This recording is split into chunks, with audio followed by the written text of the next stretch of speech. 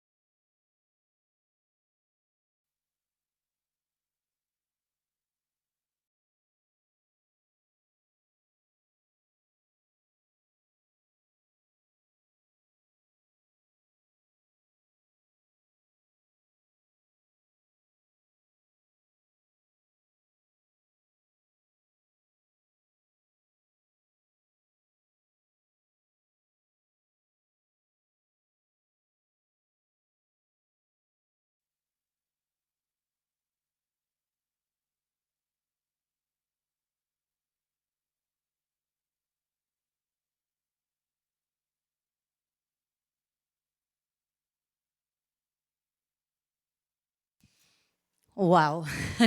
Such a silence. Okay, first of all, good morning, everybody. This is not the energy I'm looking out for. Just match my energy. Good morning. Too good. So we need a little more energy in this room right now for we are starting our first session of the day. And once again, I welcome all of you here at the day 3 of Global Fintech Fest. So let's all of us together make the most of it.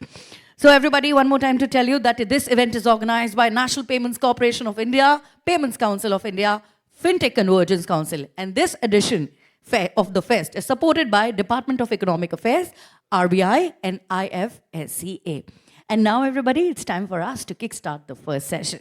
As I announced earlier, our first session is about towards a safe fintech environment. You must be having an idea as after reading the topic that what it's going to be about. And now I'd like you all to please welcome a speaker for the first session. Everybody is here with us already. RPS ADG, Cyber and Economic Offences, Mumbai, Maharashtra, the one and only Shri Madhukar Pandey. Everybody, welcome him on stage, please. Over to you, sir.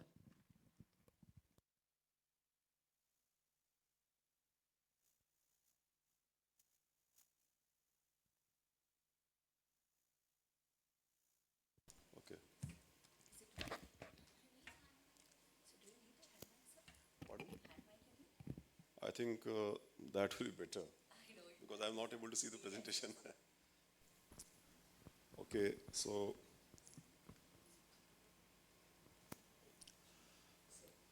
I will come to these. Okay, I can see this. Yeah, yeah, that's fine.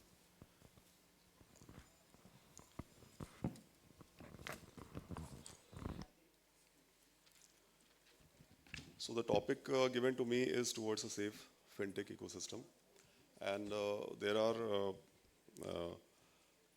what exactly is fintech and the things that we use, the terms that we use to define fintech. Uh, it's not really important to revise all of that because we are all basically from that sector only.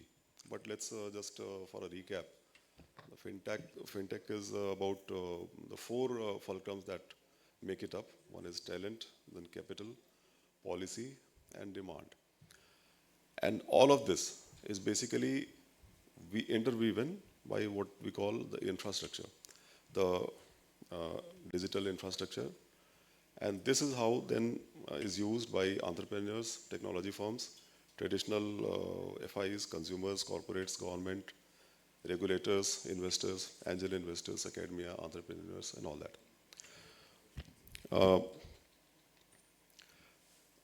Of course, all of us know that fintech is not only about payments and payment gateways, although most of the participants I'm seeing here are mostly with payment. But then we have other sectors also. We have insurtech, open banking, regulations, tech, robo-advisors. Financial inclusion is, of course, the people who are not directly covered by the standard financial sectors and banking, especially the beneficiaries of the loan apps. That is something that we can come to later. And all of this is enabled by technology innovations, which are the most important ones are the mobile and web applications. Cloud computing is of course there. Now we have moved from the physical servers to computing with the cloud. A lot of these are using now blockchain technology and art AI and ML. And now in India, we are also going to have 5G, Internet of Things, which is going to bring its own set of challenges. Of course, all of this is being used by e-commerce, banks, financial institutions, insurance, card networks, decentralized financial systems, platforms, and technology companies. Now, coming back to, since we are going to talk about safety, we are going to have to understand what exactly are the areas where there is an issue of lack of safety or threats. So the threats can come from multiple actors. It can be an insider threat, your internal employees. It can be professional hackers. It can be competitors also. Although it is not really relevant, but not exactly the same, but slightly similar. that today in the papers you must have read that one big technological firm has laid off around 300, 400 of its employees because they were moonlighting with their rivals. I don't know whether that was something that they were doing, this internal threat or not, but that is also something that is coming up now. It can be political hacktivists. The normal or standard way that in which the modus operandi that these people operate is the DDoS attacks. They do spoofing, ransomware inside a threat, malware, sniffing, in which they sniff the network, especially when it is unencrypted, phishing, zero-day attacks, where the vulnerabilities is not known even to the developer, and APTs. All of these will, if any of these threats materialize, then we have what all can be compromised. The company's strategy information can be compromised. Its data can be compromised. Commercial and customer information can be compromised. The vendor information can be compromised. Financial and compliance information can be compromised. Operational information, the applications, the intellectual property and employee information, all of these can be compromised, and that becomes a big threat. So again, we are coming back to this, the types of attacks that was there in the previous slide also. Here, some definitions are there. There is a study, it was published somewhere in 2019 in the US, I think, some cyber security firm. They said that out of 100 successful attacks, 53 result in disruption of business processes. At least 35 result in theft of intellectual property and sensitive data. At least 33 result in reputational damage. 28% they result in financial loss, employee morale, and then issues of regulatory non-compliance are raised in more than 20% of the cases. This is taken from the Verizon data breach report of 2019. So as we can see that the average annualized cost by sector because of these attacks is highest in the financial services. In that particular year, it was 16.5 million in the financial services sector, which was the highest. And the number of DDoS attacks faced by the financial sector was 765, which was more than double the nearest rival, that was 365 for retail. Here are some interesting numbers taken from different sources. This is from the 2019 report of USA. Now, these two figures are important. This one and this one. So, $135 billion were invested in Fintech in 2019. 646 million was invested in cybersecurity, which is around 0.47% of the entire outlay. So that is the thing. There was a study that was published about Indian fintech firms, and that mentioned that out of 25 top fintech firms, and this was in slightly older data, 2019 or so, out of 25, only around one-third or out of 25, one-third of them had allowed only text as the passwords in their applications. Things are changing now, but the issues of focusing and resource allocation on cybersecurity and prioritizing it is going to be very important. So what are the risks that we normally face?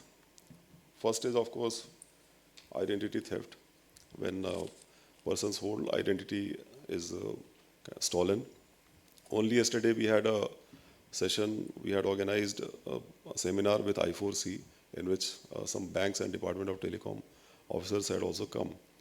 They had come out with a very interesting case in which a person was made to download a remote access app on his phone, by a guy who was into fishing. So he told him, gave those stories that they normally give. This person uh, downloaded that remote access app, and then his data and his contacts and passwords, other things were taken out. A WhatsApp number was opened by the other person on his phone number. And then after that, a lot of stories, sad stories for him, they took off. What are the issues that we are normally facing with fintech? The first is that compared to the standard banks, the nationalized or private sector banks, which are big financial institutions, they are heavily regulated. There is a very clear code of regulation. The fintech's regulation is evolving. It's evolving all across the world, and it's evolving even in India. That is number one. Second thing is that there is a lot of competition, so there is a rush. There is a first to market rush. And in that, some compromises are taking place. Costs. So everybody would like to, come out with a, very comfortable product at a cheaper, quite a cheap cost. So that is causing some concerns. Then the issue of awareness and skills. Awareness is a big issue. Many people really do not really understand the type of threats and type of things can happen. They only learn it the hard way when something big has happened. And also for evolving fintech that has not yet been established, the brand damage if something goes wrong is not really that significant compared to a big nationalized or a big private sector bank. So that is also an issue that is needs to be addressed. These are some major cyber attacks of the decade of the financial institutions. We must have all heard of it. So in 2012, the 6 major American banks, they were targets in a wave of computer attacks by a Middle Eastern group. JP Morgan's case in the summer of 2014, 83 million accounts were compromised by hackers. Ironically, JP Morgan is a company known for investing a lot of resources in cybersecurity. The Bangladesh Bank of Bangladesh in February 2006, that is a very well-known case. In India, these things are happening very commonly.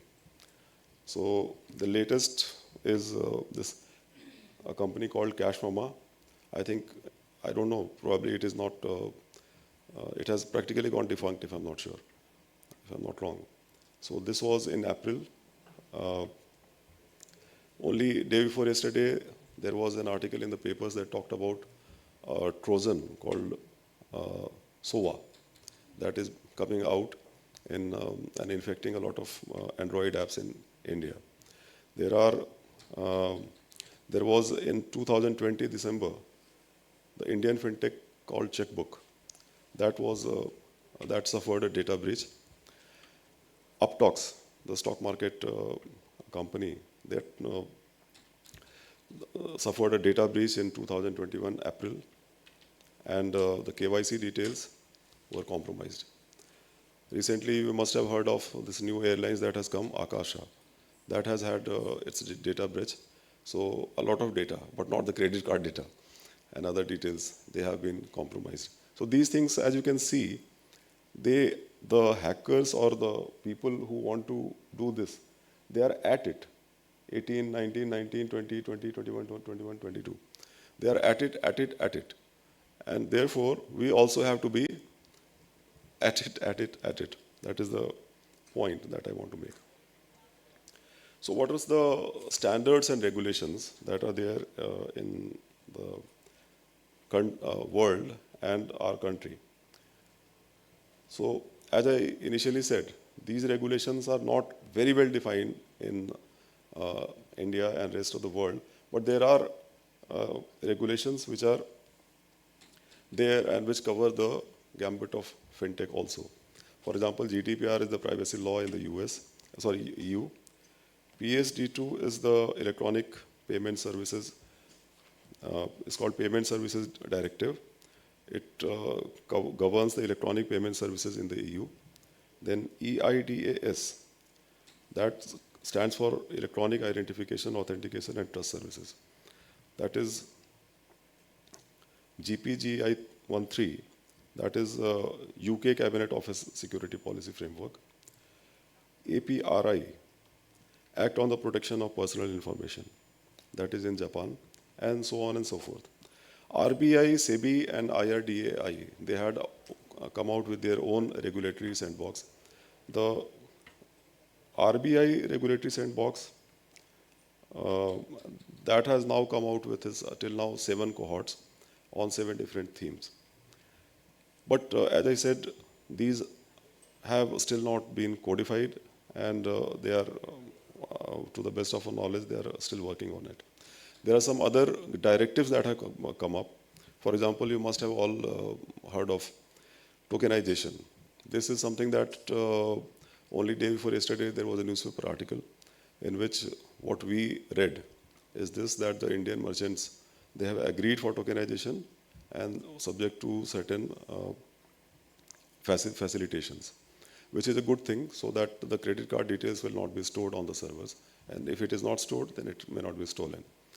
The virtual Aadhaar ID is a system that the government has already come out with quite some time back. Unfortunately, that is not too much in use. And this is something that is not very well known, but CERT-In has come out with a guideline that if there is a cyber crime that has happened in your organization, it must be reported. And even that is being resisted to some extent. I don't know what exactly is the reason, but these are some of the regulations that are there in the place. So how do we mitigate these threats? Well, these are some standard things that we do. We identify the possible sources of threat. We try to protect it. If something happens, then we try to detect it, respond, and then recover. So for that, these are some common important mitigating measures.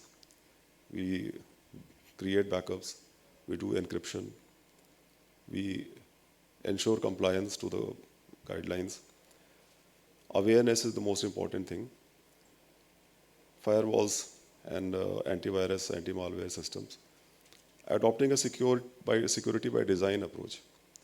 And awareness and staff training, that is something that we have already mentioned. So how do we become cyber resilient? These things are getting slightly technical. I'll just briefly touch over this. First most important thing is that we should allocate resources. As I said, in 2019, only 0.46% of the resources were being allocated for cyber security in the financial sector. That should change, that should increase. Whatever applications that we are developing, they should be continuously being tested. Then the application logic should be secure. That is very important. The application logic security would mean that we should force a complex passwords. We should not accept simple passwords. We should have a shorter login period. And we should ask them to change the password every, let's say, 1 month or so. Data encryption.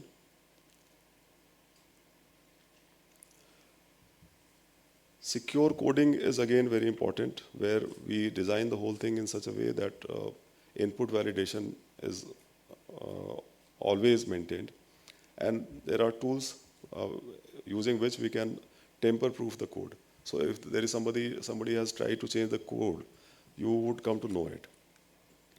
If the organization does not have cybersecurity experts, you can outsource it and invest in that capability. Nowadays, of course, we are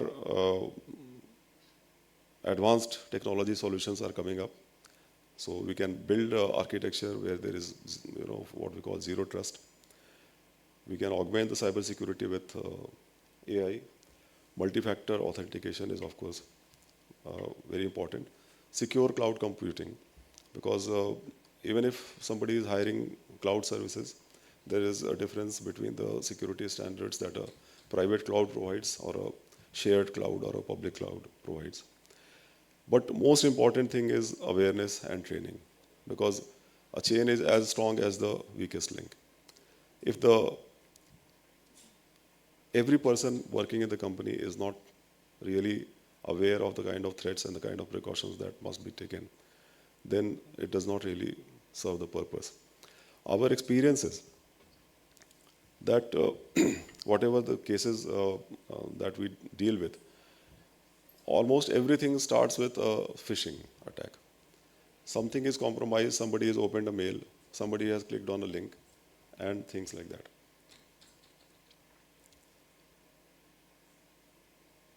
Then a 24/7 monitoring, continuous testing, and proactive customer protection. That is again very important. And you can, of course, either have a tie-up or hire incident investigation experts. So these are some of the points or thoughts that we had. And now I will go briefly upon who we are. And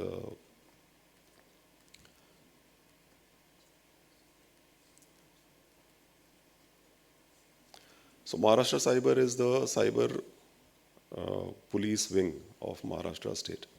We have jurisdiction all over the Maharashtra state, including Mumbai city and the rest of Maharashtra.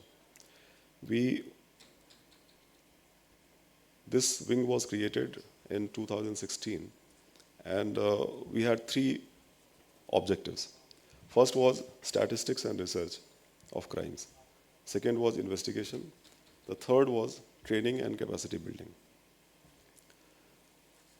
So in 2016, 43 digital forensic labs were created in Maharashtra, and later they were all converted into cyber police stations. So as of now, Maharashtra is the only state in which every district has a dedicated cyber police station. So we do basically three things. We investigate also. We are, for that purpose, we are a police station. We investigate cases.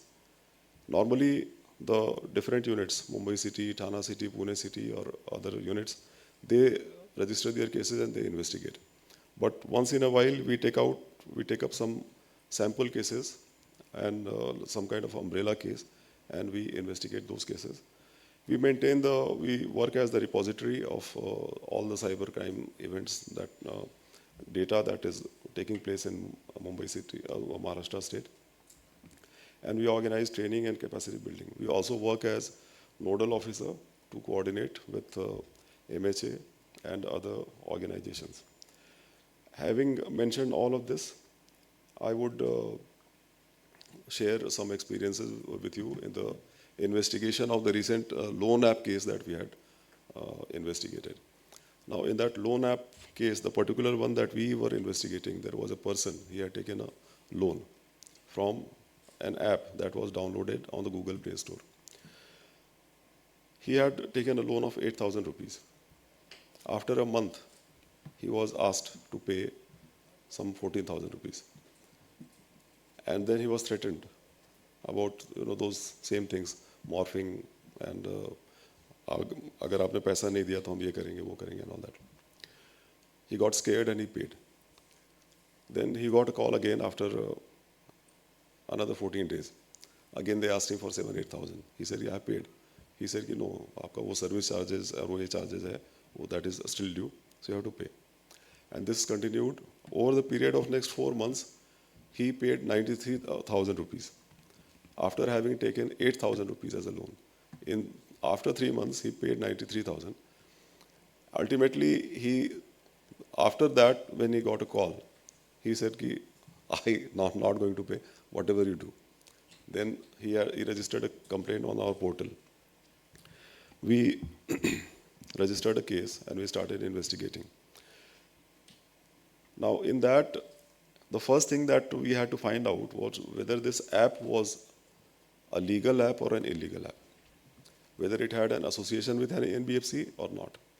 Now that in itself was quite not an easy way to find, because they had mentioned that they have an association with one particular NBFC, but how do we verify that?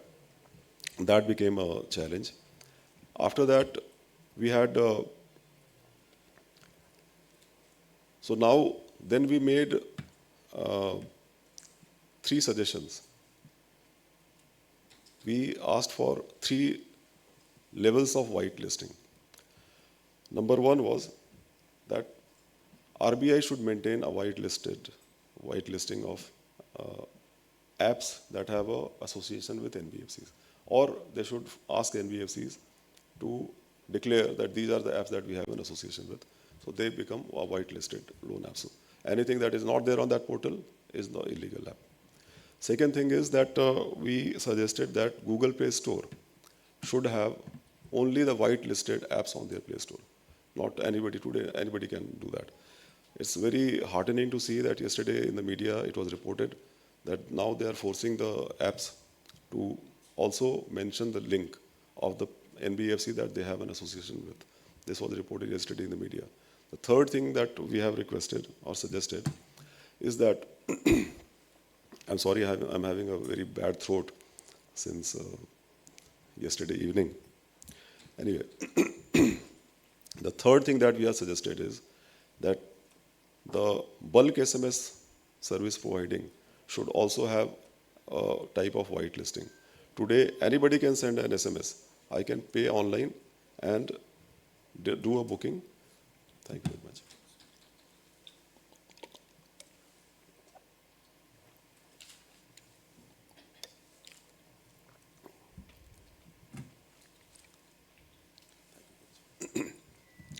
So I can today make an online payment and do a bulk SMS.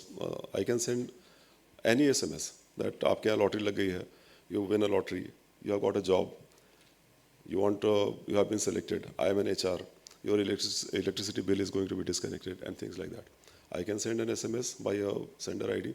I can send it to 1 lakh or 100,000 people, and I don't know how many fish I will catch. So that's another thing that we have suggested. One more thing that we have suggested is the virtual private network, that as of now, some of the virtual private networks have been, they have said that they have shut their shops from India because of the regulations that have come out, that all the VPNs have to maintain the server logs. But they are operating using virtual servers. For example, ExpressVPN has a server one is a virtual server based in London, another is in Singapore. So the work is going on. So very simple thing is that they are being asked to maintain a log of the activity that somebody has done. It's not being asked. They are just saying that if there is a case, if there is an investigation, and if the law of the land demands that this detail should be provided, then it should be provided. So these are the experiences that we have had, and we would like to share that with you. This is a small experience sharing and some of the inputs that we would like to suggest to people who are in the fintech industry. Thank you very much for having me here, and thanks a lot.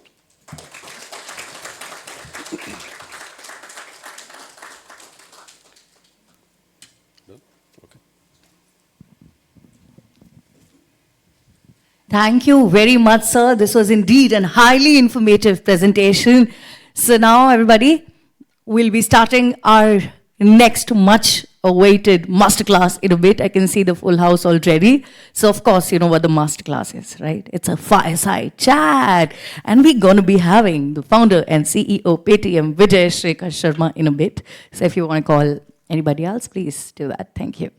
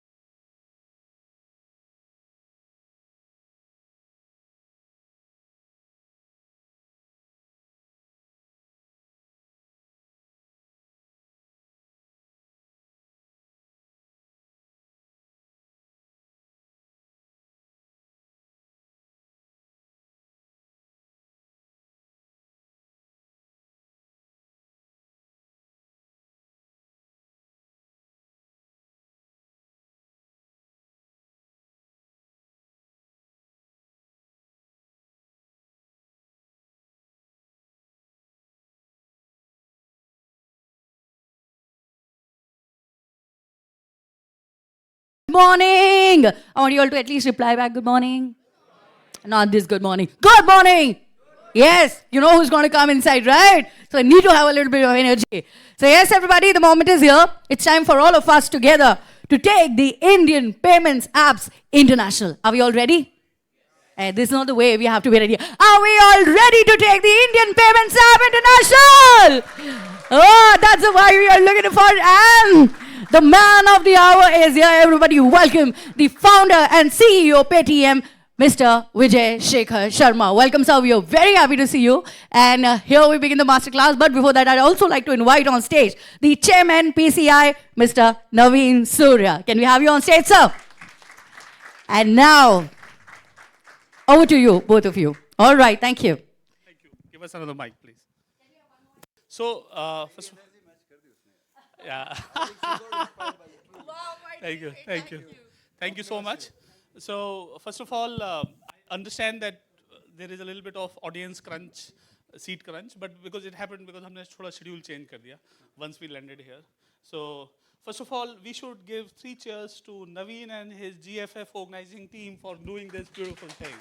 To Vijay as well. No, all of us. I genuinely want to tell you. I mean, FCC, PCI, आपको everyone. Sponsor का नाम भी लेंगे मुझे मालूम है उनके नाम भी सीक्वेंसिंग में पड़ेंगे but isn't it amazing that these guys have done something dramatically different? This is truly global. So cheers once again to the you. team that hosted and hosts this. In fact, the best part is that another thing that maybe some of you do not know, नवीन अपने आप को convergence का नाम लेते हैं. Convergence वो लोग होते हैं जो इधर के नहीं होते उधर के नहीं होते, जैसे ऑफलाइन और ऑनलाइन की कन्वर्जेंस. जैसे पेमेंट बैंक अभी हम बात मैं भी बात कर रहा था. You are neither offline nor online. You can say I am a hybrid. ये जो हाइब्रिड फ्यूजन फ्यूड होता है ना, इंडियन प्लस वेस्टर्न, ये नवीन उसी जनरेशन के व्यक्ति हैं.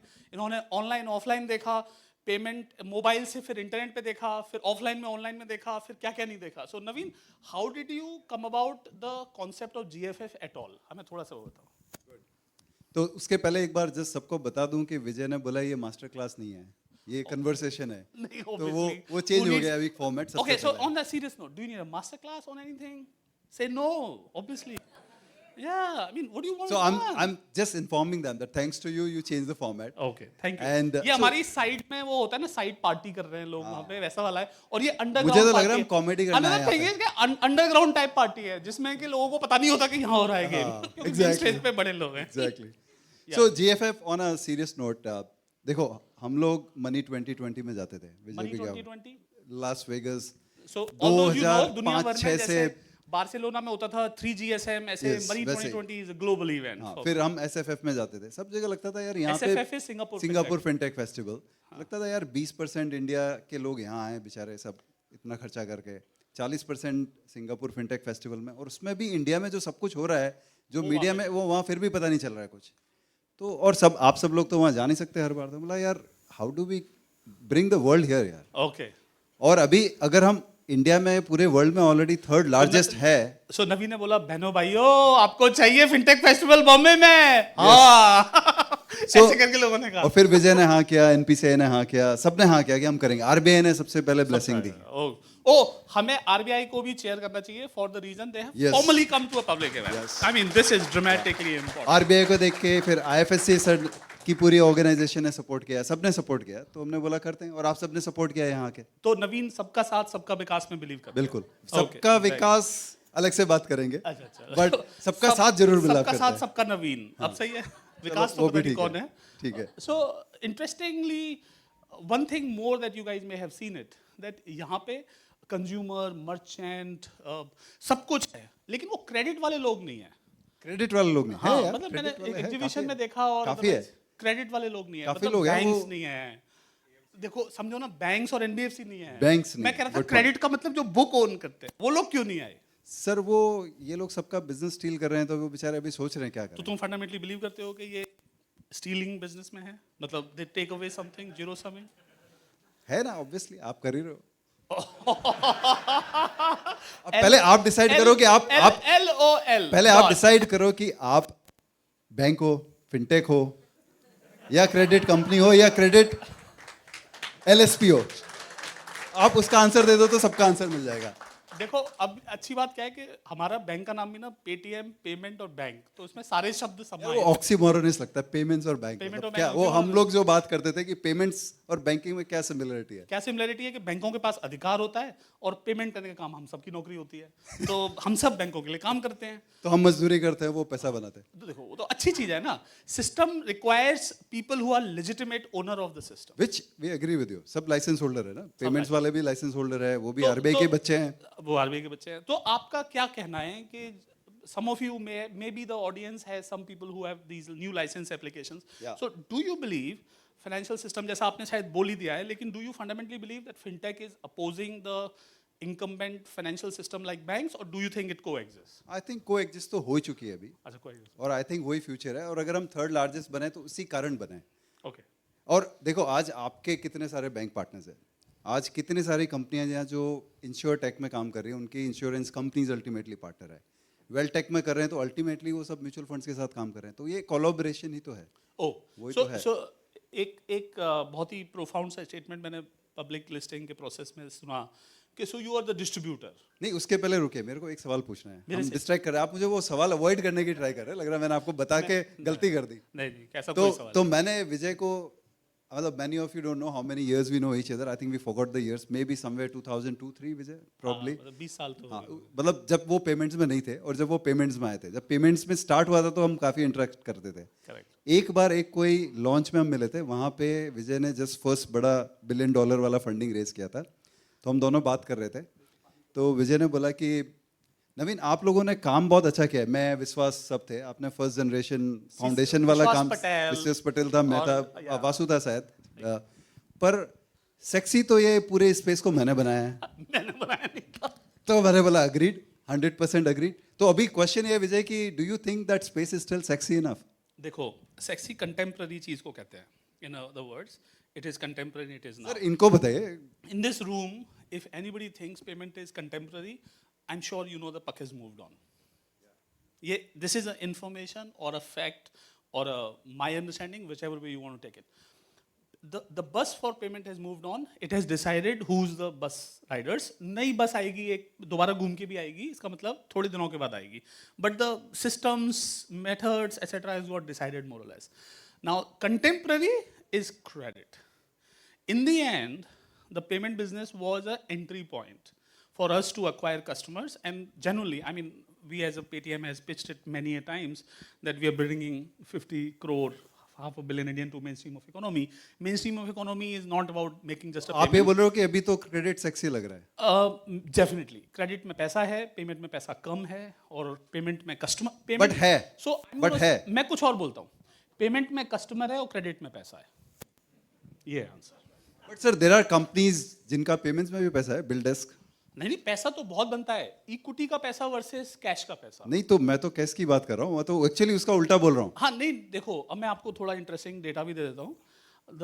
I mean, all of us are fintech of one or other kind, so it's my learning because I was building this payment system. So we make large money in payments.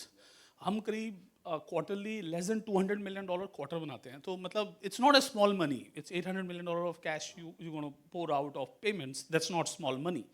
That's a pretty sizable money. But the beautiful thing is that उस payment में बहुत सारे लोग जैसे ही आप पैसा लेके आते हो ना, मेरा मेरा मेरा मेरा मेरा करके ले जाते हैं, तो आपके पास रह जाता है क्या, थोड़ा सा। So फिर गवर्नमेंट बोलती है अच्छा बना रहे हो, क्यों बना रहे हो? नहीं, गवर्नमेंट ने तो उल्टा पीछे से ग्रांट दिया है। So the payment has only one interesting thing, that it has dramatic large customer base, dramatic large impact, dramatic large evolution of country. It's a signature statement. It has money, but money is divided between too many parties. That I agree. So बस- it's a large volume, ये mid size or a small revenue so business. Payment एक तरह से बड़ा भाई है उस family का, जो सबके लिए सब कुछ लेके आता है, बाकी लोग उसको फिर खाते हैं ऐसे। That's a good answer. credit- Amazing. यार क्रेडिट सब क्रेडिट कुछ क्रेडिट आपको फ्री का। देखो ये विजय का स्टाइल का मास्टर क्लास है। मैं एक्चुअली उसे पूछने वाला था ये प्रोडक्ट फिर मास्टर और फिर क्लास क्या होता है। अब वो कर रहे हैं लेकिन अपने स्टाइल से कर रहे हैं, बिकॉज मुझे तो नहीं लगता है कि प्रोडक्ट में पहली बात तो कोई मास्टर है अभी तक। फ्लूक्स है। Well thank you so much. So मैं अब क्रेडिट के बारे में बोलता हूँ। Now the problem and the understanding that RBI, problem का मतलब कि फिनटेक्स और technology companies thought we can sort of give money to underwrite our decision. मतलब देखो core philosophy fintech कहता है मेरे पास customer है उसका data है I would like to underwrite. I would like to decide this person gets money. But that decision is called underwriting. अब ये बहुत ही contagious topic है because RBI has decided and publicly declared that no FLDG, first loss guarantee जिसे कहते हैं. And why does it matter, Naveen, that RBI does not give it?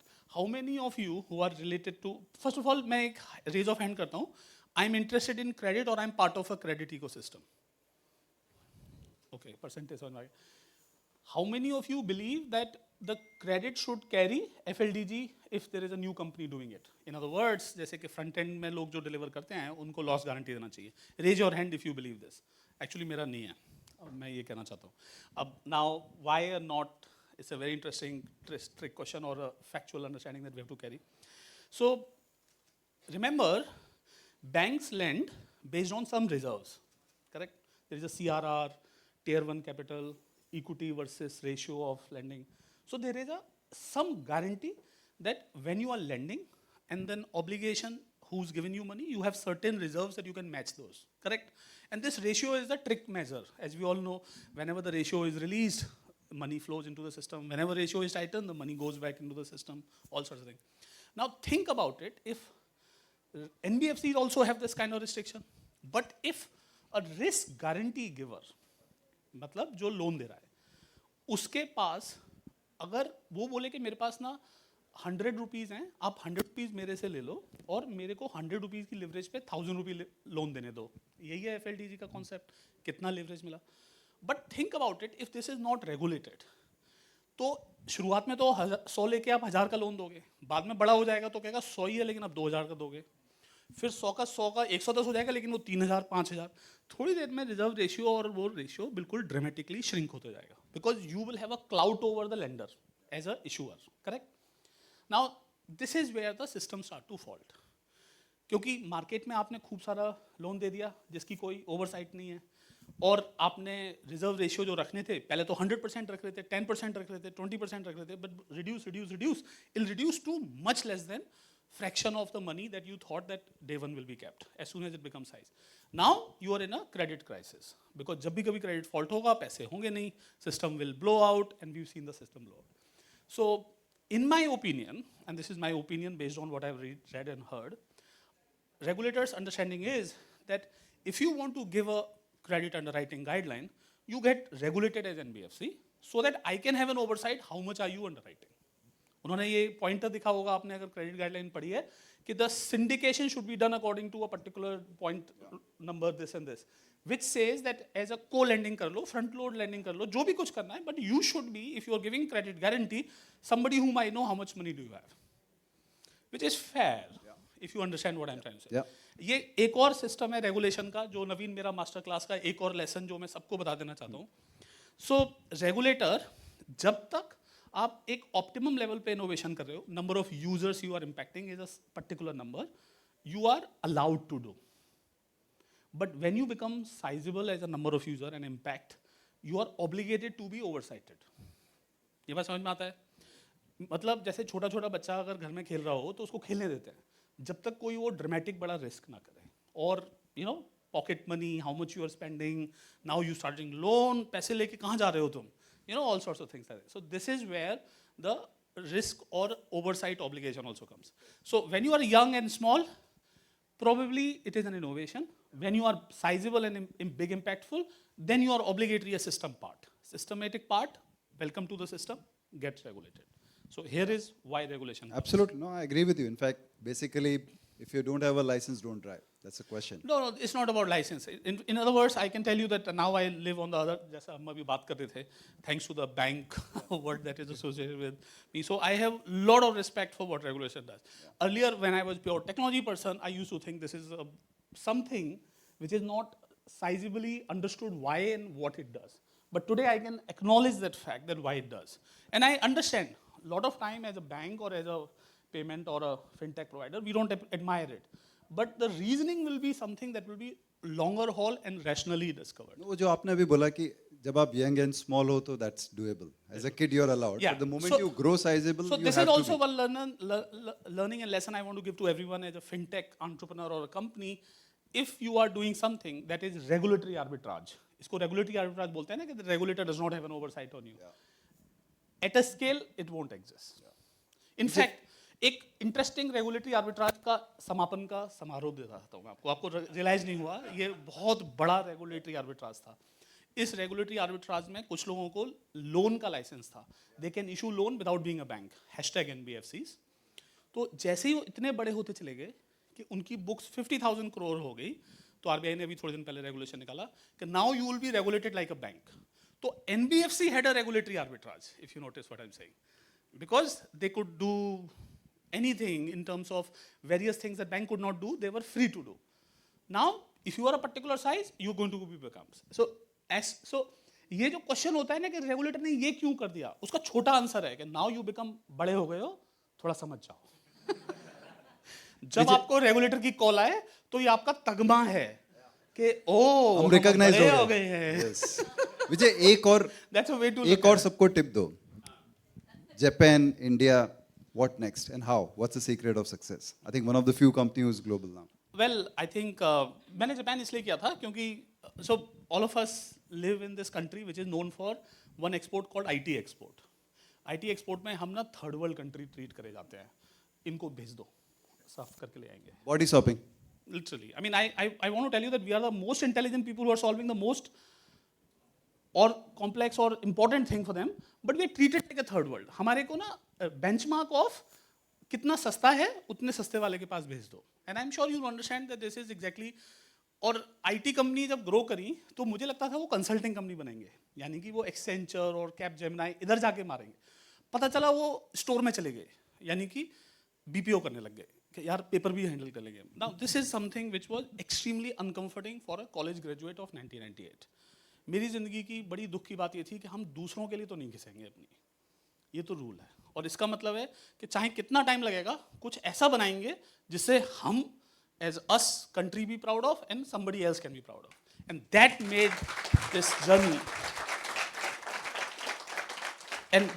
This journey जब मेरे को मासा ने बुलाया कि तुम जापान में पेमेंट करोगे. And I am sure you know this that Masa had access of Jack Ma himself, who incidentally have access to Ant Financial, which is significant owner of it also. So Masa had choice between choosing us, who's Ant Financial, and us. And look at this. So मेरे को मेरे board member ने बोला कि यार तुम India में बहुत कुछ कर रहे हो, तो इतना कुछ कर रहे हो, तो जापान में जाके कैसे कर पाओगे, मतलब there is a bandwidth crunch. But ये मेरी जिंदगी का होता है ना, भगवान एक चांस तो स्टेज पे जाके खेलने का मौका मिलना ही चाहिए ना. एक 6 बॉल का ओवर तो करने दो ना यार, कितनी बॉल पड़ेगी, जितने छक्के पड़े आउट हो देखेंगे ना. So when this opportunity came to build payment system in Japan, the deadline was Japan Olympics, 2020 Wow. Olympics, and we were invited in June 2018. 18. तो आपको मतलब ये सोचिए जून 18 में डिस्कशन कंक्लूड हुआ है, एंड हमने जून में डिस्कशन करके जुलाई में कंपनी स्टार्ट करी, और सितंबर 29, I still remember the date, हमने पब्लिक बीटा रिलीज कर दिया था, अक्टूबर को रिलीज. सो जून से सितंबर, you practically realise 3 months, non English speaking country, bottom up, white field, green field, absolutely everything bottom up, and then converting into a language country which does not understand your language. And in fact, Japan was another level of culture gap, because Japanese are very expect unfriendly country for overall people, but they were so welcoming for us. It was dramatic, amazing. Sir थोड़े number share करो. तो मैं आपको ये बताना चाहता हूँ, 135 million लोग हैं वहाँ पे, 135 मिलियन लोग. More than majority of them are 70-year-old, by the way. And the largest telecom operator has 20 million में. अपने वहाँ 50 मिलियन कस्टमर है, और महीने के मतलब मैं फक्र के साथ कह सकता हूँ आपको, वहाँ पे एक मैसेंजर है, जैसे यहाँ पे हम व्हाट्सएप यूज़ करते हैं, वहाँ पे मैसेंजर है लाइन ना 80% लोग यूज़ करते हैं, 80% पीपल यूज़ लाइन का पेमेंट सिस्टम है. तो लाइन वॉज, तो ऐसे करके पेमेंट स्टैक थे वहाँ पे, A, B, then line यहाँ पे LINE, not LION. line में बोल रहा हूँ, that can be misunderstood. You know how Pepe, we gave a brand name called Pepe, it grew like this, और यहाँ से लाइन शुरू होती है. So we are the top dog in the country. Congratulations. Thank you. And I want to tell you one thing. आप Japan में जाओगे, वहाँ पे पेटीएम के नाम की इतनी इज्जत मिलती है कि just because you say you are from Paytm, arigatou gozaimasu, ऐसे करते हो. Arigato. And a beautiful thing I also want to say is, I was sitting, let's say एक group है हमारा, so I was sitting with business people, जैसे sales people, and lots of business people who would take our product to the merchants in different geographies. And in the moment of truth, I had to say this, that I want you guys to know this, that QR was invented by Denso, D-E-N-S-O, Denso, which is a Japanese auto part maker company. And today, I'm very proud of every of my teammate that we are coming back to teach how the QR payment works in the country where it was invented. आपके देश में, आपकी जमीन पे हम ही सिखाएंगे. Where next, Vijay? Where next after Japan? Which big country? Profit पहले. Sir वो कंट्री नहीं है ना, लेकिन देखो हिंदी में लिखा, हिंदी की, मैं उत्तर प्रदेश से आया हूँ, वहाँ पे दरकल रोडवेज बस पे लिखा होता पहले खुद कमाएं फिर दुल्हन लाएं. बट विजय ये 5 साल पहले का डायलॉग नहीं था. अरे 5 साल पहले हमारे पास दूसरों के पैसे होते थे जो पब्लिक मार्केट नहीं था, और अब पब्लिक मार्केट के पैसे हैं. So you behave in Rome like Rome. इसको एक्सपेंड करें सब फिनटेक्स के लिए, कि because lot of people think कि पेटीएम ने बहुत पैसा जलाया, हम भी कर लेते हैं, कुछ भी कर लेते हैं. आई थिंक वो उसको मैं आपको ऑन द टेबल अच्छे से समझाएं कि क्या फेजेस होती है, क्यों होती है. ओके, ये भी एक बहुत अच्छी बात है. तो सबसे पहले तो मैं आपको ये बताना चाहता हूँ कि जब आप एक पेमेंट कंपनी स्टार्ट करो 2013-14 में, 12 में पेटीएम का ब्रांड नेम बनना था, पब्लिक डिस्प्ले हुआ था, और 13 में हम बात कर रहे थे ऑफलाइन पेमेंट की. तो मेरा बोर्ड मेंबर अनकंफर्टेबल था, तुम इस देश में बात कर रहे हो जहाँ पे स्मार्टफोन कॉस्टली है, इंटरनेट कनेक्शन है नहीं, और उसके बाद तुम डिजिटल पेमेंट करोगे जहाँ पे लोगों को कैश की समझदारी होती है, लोग ऐसे कर, मतलब शादियों में कैश की माला पहन के जाते हैं, बड़ा आदमी ज़्यादा बड़ी माला, ज़्यादा बड़े नोट. तुम इस कंट्री में कल्चरली कैसे चेंज करोगे? And my theory was that if we as a country have to become what we envisage ourselves to become, we have to have a consumer payment system which is dramatically scalable. अब मतलब ऐसे तो नहीं हो सकता कि हर जगह cash लेके चलोगे हर छोटी बड़ी दुकान पे, एंड चाहे करप्शन का एंगल लगा लो, चाहे आप रियलिटी में प्रैक्टिकल एंगल लगा दो, it won't work. And the problem was ये जो card machines which you know that they are as a alternate to the payment had a $100, $150 type का प्राइस पॉइंट, $100 का रिटेल प्राइस पॉइंट, और 150 depending on what can you take. तो ये सारी दुकानों पे तो लगेगा नहीं. तो क्या होगा, ये मेरी ज़िंदगी की एक बड़ी, मैं क्योंकि ऐसी बैकग्राउंड से आता हूँ तो मेरी ज़िंदगी का पर्पस लगता है मुझे कि ये जो बड़े और छोटे के बीच का डिवाइड है ना, रिच एंड पुअर का डिवाइड, ये जो बड़ा होता जाता है, ये जहाँ जाओ वहाँ दिख रहा होता है. सबसे बड़ी लिफ्ट सबसे छोटी जगह में, you know what I am trying to tell you. या फिर technology is also making big the bigger and excluding the small guy. जो परचून की दुकान है और जो छोटा वाला फैशन का स्टोर है, उसको डिजिटल पेमेंट नहीं आता, उसको कुछ CRM VRM का कोई कॉन्सेप्ट नहीं है, और बड़ा आदमी उसको प्रोफाउंडली बड़ा करते जा रहा है, यानी द बिग बिकम्स बिगर. और ये तो सोशल प्रॉब्लम है ही इस कंट्री की, कि जब तक बड़े आदमी सिर्फ वही बड़े बनेंगे और छोटा आदमी नहीं बनेगा तो हमारा कंट्री तो ग्रो होगा ही नहीं, क्योंकि हम हैं तो बिलियन बट हैं ही कुछ मिलियन, सारा पैसा टिल्टेड है. मतलब कोहॉर्ट में देखो तो आपको सबको मालूम है कि top 100 million people take nearly all the money of this country as a percentage. So I was of the opinion that we have to solve for this small guy, and the reason was that I come from that small background of family and what nots thing, and that is when I said नहीं boss, mobile payment होगा. और मेरा एक बहुत ही generic सा, उन दोनों, you can understand the statement that I'm making. So मैंने बोर्ड मीटिंग में बोला, उन्होंने बोला कि and you believe that mobile payment will work. तो मैंने फ़ोन उठा के बोला, you can only underestimate power of a common man when he is holding a smartphone. तो मतलब you can underestimate power of a smartphone user. And that philosophically, I think there is always, जैसे कहते हैं ना कि जब आपके दिल में कुछ हो और जब आपकी कायनात मूवमेंट होता है ना कि कायनात साथ करने लग जाएगी. So मेरे को सारे इन्वेस्टरों ने रिजेक्ट कर दिया. मैं आपको इस कमरे में बता सकता हूँ, I was rejected by more number of investors than selected and expected है, क्योंकि यार तुम क्या कर रहे हो. और उस दिनों में if you remember there were other companies who had raised $1 billion already. मतलब the big was decided already. ये आप कौन हो यार, दरवाजा शटर बंद हो रहा है, अब बाहर रहो, बस हो गया जिनको मिलना था. तो 1 मिनट भाई साहब, 1 मिनट, थोड़ी देर के लिए अंदर आने दो, फिर बात कर लेते, फिर बाहर निकल जाएंगे, उस कैटेगरी में अंदर घुसे. So I was lucky to get support of investors who believed in this. And I want to tell you on the table, my friend, Paytm single-handedly put 25,000 crore rupees of investment in retail payment in this country, which no institute, organization, government could do.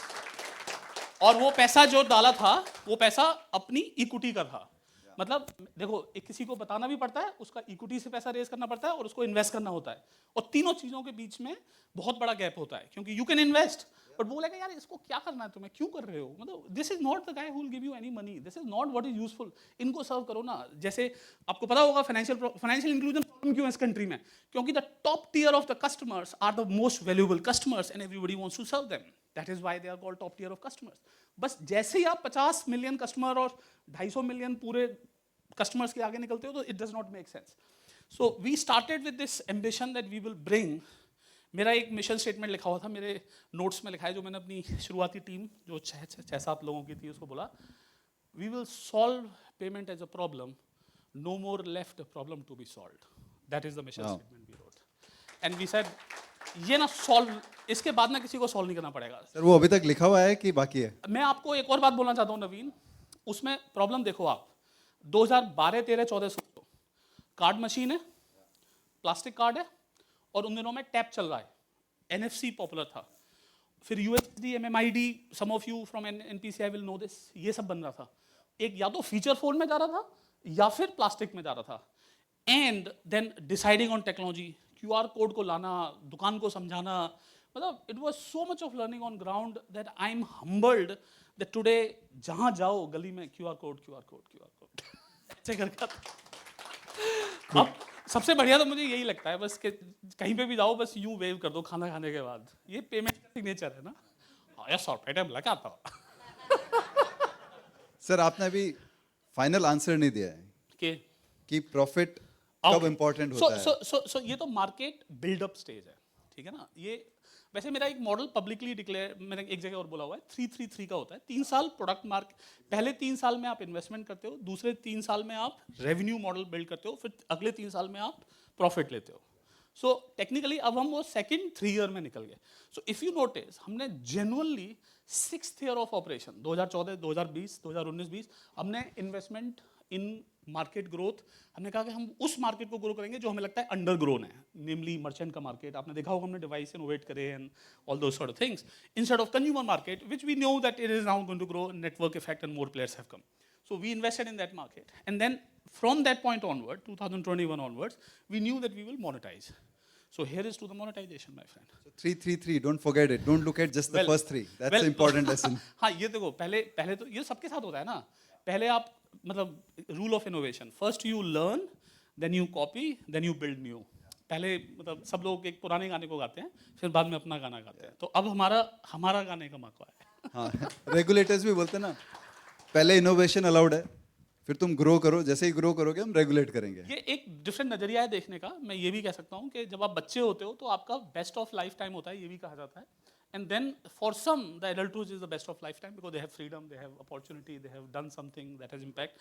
So ये उस तरह से देखना पसंद करूँगा कि it is called when you are young, when you are small, when you are child, you have freedom but no control, and then when you are adult you have significant expectations. अभी थोड़ा विजय पे आते हैं। अच्छा, There are a lot of lessons from Dinanath you as Chauhan. well as a, yes, exactly. Dinanath Chauhan की तो पता नहीं, but विजय पे आते हैं खाली। तो विजय as a brand and Paytm versus a brand, is there a difference first of all? If there is, what would you tell these guys that where to learn and what to learn? Being a successful entrepreneur. Organization is definitely something I look up. मैं brand की बात कर रहा हूँ मैं sir. Brand के बारे में बोलता हूँ। Paytm as a brand, Vijay as a brand. हाँ तो ओके सर आप ज्ञान नहीं देते हो, क्यों हम ऑर्गेनाइजेशन पे जा So, रहे मैं हैं? आप यहाँ तो पे- सीधा बोलते हो हमेशा। मैं यहाँ पे VSS पहनता हूँ और यहाँ पे Paytm पहनता हूँ, राइट। तो मैं ब्रांड की बात करते हैं। सो Paytm मुझे लगता है कि रिस्पॉन्सिबल, स्केलेबल, इम्पैक्टफुल ऑर्गेनाइजेशन है और उसका ब्रांड उन्हीं टोन में जाता है। और when it comes to me, I want to have the most of fun when I'm doing all this. So मेरे को I will never take myself seriously, but High on life, as you said once, I remember. Yeah, I would never take myself seriously because ये तो मेरा बहुत fundamental belief है। आपकी ना सबकी हम सबकी life में लिखा ही हुआ है यार। I don't have to tell you this, more or less at the age that all of us are, we've realized that we have high tides, low tides, pathetically low tides and then super tide. उसका कोई भी control नहीं है। जितना आप मेहनत करते हो, ये देखो मैं तो गीता में विश्वास रखता हूँ कि आप कर्म करो और उसका रिजल्ट निकलेगा। और उसके साथ में एक नई लाइन बोलना चाहता हूँ कि आपके रिजल्ट आपके कर्म के रेशियो में नहीं होते। So there is another saying, it's called a Gita called Ashtavakra Gita. वो बोलते कर्म होता ही नहीं है. नहीं कम तो अलग होता ही discussion है, हम बात करते हैं. It is a minimum but not enough condition for you to be successful, ये कह सकते हैं. मतलब होता है ना कि कंसल्टिंग लिंगो में. इन अदर वर्ड्स मैं ये बोलना चाहता हूँ कि मैं ये मानता हूँ कि हमारी सक्सेस सिर्फ हमारे एफर्ट की वजह से भी नहीं आई. उसके बहुत सारे जो फैक्टर होते हैं उन सबको कॉर्पोरेट लिंगो में टाइमिंग बोल देते हैं. और अगर हम हिंदूवादी और मतलब जैसे अपनी माइथोलॉजी में जाएंगे तो हम कहेंगे कि हमारा लक फैक्टर काम कर रहा है.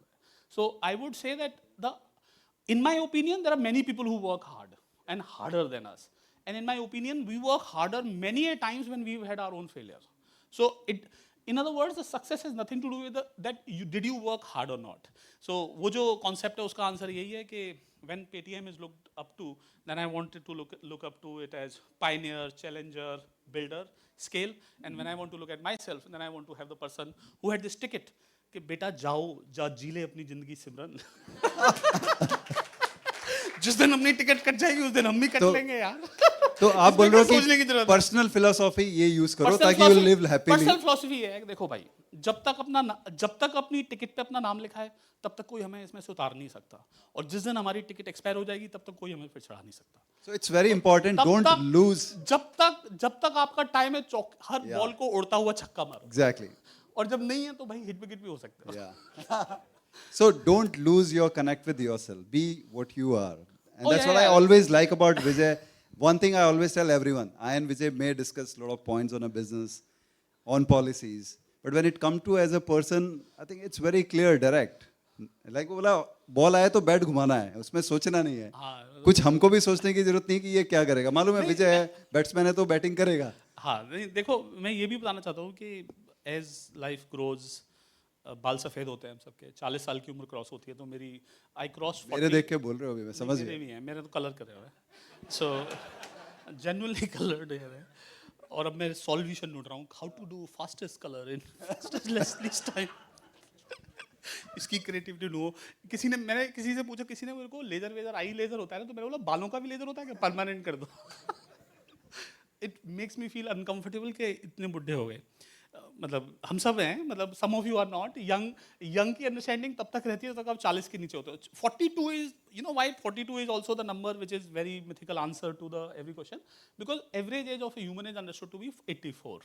तो उसका हाफ लाइफ होता है. तो 42 के आसपास आपको हाफ लाइफ क्राइसिस भी आता है. थैंक गॉड मेरी जिंदगी में नहीं है, क्योंकि जो हुआ अच्छा हुआ, जो नहीं हुआ तो और अच्छा हुआ. हम तो उस कैटेगरी अच्छे के लिए नहीं हुआ. और हाँ, मतलब उसके बाद कुछ और अच्छा होने वाला होगा. जो हो रहा है वो उसमें फिर से कुछ गेम होगा. थोड़ी देर में पता चलेगा. चलो अभी एक और टॉपिक पे आते हैं आपका. हाँ बताओ. Vijay and his cars. I mean, I still love that ride. Vigyan Bhavan नीचे parking. Who can imagine? मतलब, I'm still waiting for my next ride with you. So what's it to with? क्या connection है Vijay and cars? ऐसे तो आप बोलते हो मैं इकोनॉमी में जाता हूँ, बट कार तो आपको बेस्ट चाहिए. क्यों? नहीं, वो मेरी कार पर्सनली नहीं खरीदी हुई. यार वो मतलब नहीं है खरीद. You like it. Why are you being defensive now? That's not you. पसंद करता हूँ, लेकिन मैं कह रहा हूँ कि तुम मेरी कार के ऊपर ओपिनियन दे रहे हो. मैंने खरीदी नहीं थी, मेरे को किसी ने गिफ्ट करी थी. और वो चला तुम रहे थे.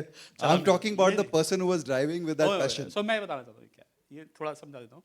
Electric cars are the future and I fundamentally believe in good air, electric car and so on. So मैं नवीन को, मेरी एक इलेक्ट्रिक कार है, उसमें मैंने राइड दी. अब some of you know this, mechanical engineering versus electric engineering. Motor में इलेक्ट्रिसिटी बहुत तेज़ी से जा सकती है, सेकंड्स में चली जाएगी. मैं किसी को बता रहा था कि इट्स लाइक सेइंग कि लिफ्ट नीचे से ऊपर कितनी देर में जाएगी वर्सेस नीचे लगे हुए बटन से बिजली कितनी देर में ऊपर जल जाएगी. And that is exactly the difference between electric car versus a mechanical car is. And in that world our friend was with me, my friend was with me in electric car that can go 100 in a very few less than 1 second? नहीं 1 second तो नहीं है, वो played है 2.9 second. तो it is much less seconds. तो मैंने उनको दिखाया कि देखो अब ऐसी वाली कार आती है तो वो बूम बूम ऐसे करके खूब अच्छा फन करती है. So I like there was a point contemporary. that So I want to confirm this line. Because I fundamentally believe in electric car is the reason that electric car was there. Otherwise, I do not have any so-called gasoline supercar. मैं ये भी समझाना चाहता हूँ. Okay. तो वो मेरे Good लिए ना point. वो इलेक्ट्रिक कार था. तो मेरे एक इन्वेस्टर ने जब Very मेरी nice. आईपीओ हुई तो मेरे से बोला कि यार तुम इलेक्ट्रिक कार ढूंढ रहे हो और इंडिया में है नहीं, मैं तुम्हारे को एक अच्छी सी इलेक्ट्रिक कार ला के देता हूँ. सो इसलिए मिली थी. And otherwise I don't have fancy gasoline cars. मतलब जो कहते हैं ना लोग के मेरा क्वेश्चन ही समझे. I think I saw that you like that thrill. I those love- G's. oh, yeah. My question was around that. Okay. What's that connect? ओ तो हमारे ऑफिस में एक पोस्टर लगा हुआ है जिसमें मतलब सम ऑफ यू नो और नॉट, मैं मारियो फैन हूँ, तो मारियो यूं करके है और उसके नीचे लगा हुआ है स्पीड आपने मेरा नेक्स्ट क्वेश्चन छीन लिया यार। Speed is our bet on the market. जल्दी से करो नहीं तो दूसरा आदमी निकल देगा। मेरा नेक्स्ट क्वेश्चन तो वही था यार कि Speed Vijay is a- versus Mario, who super power, who superman power. देखो Mario is a incarnation of a, प्यार से मारियो, मतलब जो कोई करता है कहता, सबको उड़ाई है। प्यार। गलती हो गई। But you should talk about Mario and why you love that as a character. that guy is like never dying, perpetually available, next game बिल्कुल फिर से कुछ सवाल ऑडियंस से पूछते हैं। ओके ऑडियंस से हम पूछेंगे। बताओ मेलेडी इतनी चॉकलेटी कैसे बनी? या यार वो हमेशा why audience should ask us the हम भी question? पूछ सकते हैं। हाँ बताओ। बताओ कोई है। और मैं अगला पूछूं, आरबीआई के सर्कुलर में ऐसा क्यों लिखा हुआ है जो भी तुम्हें लग रहा है?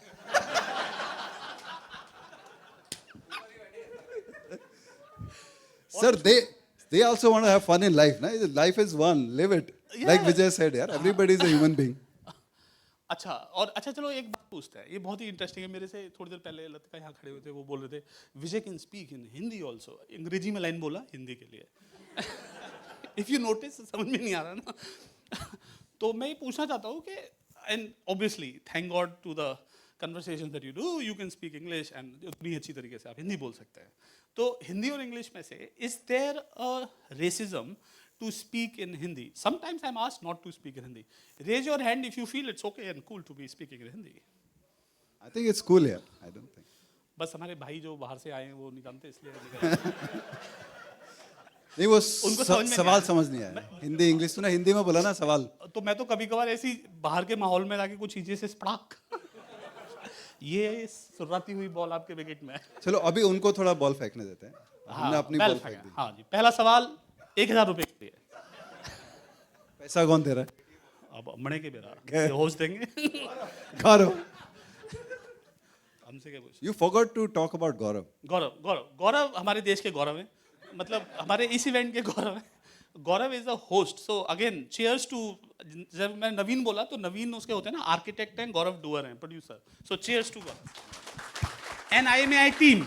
यहाँ पे लतिका भी खड़ी हुई होगी कहीं पे and any other people. IMAI team के लिए भी PCI FCC team. PCI FCC team ये बोल के कहलवा रहा है। PCI FCC टीम के लिए भी ताली बजाएं। अब समझते हो ना क्यों? NPCI के ताली बजाएं, उन्होंने पैसे दिए। बाकी सबके लोग हो जिन्होंने पैसे दिए। हाँ।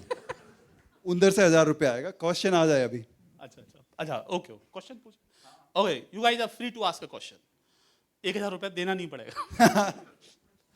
किसी को सवाल नहीं पूछना है। I'm surprised. अरे You said your vision is to make payment, nothing left to solve in payments, right? Yes, sir.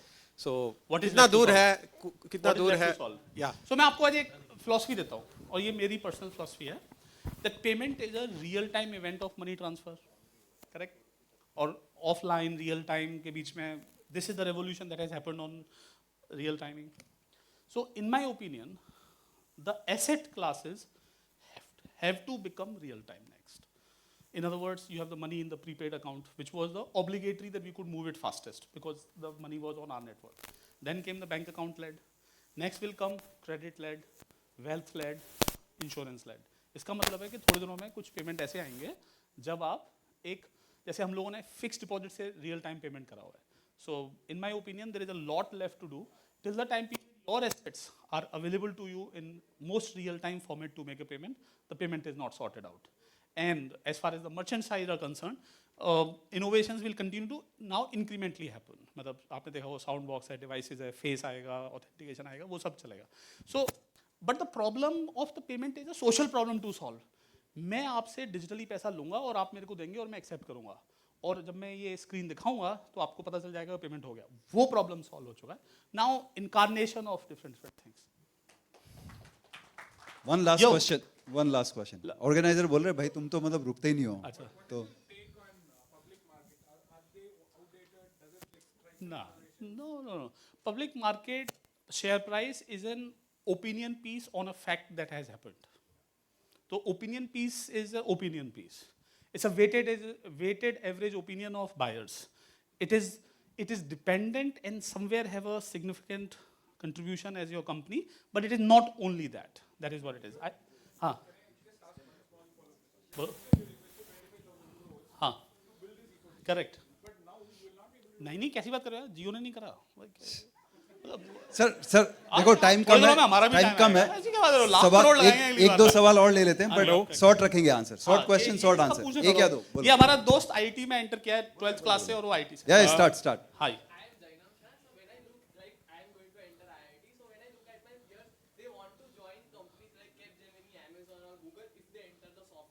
Got it. And not TCS, Infosys, as you said. Got it. When you were in 19. Got it. So what vision do you see Indian companies like TCS and Infosys need to do to get at the same level or get into that? So the day that we Indian companies, first of all there were none. Now we are few, and the day that we are the first choice of the talent, that day nobody can stop India. Become the first choice. I can tell you this, that become the first choice Good. will be on the company. The day we are attracting the best talent by ourselves is the day that we will build the best solutions by ourselves, not those. पैसे Just लगाएंगे। one question here. You have solved the payment Okay. ecosystem. Credit ecosystem, which is the huge demand जो है. How will How sir? do you think we should? ये मेरा business model है यार। No, I get it. I will answer it. Stand up, बिल्कुल करता रहो। वो आपको क्या लगा, Yeah, क्या अभी stand प्रैक्टिस up कर करके रहे नहीं करेंगे, थे हम सीधे दोनों का, वो नेक्स्ट कैरियर है यार।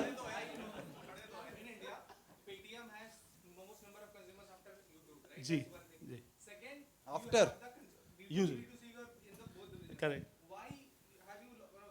Not done the B2B. हाँ। No problem. जल्दी से सवाल पूछो।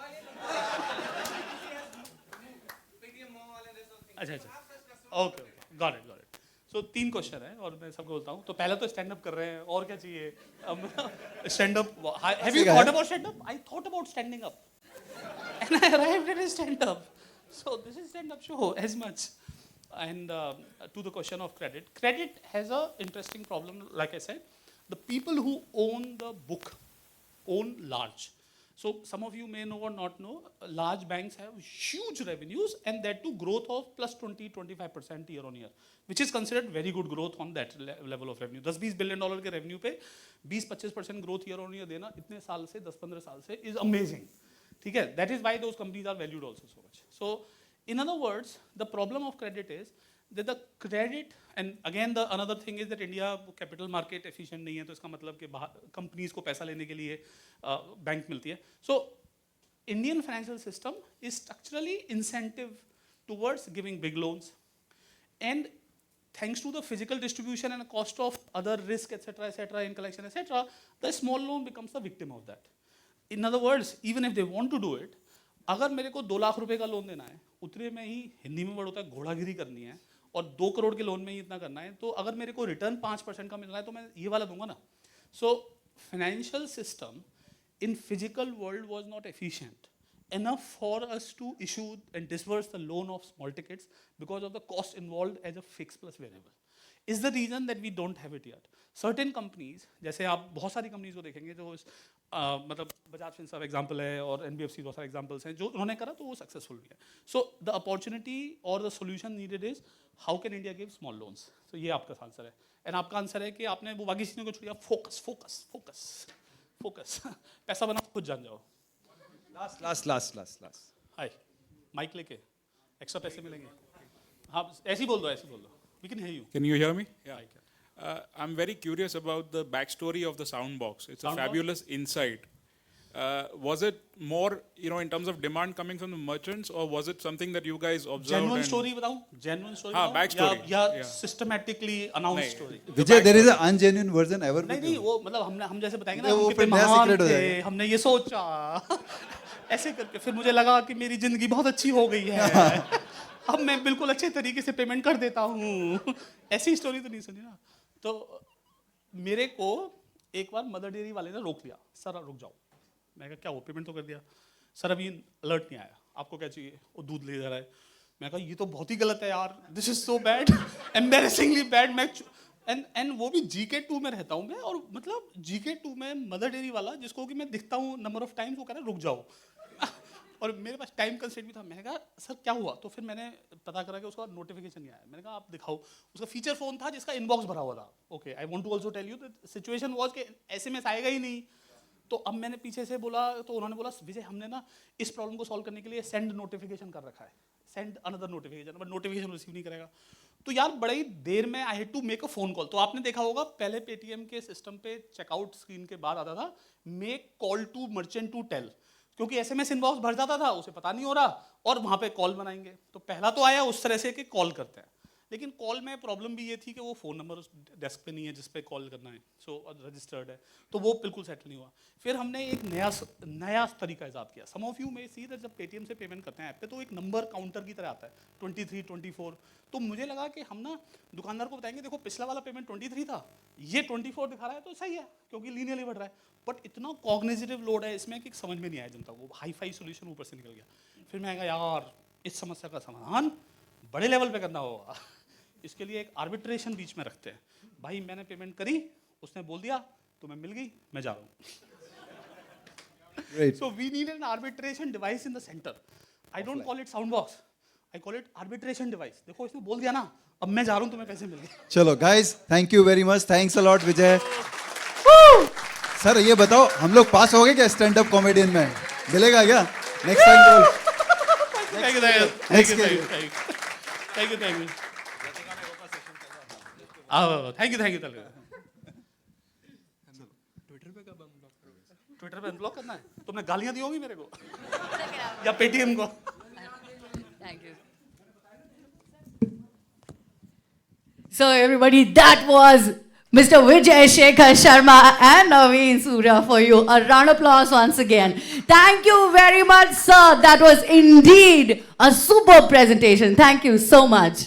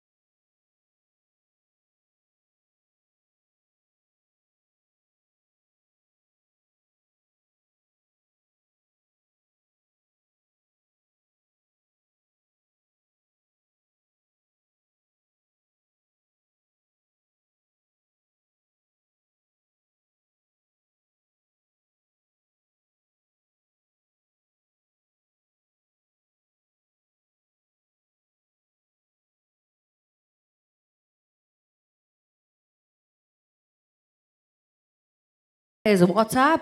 Our event is co-powered by Amazon Pay, Spend Management Partner, and Cash. We are in association with Perfios. Our payments partner is Cash Free Payments.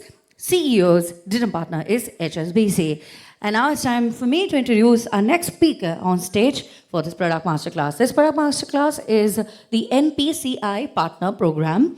And now let us all together, with a round of applause, welcome our speaker, the senior lead NPCI Partners, National Payments Corporation of India, Mr. Rajiv Agarwal.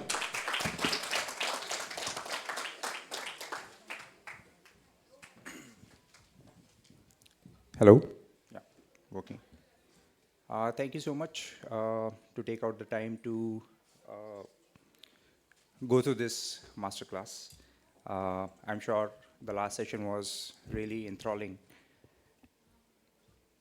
Yeah. So here, what I'm going to cover is the concept of partnerships and alliances. You know, all of us are professionals, and we keep hearing this new buzzword, alliances and partnerships. There is a lot of requirement out in the market, and a lot of collaborations are happening at all levels in the corporate.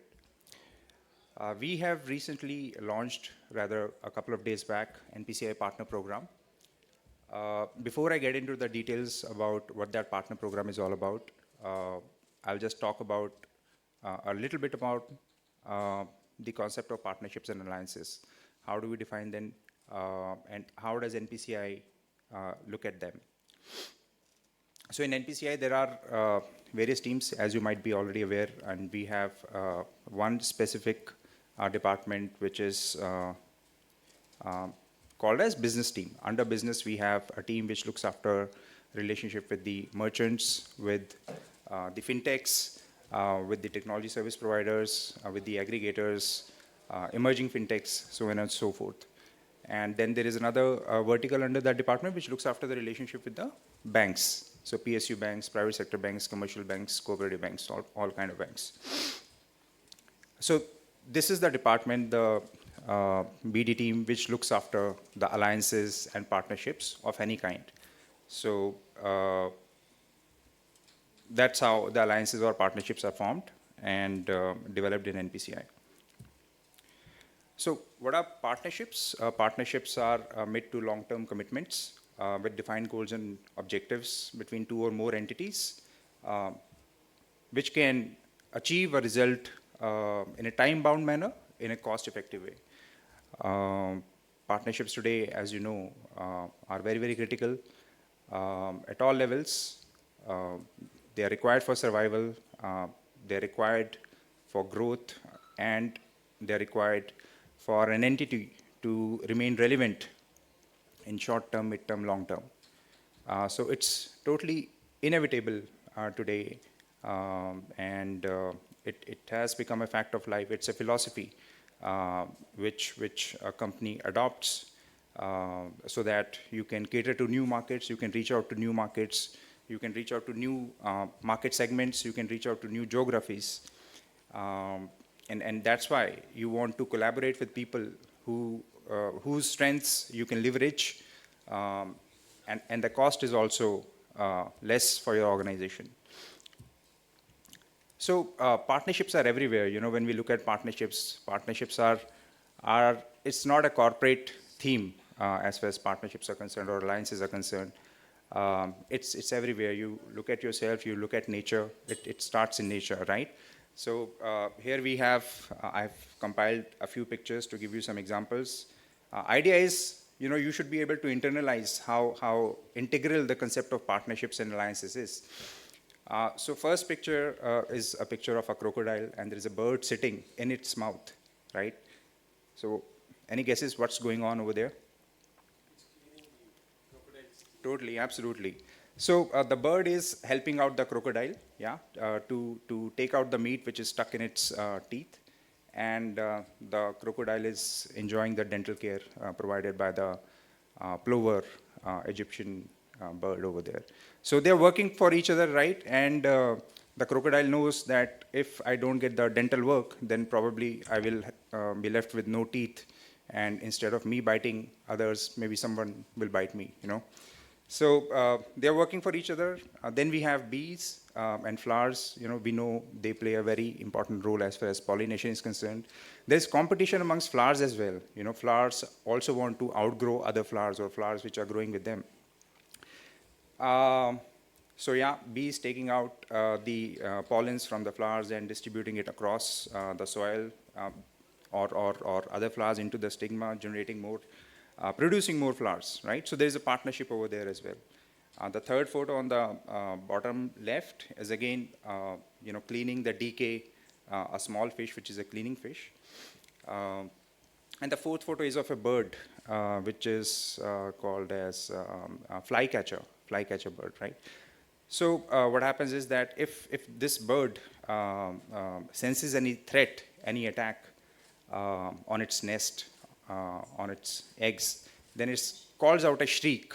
It's a shriek which is very loud, and the neighboring birds come out to protect the threatened, which could be the nest or the eggs or himself.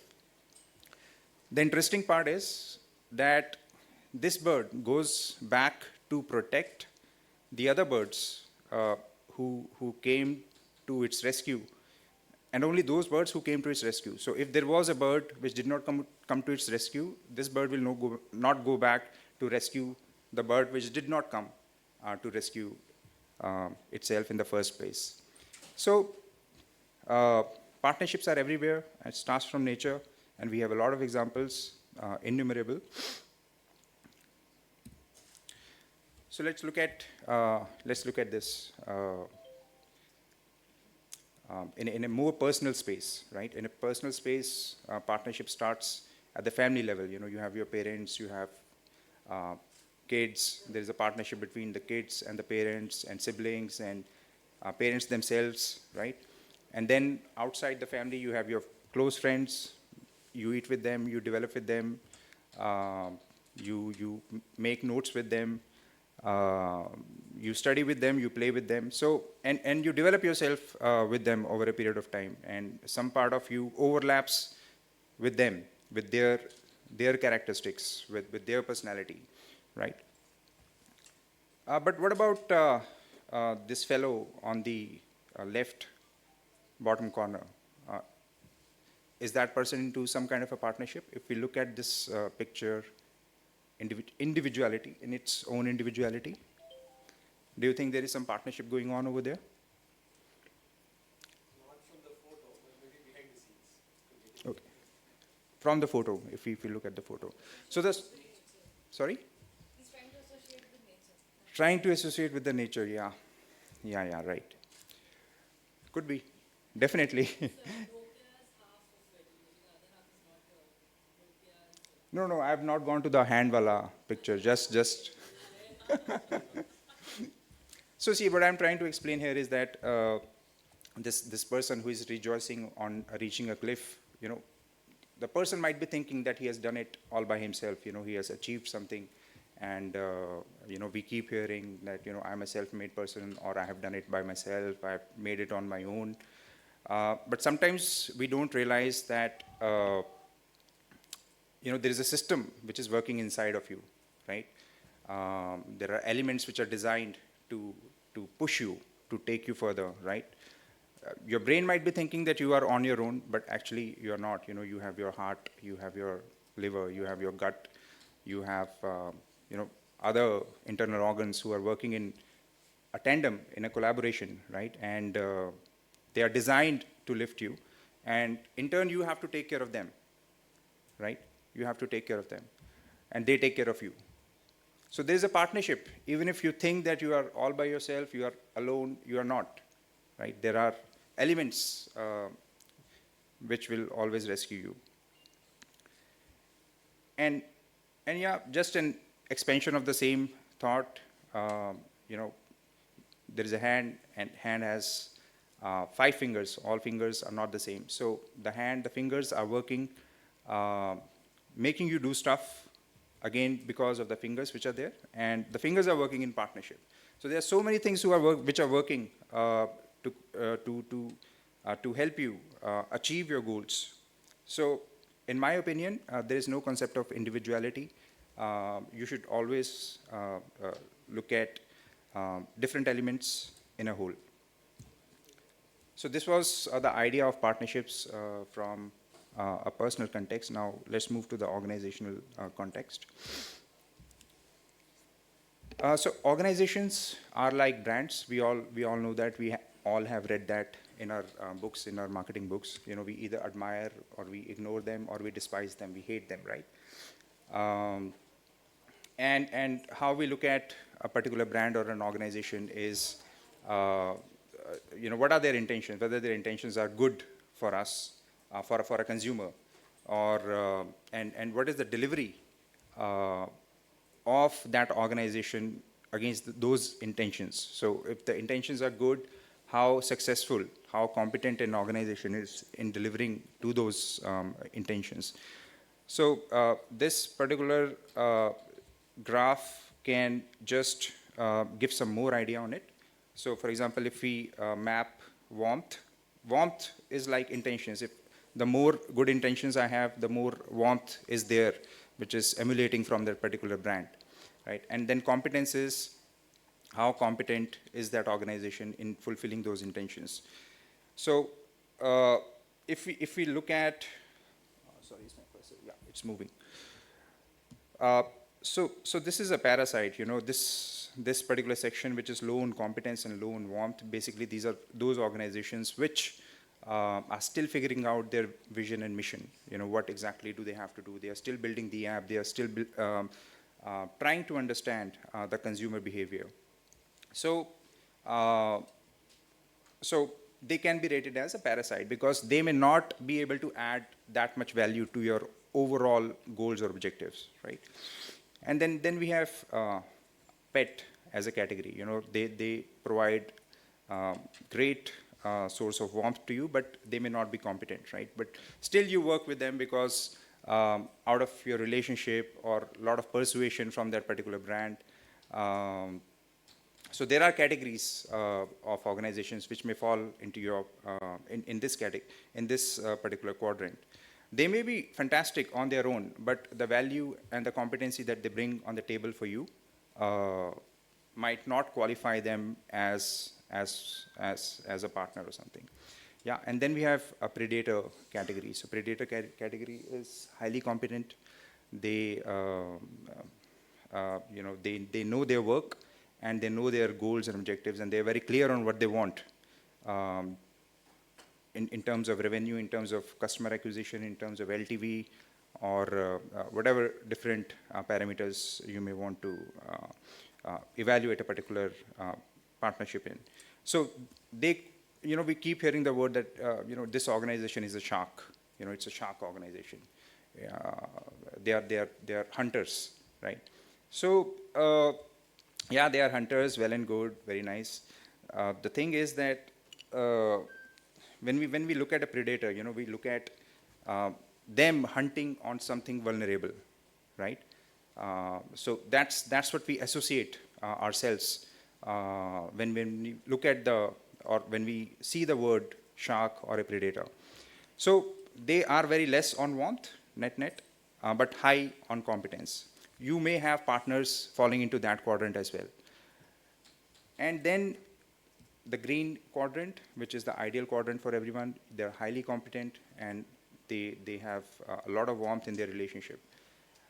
So you should assess your partnerships based on competency and warmth, what exactly they're bringing on the table, and how flexible they are, and how mutually beneficial the whole exercise is, right? So what are the characteristics of a successful partnership? You know, first is the acknowledgement. Both the organizations or more organizations should acknowledge each other's strengths and their weaknesses.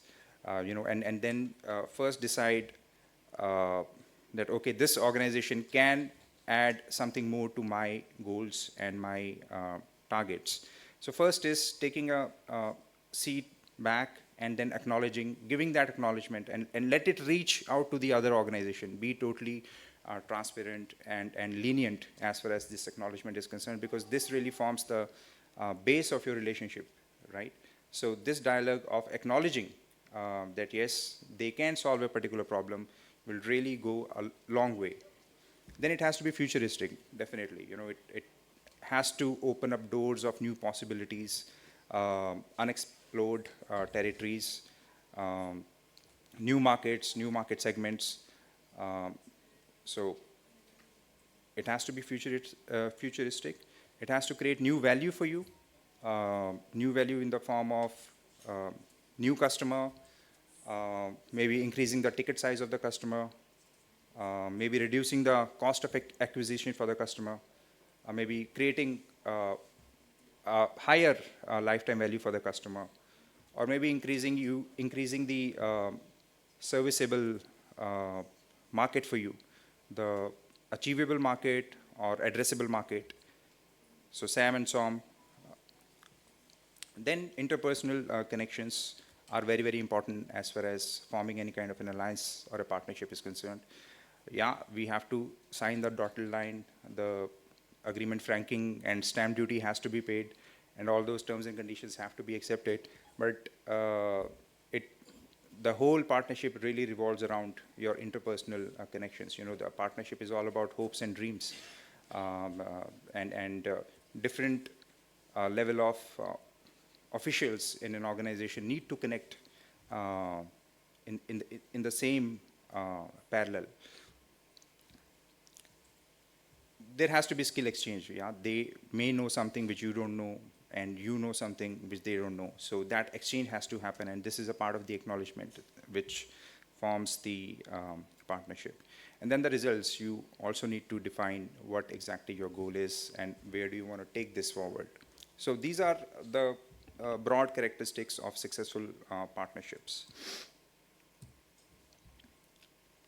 And then we can map it in a different way as well.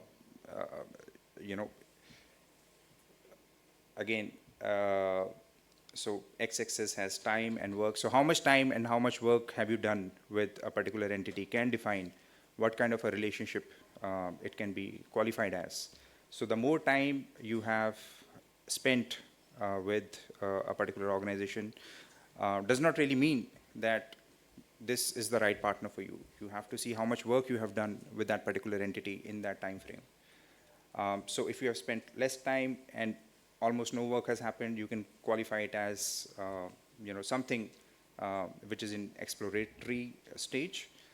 And then if you have spent more time with them, but still you are figuring out, okay, you have maybe executed 1 or 2 campaigns with them. It could be an engagement. You're still not there. You're still trying to figure out each other. And then you might have done wonderful work with them, but over a less period of time. Yeah, maybe a 1 month, 2 month, 3 month kind of a engagement. Then that can be qualified as an alliance. But if you have worked with them for a long period of time and you have done a lot of work with them, then it can be qualified as a partner. However, we use the words alliances and partnerships interchangeably, but I have tried to just make a differentiation based on the efforts which are going into any relationship. This will clarify further. Again, it's about work and time. So first couple of bars over there define that you have done work with them, but the time is very less, right? And the last 2 bars tell you that you have done more work with them and you have spent more and enough time with them. So you can clearly see which are the partnerships which are shaping over here and which could be qualified as engagements or alliances. Yeah. So here I'll give you just one example of how complex this whole thing is. What we do is one part of it, but then there are more complex kind of partnerships. So this could be an extreme example, and I just read about it recently, so I took this opportunity to present this. So imagine that there is a telecommunication organization, and they have formed a joint venture to launch a satellite into the space. The satellite may cost $500 million to $2 billion, depending upon what the satellite is supposed to do in the space. So there are telecom organizations like WXYZ. They form a joint venture and they launch their satellite, right? So the beauty of this whole exercise by the organizations W, X, Y, and Z is that since they have formed this joint venture, right, and they are separate entities, but now they have become the joint owners since they are invested into this whole exercise, this whole project. So everyone has put the money, right? Now what the satellite is doing once it is in the space is that it is doing the job for them as far as signals are concerned to make sure that the communication happens efficiently. The satellite provides the network to all the entities, W, X, Y, Z, right? And they get the signals from the space and they distribute it as per their stake. The joint venture also acts as a self-regulatory organization. So that's another angle to this partnership. But at the same time, they are being co-owners, they are being the suppliers, they are being a self-regulated entity. At the same time, they are also competitors to each other, right? So this is a complex example of a joint venture or a partnership. Yeah. And then, something about the network effect that NPCI really believes in these days. It's the process where each new user of a product adds to the increase in its overall value. So the more your product is used, the more value it will create. And every organization wants its product to be used in an exponential way. So every organization wants to address the complete market, whether it is serviceable or not, but you want to reach the next level, as far as the users are concerned. If you are operating in Maharashtra, you want to go to Madhya Pradesh, or you would want to cover Pan India, then you want to go global, stuff like that. So an increase in the number of users has a positive impact on the value of the product, right? So the first one is a diagram which depicts the first kind of a network effect wherein the value is equal to number of users. So center point is the network, and then there are users in the end. So the value is equal to the number of users who are using that particular product. One example could be the single medium broadcasters. They broadcast to your TV channels, but they don't get anything in return, right? You can't do anything. You can't really make anything out of that broadcast which you are consuming. Right? The second one is an idea wherein your product is being used, and the other nodes in the network are creating more opportunities for your product to be used, right? So there the value increases by n square, wherein the number of users,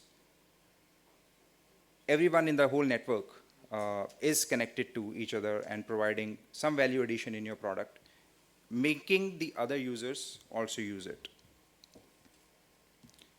The third one is the idea wherein instead of just the central network, which is providing the services or products to the whole market, it is also helping develop the other nodes to function as additional markets, as additional networks. So these segments can create their own network, right, which are based on the service or product which was provided by the central network. So this can create a multifold return on the value. So this can go on and on and on and on. And so this is basically the network effect, and every partnership which you should look at should be based on these fundamentals, on how far you want to go with them, and qualify your partners accordingly.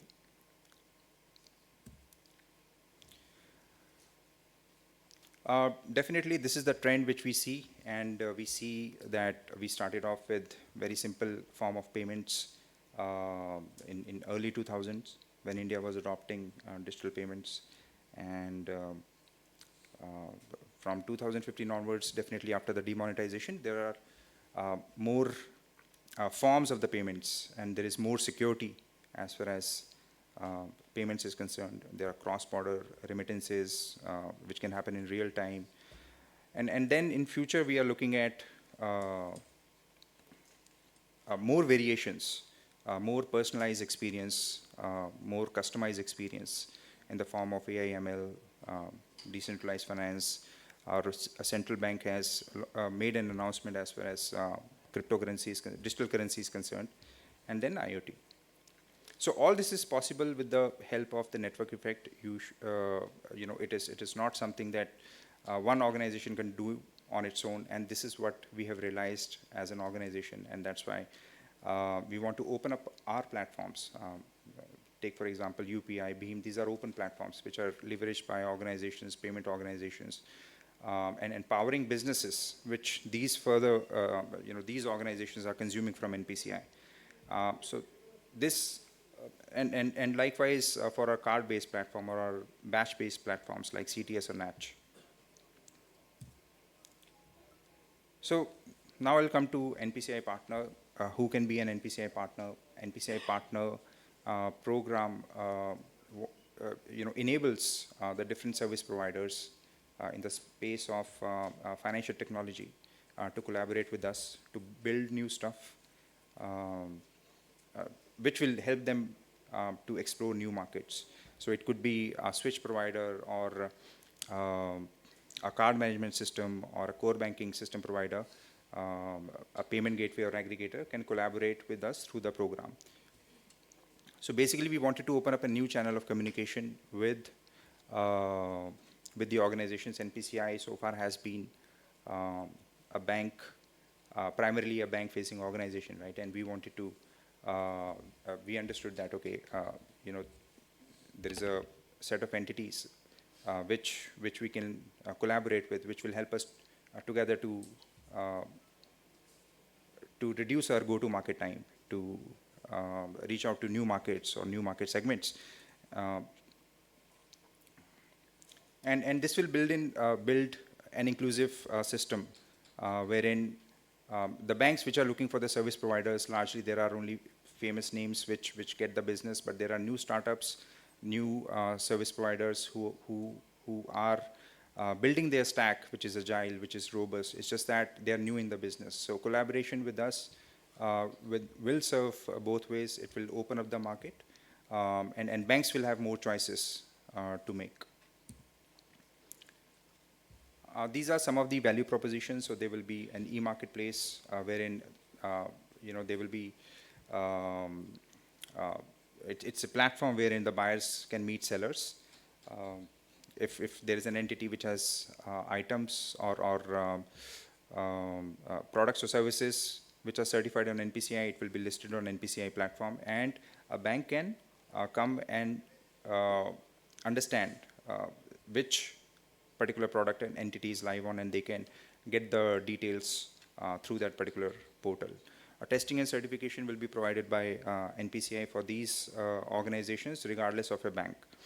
So you can get pre-certification. We have understood that many times organizations which are into financial technology service face a catch-22 kind of a situation wherein they cannot get business from the market because they are not live on any NPCI product.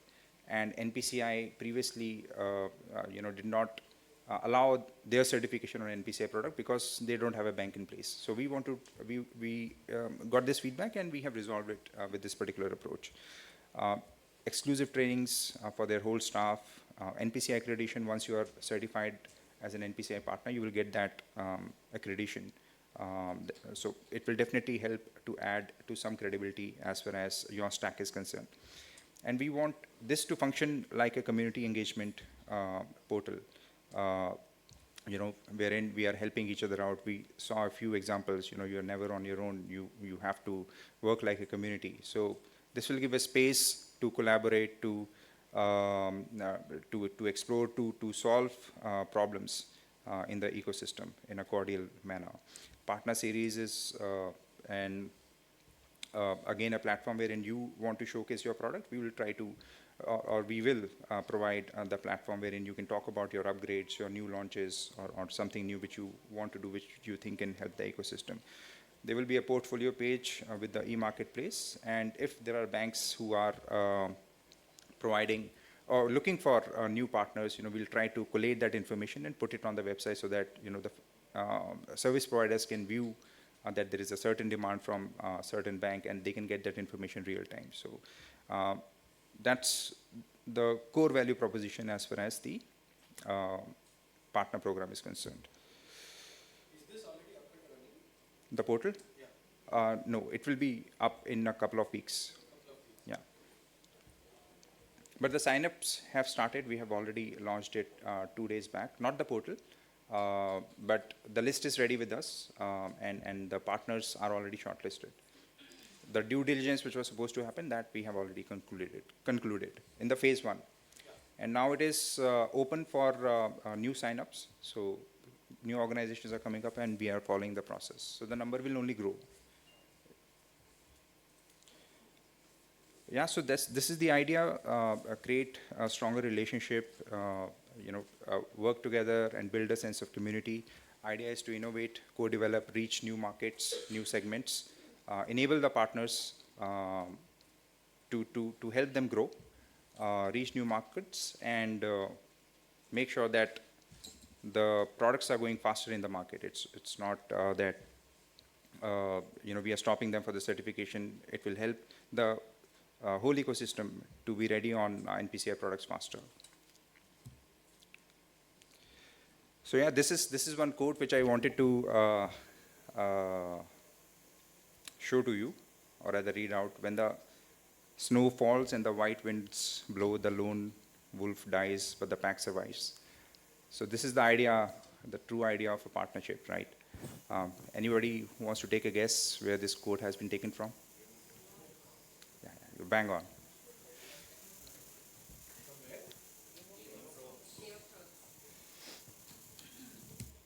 Okay, so thank you so much. That would be all. Thank you very much, Mr. Rajiv Agarwal, for the presentation. And do we have any questions? We can take 1 or 2 questions. Yes, any questions? Yeah, there we have.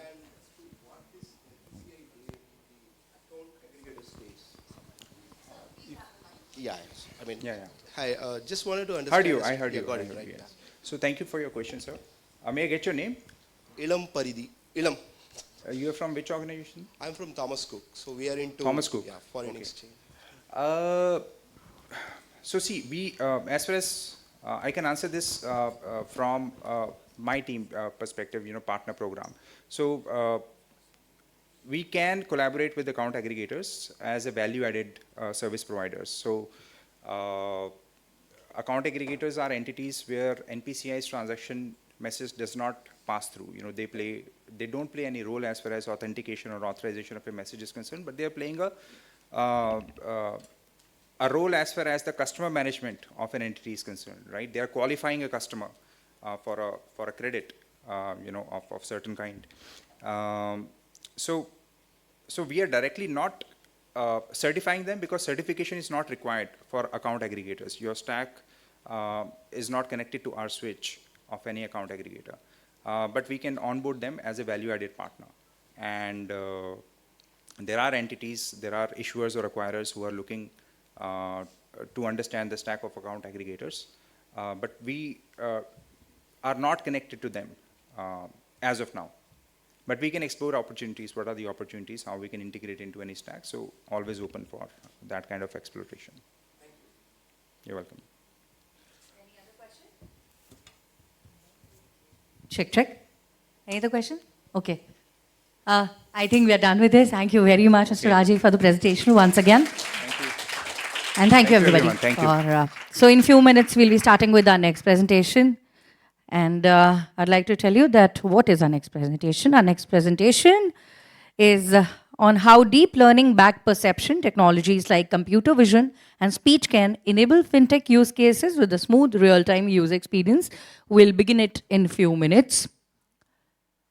So yes, please be here. In just few minutes, we'll begin the next one.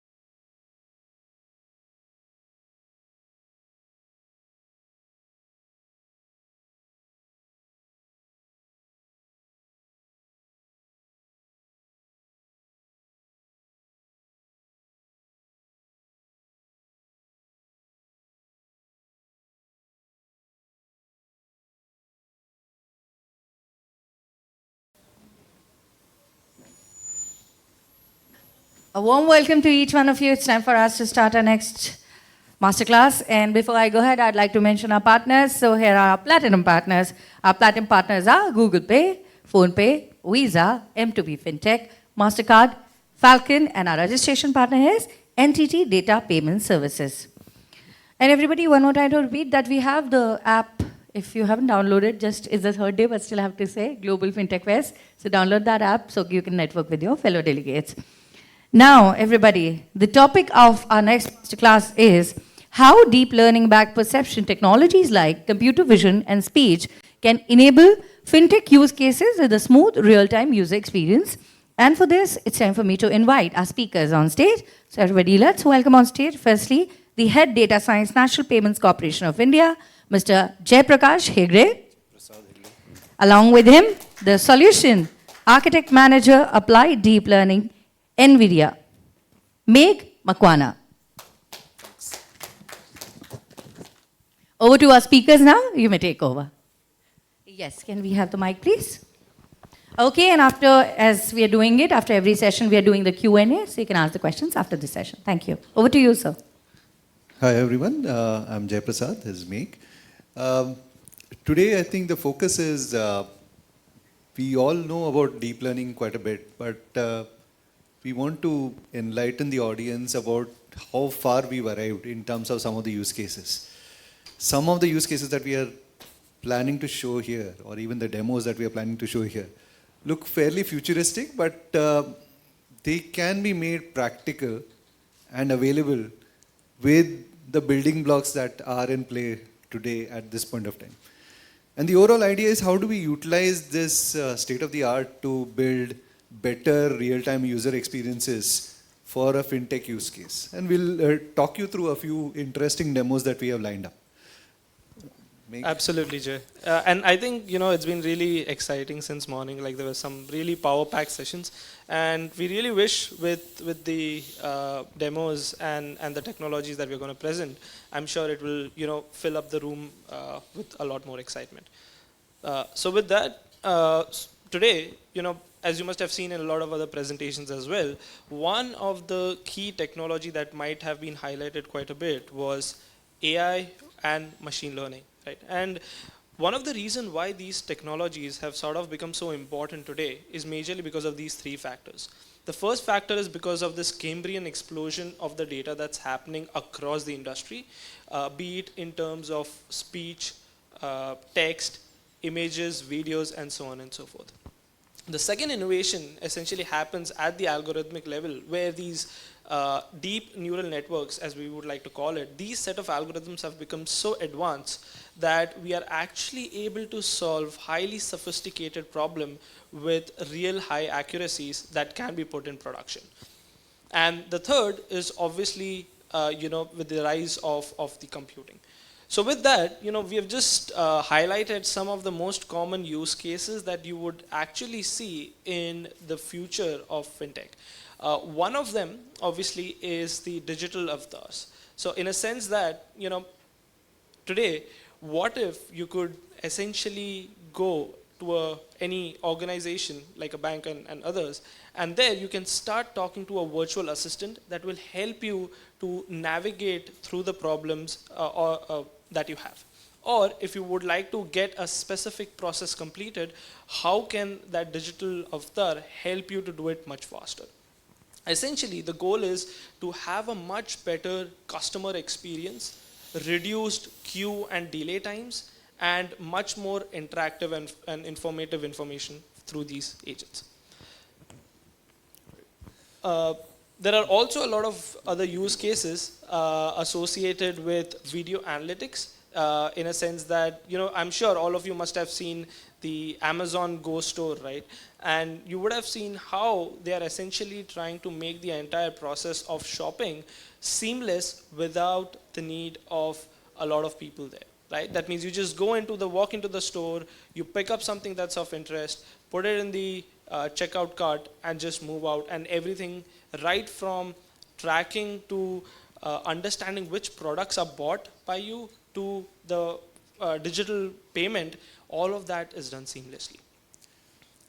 So we will walk you through three or four interesting demos. And most of these revolve around building blocks that are available right now, meaning they look fairly interesting. And we'll walk you through some of the building blocks there. For instance, we are starting with a conversational avatar, which we are going to show shortly, where basically you take in signals from both audio as well as the camera.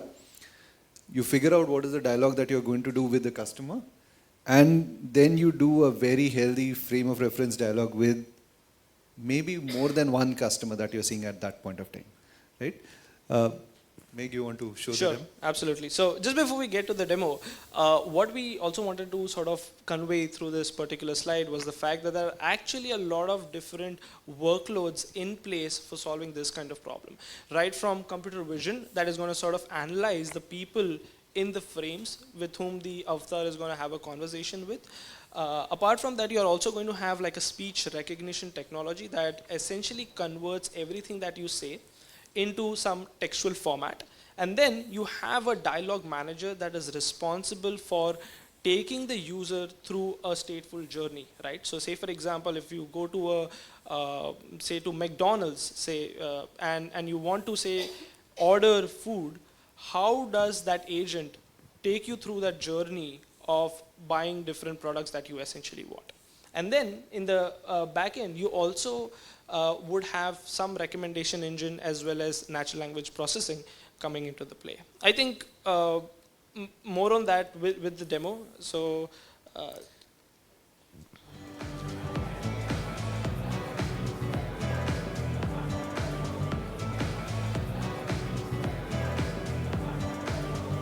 Hi, welcome to Shannon's Cafe.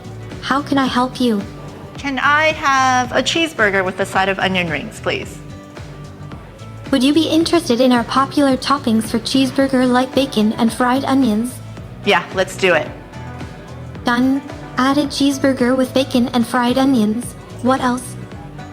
What protein options do you have? We have multiple options. I recommend the double protein burger. Would you like that? French fries, onion rings, and fried pickles. What would you like? I'll have the French fries instead of the onion rings, please. Sure. Would you like some garlic on it? Yes, please. Okay, I have added French fries with garlic to your cart. What else? What salads do you offer? We have market salad, Cobb salad, fruit salad, and side salad. Side salad is popular with our cheeseburger. I'll do the side salad. Alright, it is sunny out there. Would you like to add some drinks? I recommend our lemonade. Sure. I'll have a cola. We have two options, Diet Cola and regular cola. Which one would you like? I'll take the latter, please. Adding regular cola. Anything else? That's it. Thank you. Okay, your total bill is $24.46. Your food will be available shortly. Thank you. Thank you. Thank you. Bye. So, very interesting example. And if you are looking at this closely, we are taking speech, we are taking computer vision cues, we are tracking each person separately, right? We are tracking what responses have what actions. So when they added a burger or a fries, it added on to their basically list of things which would be billed for.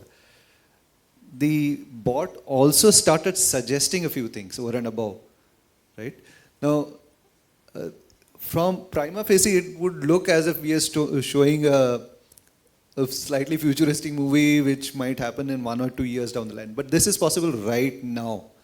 The amount of heavy lifting that some of these building blocks can do today is amazing.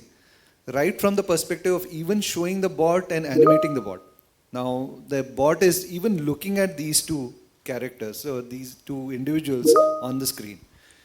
If necessary, the bot could even bill them separately, which we are not doing as a part of this example, but it's very easily possible in the sense that now you are basically doing identity management on the bot side.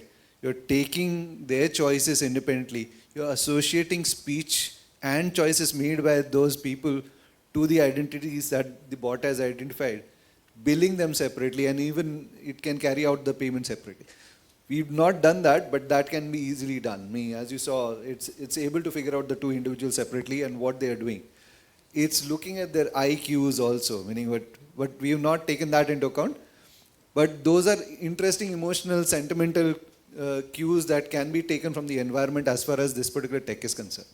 So that kiosk is a fairly loaded sensory input for this entire system, because it's speech heavy, it's vision heavy, right?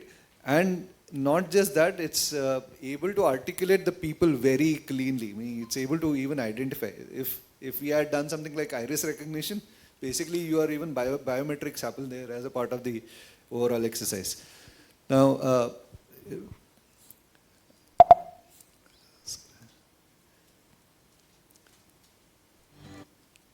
so we'll show you one more associated demo. Can I complete this one? Right, we'll take questions after this one.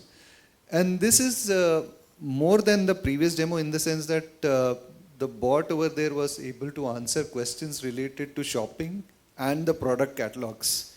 It had complete understanding of the product catalog. It could do recommendations over the product catalog. It could figure out the weather is sunny. Maybe you need this right now as a part of your overall order. Now here we are just shifting to something different. We are shifting to much more general purpose questions, right? We're going to utilize an avatar which has been created here for the purpose of this demo.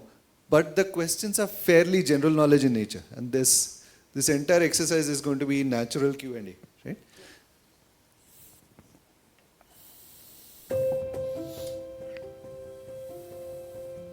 Hi. Hello. Hello, Toy Jensen.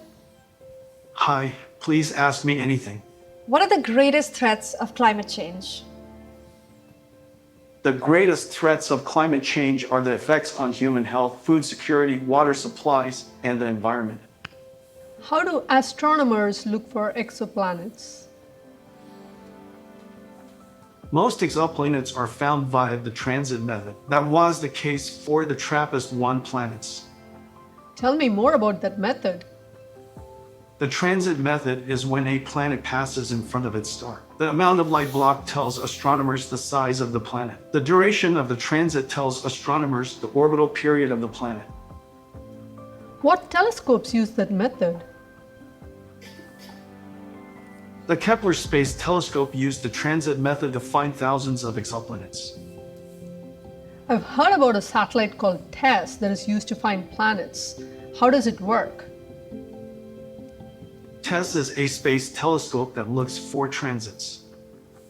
What roles do proteins play in our cells? Proteins are the building blocks of the body. They are the basic materials from which all living things are made. They are needed for the structure, function, and regulation of the body's tissues and organs. How do they work? Proteins are made up of amino acids. Amino acids are the basic building blocks of proteins. There are 20 different amino acids that link together in different combinations to form different proteins. How do they catalyze chemical reactions?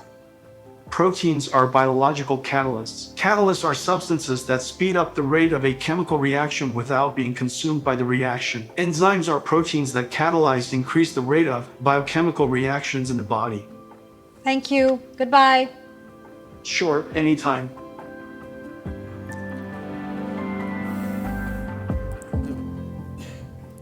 We'll be deep diving into some of these, how these been created and how you can do some of these things yourself too. But the interesting thing is we've taken this toy character. The voice has been synthesized to sound like the toy character, the person behind the toy character, which is Jensen Huang, CEO of NVIDIA.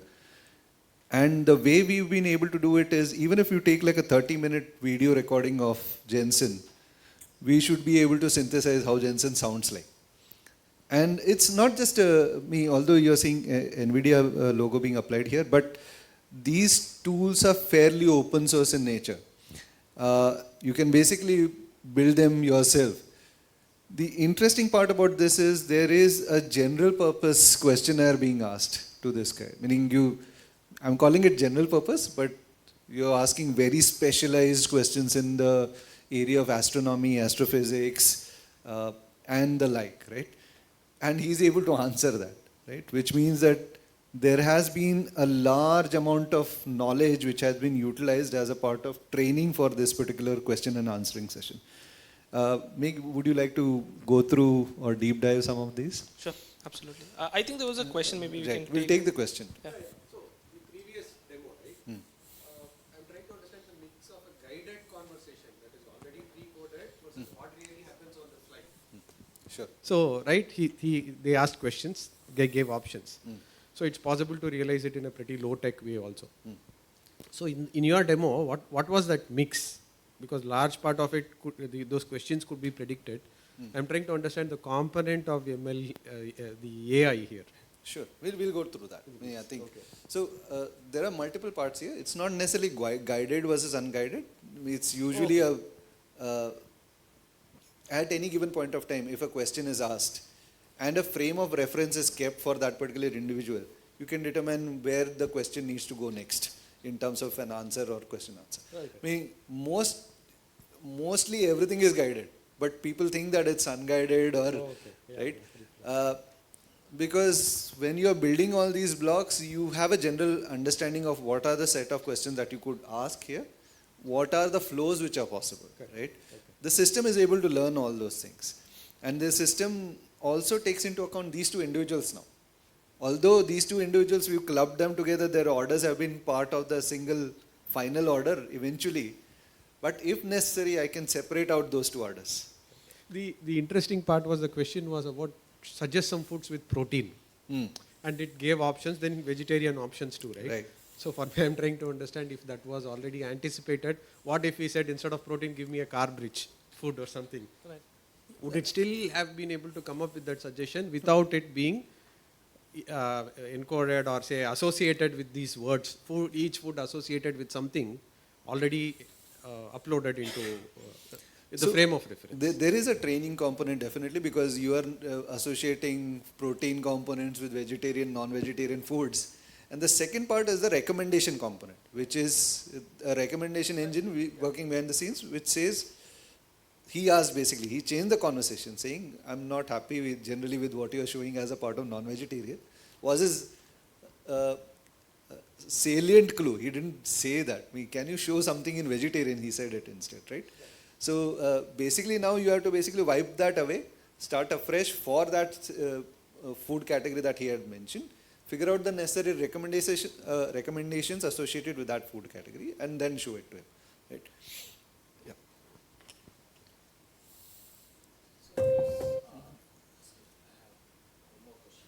Sure.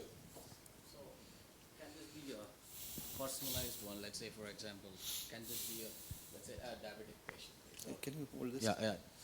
Think about you're putting this in a mall or a big restaurants, right? So, can this be personalized? Let's say. The building blocks are all there. So, for instance, if I'm able to associate that identity right now, and I'm looking at you, let's say your iris happens to be your QR code, for instance, right? So, can I associate that this is a person who's possibly diabetic? I've seen him in the past someplace at a related kiosk, for instance. Can we bring along those history?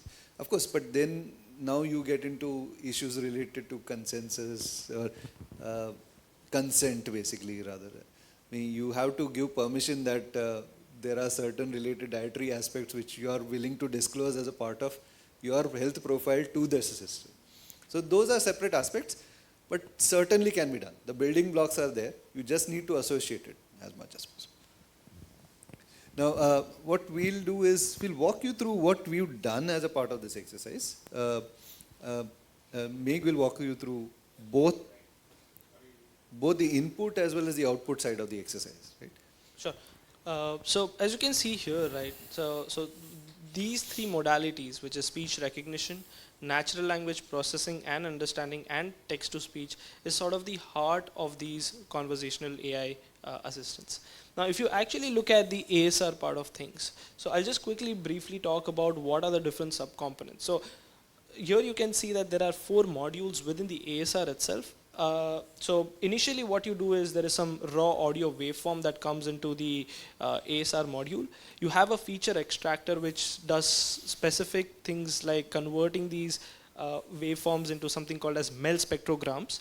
And then the MEL spectrograms which are generated by the feature extractor essentially are then fed to the acoustic model. Now the acoustic model is a specialized neural network that maps these MEL spectrogram feature sets that have come in into their textual corresponding output. So it's sort of trying to map the phonetics with the corresponding text.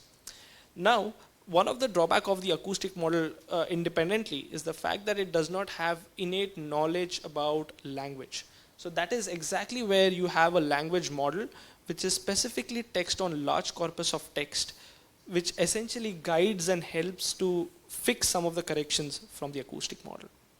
Now, the NLU part gets extremely complicated because it changes depending on the use case that you're trying to solve.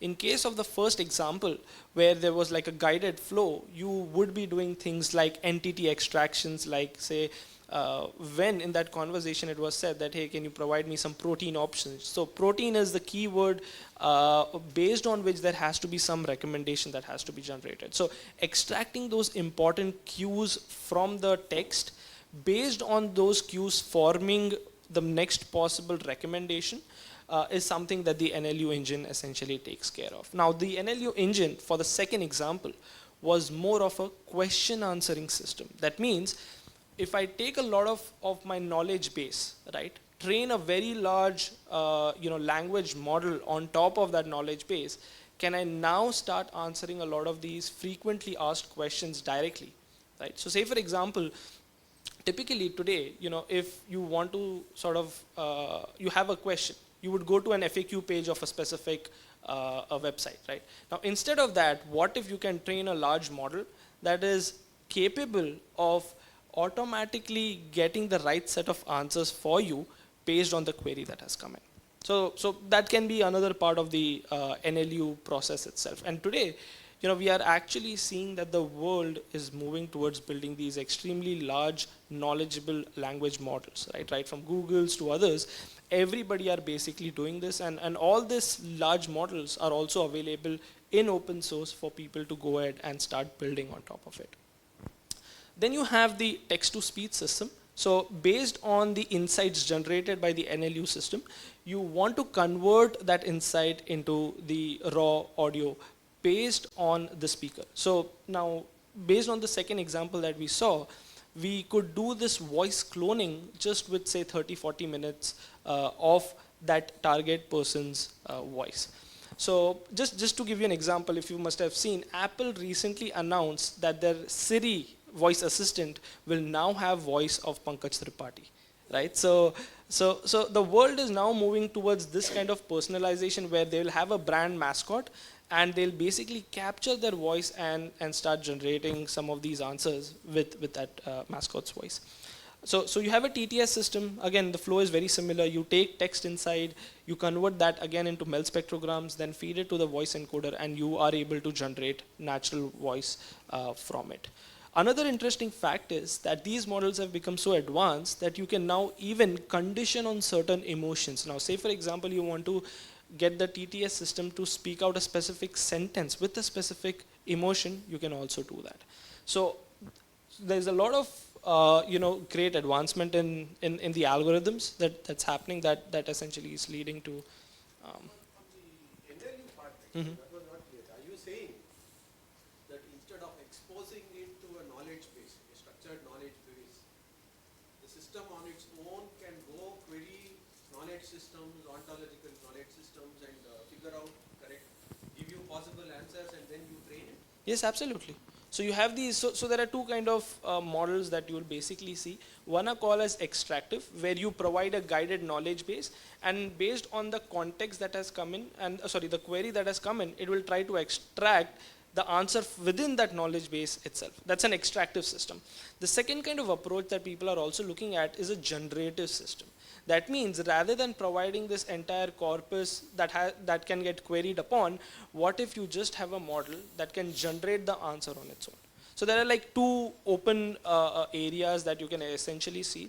Our experience is when you are trying to deal with a closed loop conversation, in that cases having a knowledge base and an extractive system makes more sense. But if you want to say answer some open domain question, so just to that kiosk, I just go and ask that who is the Prime Minister of India? In that case, or say, you know, how is coffee made? So those kind of answers needs a generative model. Right. So again, there are these two different approaches that we choose based on the kind of problem. Isn't it a simpler search? If I ask it how is coffee made, isn't it translating it to a language? But that bot has not been made from that purpose. That bot has been made very limited domain. Now, it's meant to have a conversational system with you, with the domain being menu and its associated properties, right? Food properties related to it. But, sorry, it was not me speaking into the mic. But if you look at the second example, it's a much larger corpus that has been made available for training for that purpose. So you can ask coffee related questions, you can ask space related questions, you can ask almost anything to that bot there. Because the kind of domain that we were exposed to that particular demo, it has been much larger than the one before. But does that require training? I thought it's going to search a Right. data source and read it. Right. Can I? Maybe later? Yeah, Okay. we'll take it later, right? Because otherwise it will be a one-on-one question, right? So what we'll show you briefly is the other demo, which is fairly knowledge specific also, but deals with extractive kind of perspective. Now, this is very similar to the first demo, but in like a textual format, right? Here you're not basically having a longish conversation, or you're trying to extract a payments system out of it, but you're basically trying to have a conversation about one particular domain. What is finance as a subject?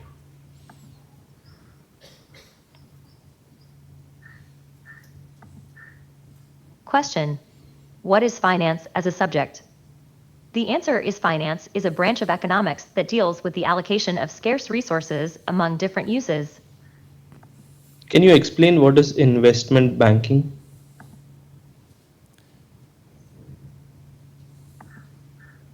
Question: can you explain what is investment banking?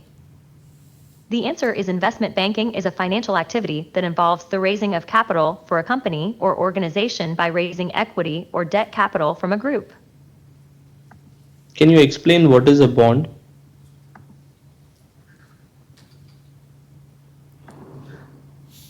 Question: can you explain what is a bond? The answer is a bond is a promise by a creditor to pay a debtor a sum of money at a specified time in.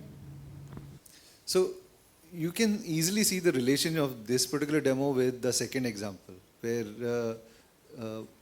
the toy Jensen was basically giving out replies, right? This is just removing the curtains out of the way and showing you what happens behind the scenes.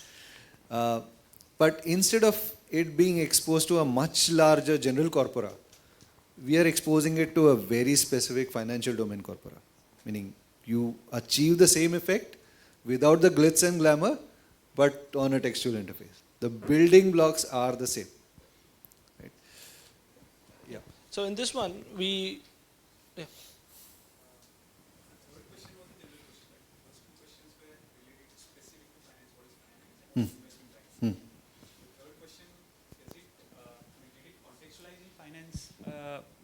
Perspective, because bond can be anything, right? Bond can be a personal bond or right. chemical bond or anything, right? No, it's contextualized in that finance domain. Contextualized based on the first two questions? Yes.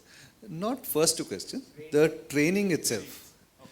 So if we want to do that, what you are saying, that's a slightly more advanced step, in which case I'm noting down what you're asking over a period of time, then inferring that a bond in this case, in this conversational system with you, would possibly mean a financial bond as opposed to a chemical bond or something else.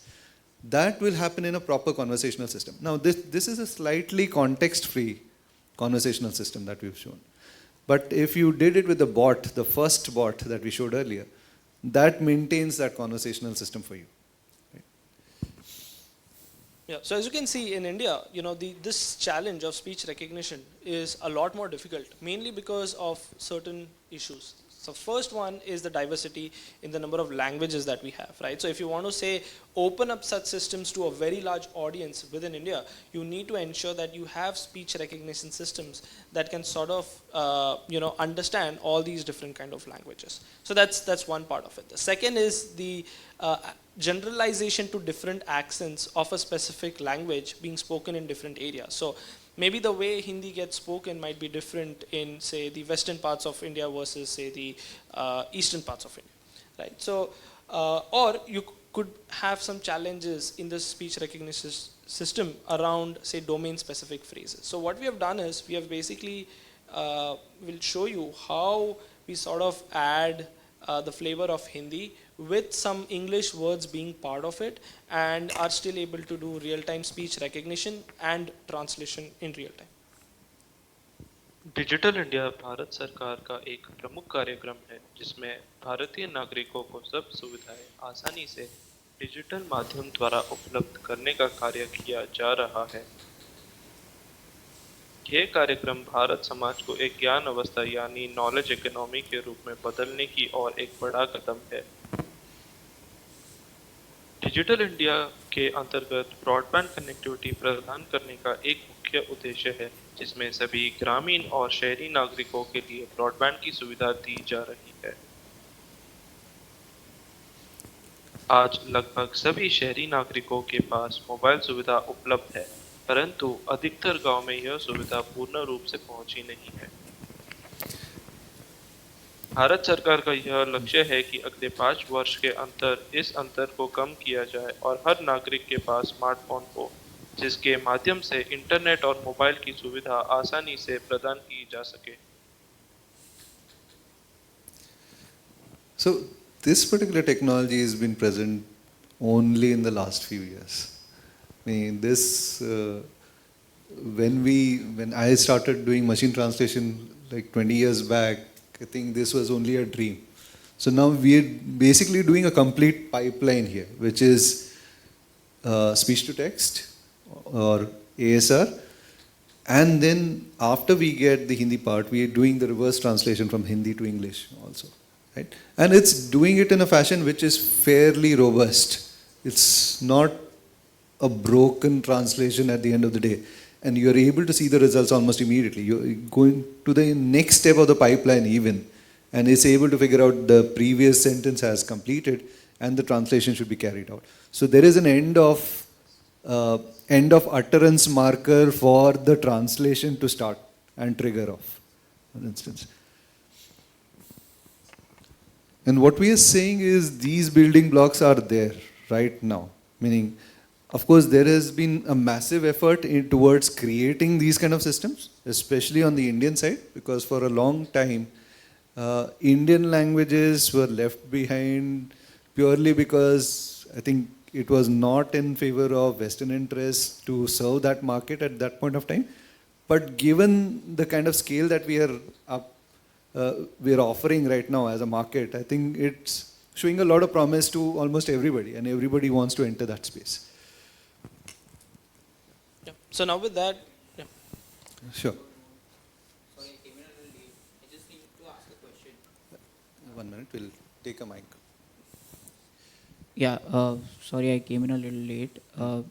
My question is, while you showed the whole translation plus reverse translation, is there any technology or is there already in place of voice recognition in terms of uniqueness of who this voice belongs to?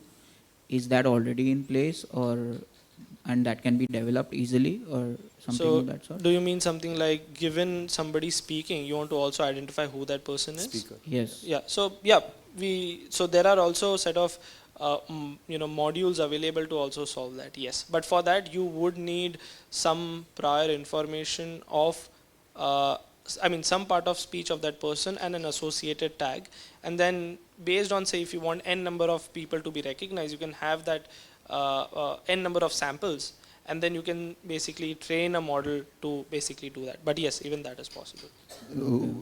What's the second part of the question? I didn't understand. No, this was my question. But the use case was more from, to speed up trading experiences for customers. Okay. Investment and trading.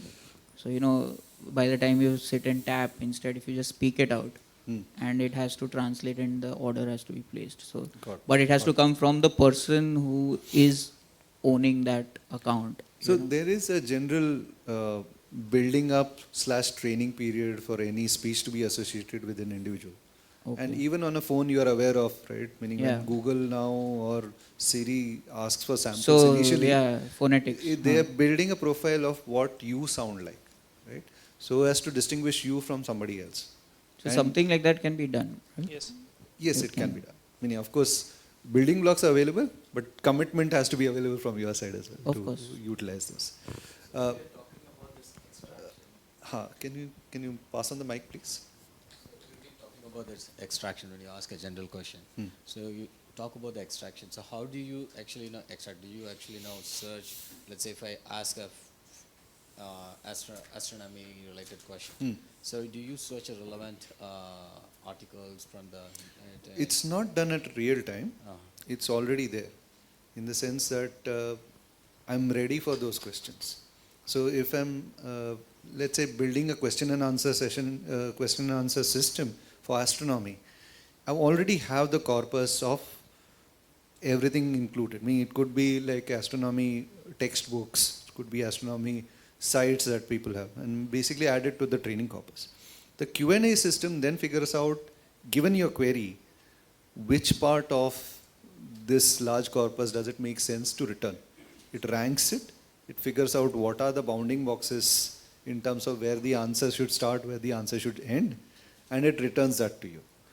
So that's a retrieval system, basically. Okay, so when you take that question, will you split up that question and try to understand and Of club course, it again? always. But even from a regular query, you need not go into that kind of depth also. I mean, you can just do it at a search level. We'll just flip the switch and go into a slightly different direction. We've been speaking about speech so far, but we'll go to a very interesting use case which you would have seen from the likes of Amazon, about how trade and payment and product placement and product choice can assist in a very seamless kind of a shopping experience, right? Now, we'll play a video which is fairly interesting.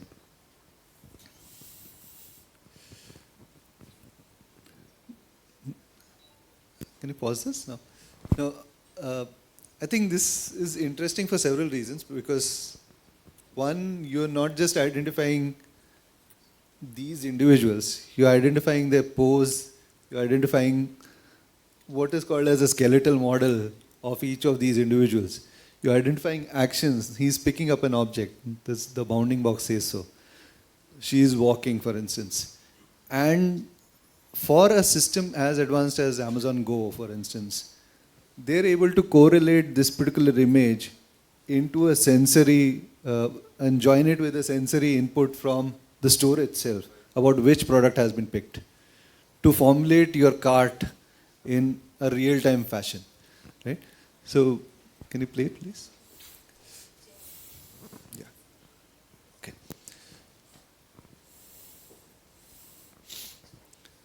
So we'll wrap it up in the next few minutes.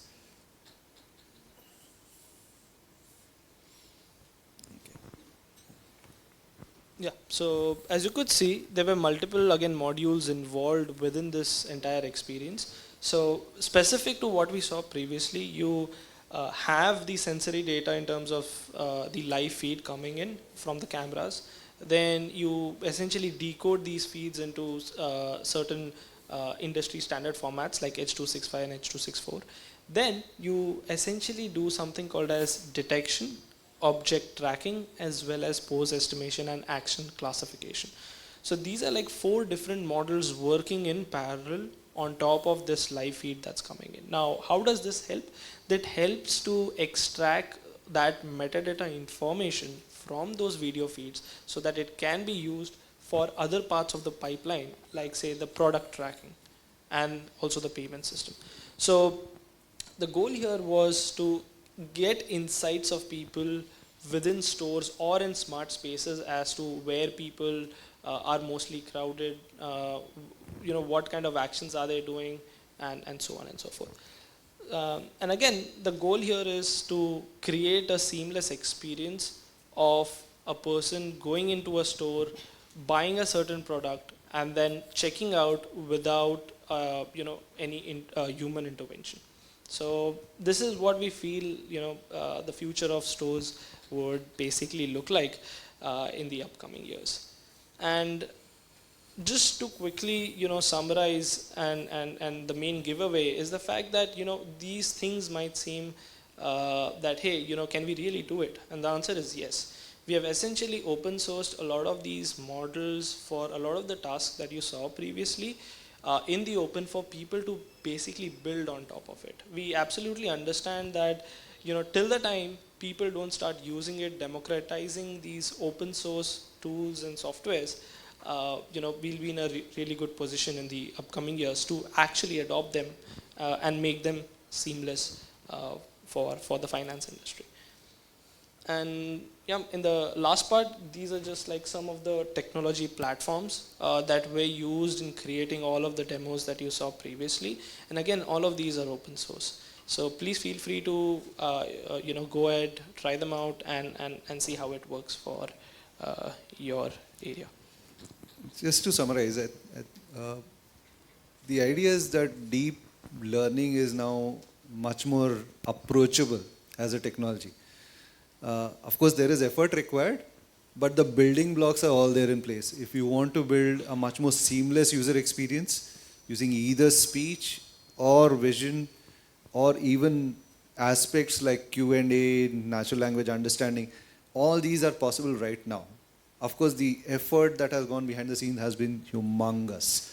In the last 10 years especially, the amount of effort that has gone to bring us to this capability where we can just use these building blocks and build those 3 or 4 models that we showed you earlier are possible at this point of time. So I just want to leave the audience with this thought. The future is amazing, but you have to utilize the right building blocks, and it's all available in the open source space. Thank you. All right, thank you, our speakers, for this masterclass. And I literally seen the videos. I'm sure you all felt good about it. In the future we'll be seeing a lot of bots. And it'll be easier. We need not to read anymore. The bots can talk to us and give us what we want. Thank you very much, our speakers, once again for being here with us. All right, ladies and gentlemen. So we'll begin our next masterclass in a few minutes. Be here, please.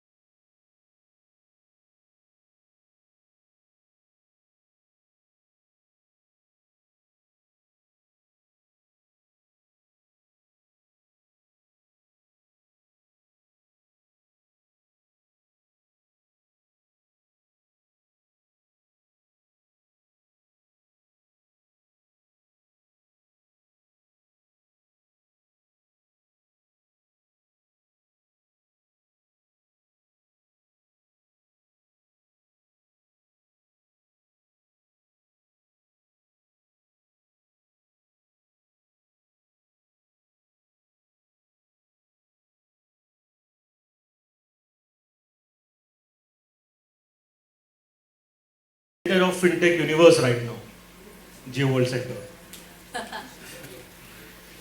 So should we start? Okay, I'll just Okay, everybody, are you all up? Yes. Okay.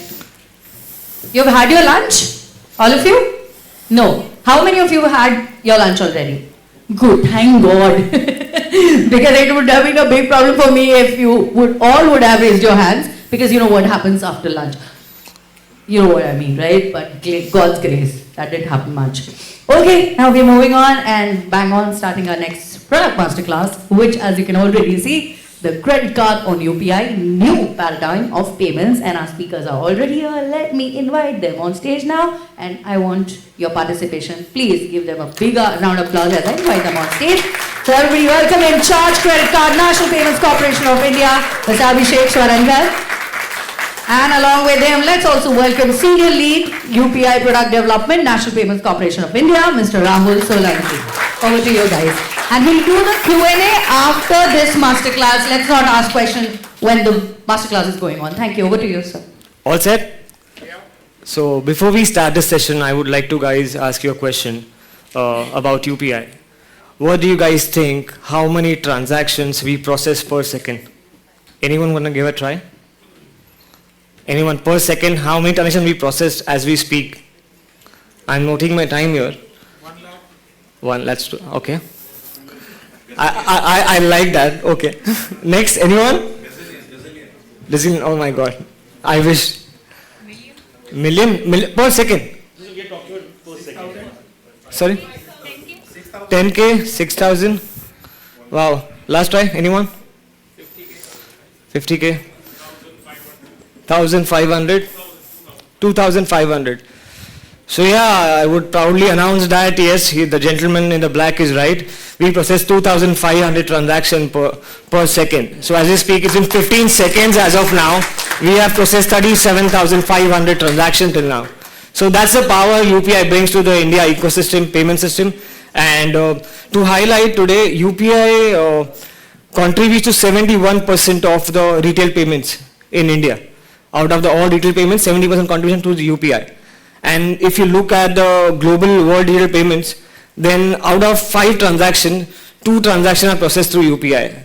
So we lead with respect to 40% of the market leader we are today in the world. So moving on to slides, how we have grown, how UPI has evolved over a period of time. So as you speak, we have launched UPI in the year 2016. This is where it got evolved. It's been 6 years down the line, and you could see that we are processing 6 billion transactions a month with over 10 lakh crores of value. In 17-18, we have had a UPI 2.0 where we launched a few features like one-time mandate, which are used for your IPOs and all, and followed up with the new overdraft account, which are banks open today. Right now, we just initially we were allowing only the CASA account, that is current and saving account, but we added that even the overdraft account can be linked on the UPI and can be processed. I think COVID, I think we all went to that phase of lockdown, we all got frustrated, but that was the time where maximum people actually got into digital payments. They started using cashless contactless transaction through UPI. And post that, you can see the trend month on month have been going fantastic, and still we are growing big. So that is the success we have got so far, and this has been done in just 6 years. Moving on to who contributes. So when we say it's not only NPCI, right? We have all got the member banks right from your PSUs, your private banks, your PPI issuers are there, your TSPs, your TPAPs, your aggregators, merchants, all contribute towards it. So we have got 346 banks today as we speak, with 56 plus apps already available. We have got 260 million customers on UPI and 60 million base as a UPI acceptance. So that's the power UPI has, that wherever you go, it might be in tier 2, tier 1, tier 3, tier 4, you have the UPI acceptance today as we speak. So what are the key principles for the evolution of UPI? How it has grown? So the first principle is the vision. So as you guys might be aware, since 2001, RBI has been giving vision document every 4 years, right? Which they also gave it in recently as well. So what does that payment vision means? What does it lay down? What does it speak about payments? by RBI. So it's mostly about strategic planning and implementation for the structural growth of UPI or structural growth of UPI and payment ecosystem as well. So it runs on the four key, how do I portray it? It has a four key constructs. It runs today as a 2025 vision. It talks about 4 E's. When I say E's, it means e-payments for everyone, everywhere and every time. So that is what the RBI has laid down. And these are the core constructs, the core theme. And with respect to the vision, RBI is quite clear that all the transaction has to be safe, secure, fast, convenient, affordable, and acceptable and accessible. So these are the 6 key visions of RBI, which I think UPI runs on the same railroads with respect to how do we implement, how do we give that faster movement to the customers to get everything out there. Customer centricity, I think that goes without saying. Whatever product you launch in the payment system, you have to be focused about the customer, that how your customer behaves, right? So we have already got a 2-factor of authentication when you do UPI payments. First being your device binding, what do you have? And second being the UPI pin, that is what you know. So that has always been the code's construct to make sure the customer has a safe and secure transaction. With respect to awareness, we also did UPI Chalega campaign for people to create awareness among them that why UPI payments, what you have to do, you don't have to share your PIN. When you make a payment, what you need to do. So all these things we had covered in the UPI Chalega campaign, which creates an awareness and educates them that how do you go about it.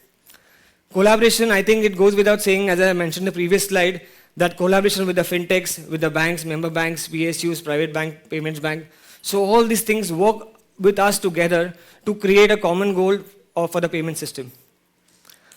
Next, coming to regulatory policies, I think that is being the key and success of any payment system.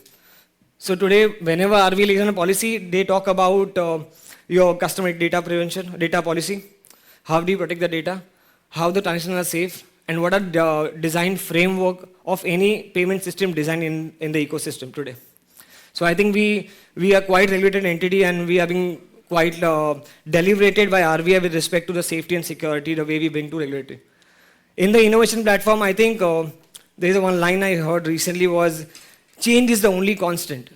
So that is where you bring the idea of innovation, right? Innovation can be anything. It can be a new ideas, new technologies. So we have enhanced over 6 years of time. Now talking about innovation, I think we have gone way ahead apparently. Till now, as I said, we had only current account, saving account. We had got overdraft. But what about the banks who are still not issuing a debit card to a customer? There are many small banks who doesn't have a debit card. What about them? How do we onboard them on the UPI platform? That is where it comes the picture that we allow them to onboard on UPI through Aadhaar. So that is where this is the strategy or maybe an innovation you can call it as to cater to untapped market, which is not there today. So Aadhaar being one of the things which has onboarded a lot of customers on the UPI. You might have seen on the third floor, we have got UPI 123 Pay booth, which talks about feature phones and how you do IVR payments. So these are 440 million customers, citizens who do not have a smartphone. They are still running on the feature phone. How do these guys make a transaction? How do these guys make a payment? So feature phone and IVR option is one more option which leverages to the ecosystem to perform a transaction. Likewise, we have also got UPI AutoPay for making a recurring payments. We have got IPO that I mentioned in the past. We have got UPI Mapper, which is the UPI number. Today, you don't need a VPA. You have your UPI number, you can do a transaction. You can give your number to anyone, which is a UPI number, and he can send money to you instead of sending VPA. So that has worked for feature phone as well. Because feature phone, you cannot type your VPA, right? It has to be a number. So that's how it captures. Additionally, we have also got UPI Lite launched. I think you might have seen day before yesterday, RBI Governor launched UPI Lite. That is one of the innovation which confirms that the transactions are fast and safe and secure because it's, as usual it's on UPI railroads. Open source, yes, UPI runs on an open source application platform and it is reviewed by entity, RBI. Moving on next, we covered the vision and that is where we come with our mission. Our mission is to do 1 billion transactions a day. So how do we go about today? We have got 260 million customers as we speak. How do we reach to 500? Correct? So as I said, we have got current account, saving account users, we have got Aadhaar customers, we have got PPI issuers also coming on the UPI platform to make it interoperable. And even the feature phone will contribute to a significant level to reach to 500 million customers. So as we speak, right now it's 260 million customers. Even if I consider 2.5% of growth month on month on the user onboarding and 2.5% on the feature phone, we can easily reach to 500 millions. Considering that is a 2x growth on 60 transactions per user happening in every month. And to take it forward, we had also got a launch of UPI on credit, which gonna significantly add a lot of user base on this. I think with this, I would request Abhishek to enlighten us what is in it for credit. Thank you. Hi everyone. So I have experience of 15 years and I have done only credit card in these 15 years. I have sold credit card, retail card, corporate card, MSME cards. Now I'm working with NPCI. I am heading RuPay credit card from the product side. So only thing which I know is credit cards. So let me take you to the next slide, which talks about basically what is the global payment ecosystem across the globe. So global digital payments. You know, Rahul was talking about the UPI revolution which has happened in this country. So in fact, I was talking to somebody yesterday, and you know, we were talking about the gifts which India has given to the world. So zero was given to the world by India. They say Ayurveda was given to the world by India. They say geometry was given to the world by India. And now in this century, we are giving a gift of digital payments to India. So 3 cheers to all of us. So talking on the slide, so you know, last year there 9,073 billion transactions happened in 2025 across the globe, which is a CJR growth of 11%. You know, Asia is leading the pack. So India, China, South Korea, Thailand, and UK. So maximum online transaction happened in these countries. And the most important part, credit card is expected to reach USD 45 trillion by 2023. And you know the most important part here is that we have not considered credit on UPI on this number. So just imagine when credit on UPI comes on this entire credit card piece, this will grow like anything. Okay, now one question to the audience. Why do you use a credit card? What are the main reasons you use a credit card? By raise of hands. Yes, ma'am. To get the credit period. To get the credit period. Loyalty points. Cashbacks. Yeah. Unifying online payments. Absolutely, absolutely. Lounge access, someone? Yeah. So, you know, so we have just listed down some of the reasons why people use credit card. And I'll say a credit card is a magical product. So there are some of the reasons. I'm sure everybody has their own reason to use credit card. So cashback, discounts, credit periods, reward, loyalty, recurring expenses, purchase, protection, improved credit score, EMIs, so on and so forth. So again, as I said, this list is, I mean, we can go on and on. As I said, credit card is a magical product. So let me talk about the top 10 countries. So recently we have, we are a number 5 country in terms of GDP. We have crossed 3.5 trillion GDP, USD is our GDP. So we are at number 5. So let us compare what is happening in other 10 countries, other 10 economies. United States, which is the largest economy in the world, they have the credit penetration of 65.6%.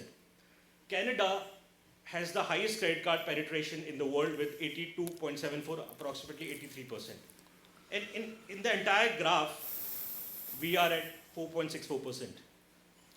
Just imagine the kind of growth, the kind of opportunity credit card has in India. So let me also talk about credit card growth in this country. So from 2013, we were 19.5 million cards. Now we have reached to 80.1 million card this year. Last month, this data is last month. And this is a growth of 20% CAGR. So in credit card, we are growing leaps and bounds, but you know, the opportunity, the space is huge. So why the penetration is so low? So we have listed down some of the points, what we think that why the penetration is low in the country. One is limited card acceptance.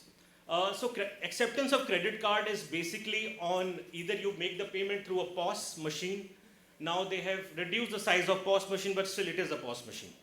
You make the payment through the payment gateways, right? These are the two models how you make the payment. And if you talk about the acceptance point, it is limited. So that is number one reason what we feel that is the challenge why credit card numbers are low. Second is risk modeling.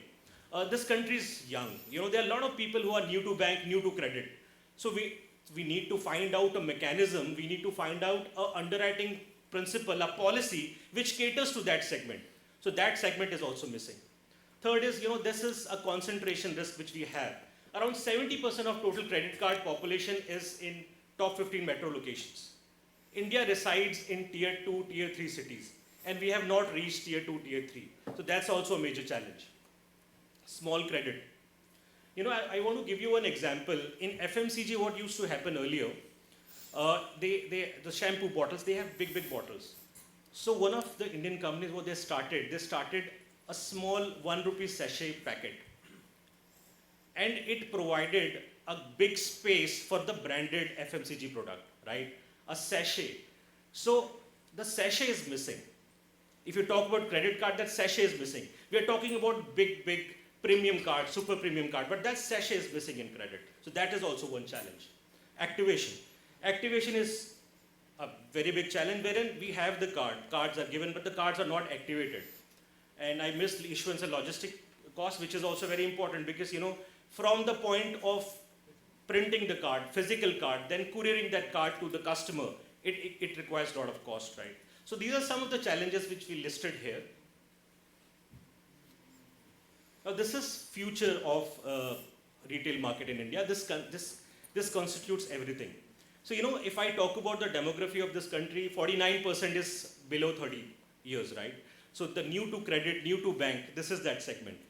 71% are non-tier 1 cities. We are not targeting that as of now, so that is a very important piece. 24% are female borrowers. So this paradigm is changing, and we'll have to solve this problem in case we want to bring the revolution of credit to each and every one. So so how many of you are DC fans here? Superman, Batman, Flash. How many of you Avengers fan? Marvels, yeah. It is a rare thing, yeah, okay. So imagine a world where Avengers are working together with Justice League. Impressive, right? So this is what it is. In digital payments, RuPay is now getting powered by UPI. So this is a new paradigm shift.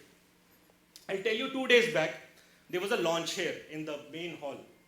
And when Honorable Governor was launching the product, it was like a goosebump moment for all of the team NPCI. What you see is the end product. I mean, there's a lot of hard work behind. There was a lot of sleepless nights, and the moment that the last tick came, that such transaction is successful, it was such a moment of truth. I can't tell you how relieved we were at that point of time. We need to maintain a decorum. We are in Global Fintech Fest. Otherwise, I was thinking of like shouting, whistling. I mean, it was like you're sitting.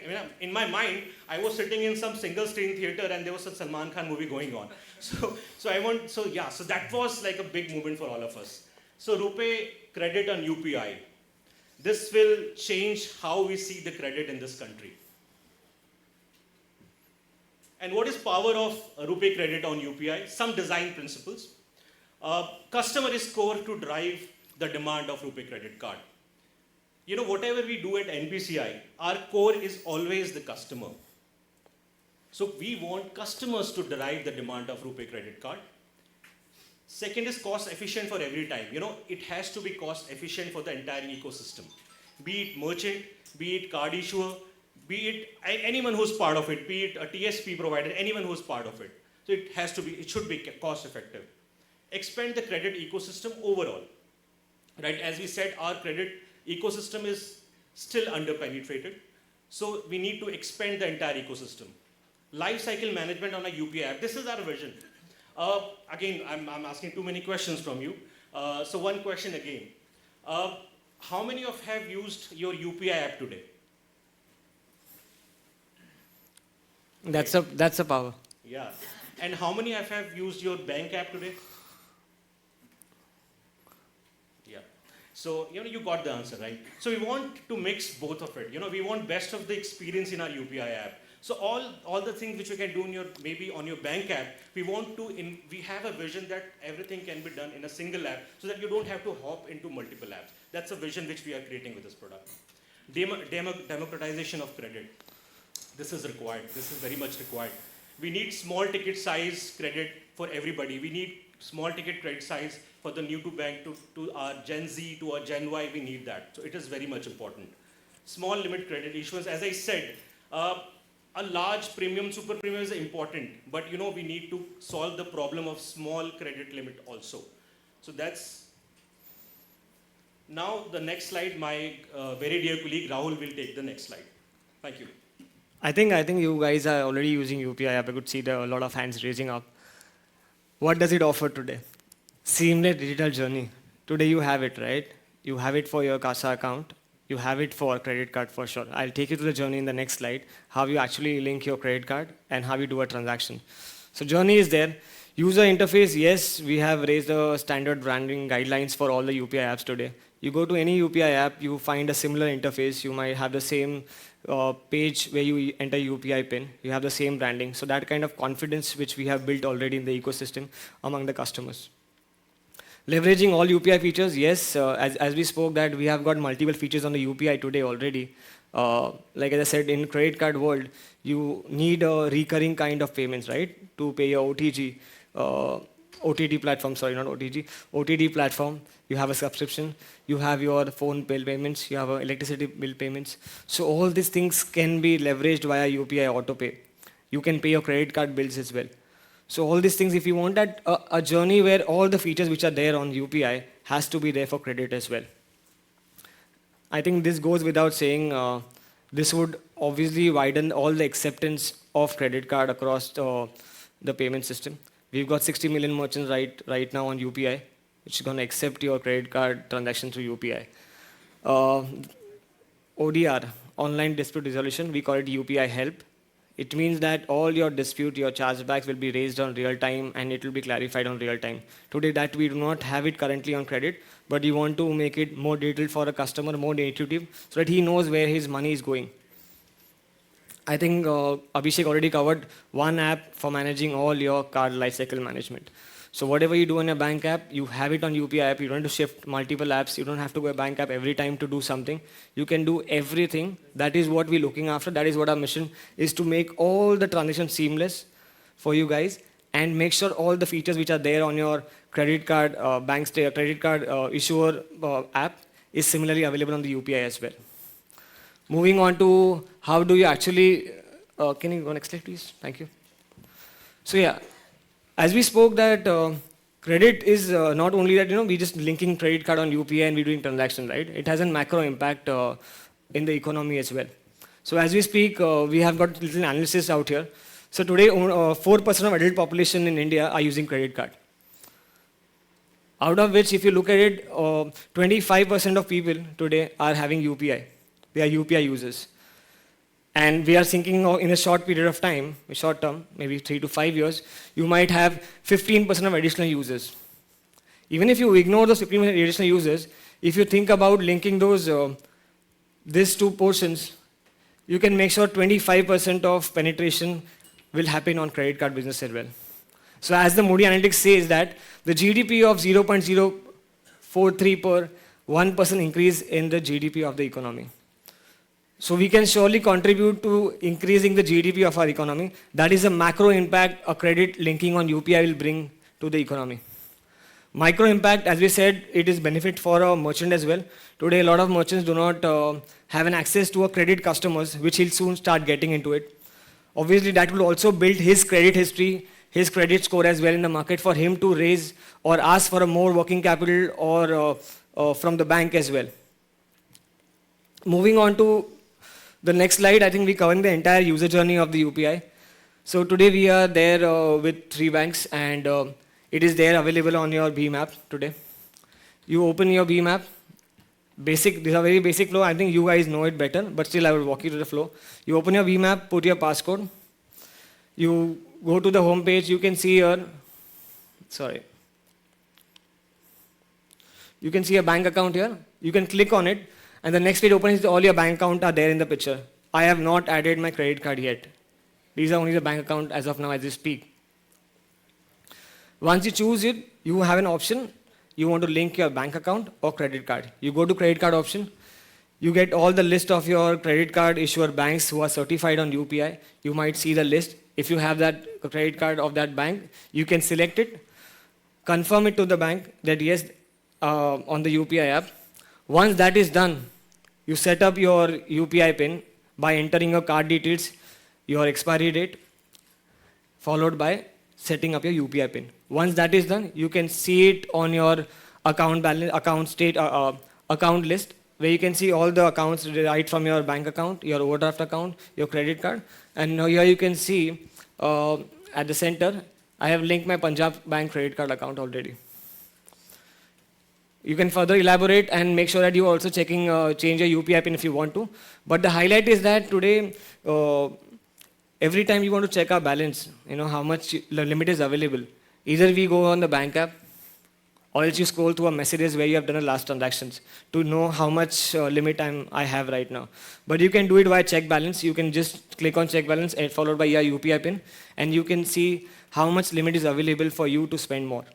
So I think that gives a handy, informative kind of an information to the user before the transactions.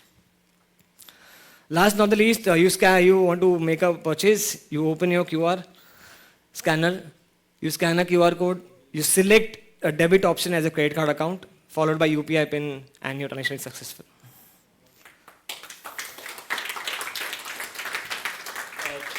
I think in that note, we want to show you a small video. Thank you so much. Before the video, the entire ecosystem, as I said, has worked on this proposition. So 3 cheers for the entire ecosystem. 3 cheers for Team NPCI. All the banks, who worked very hard with us, so clap for them as well.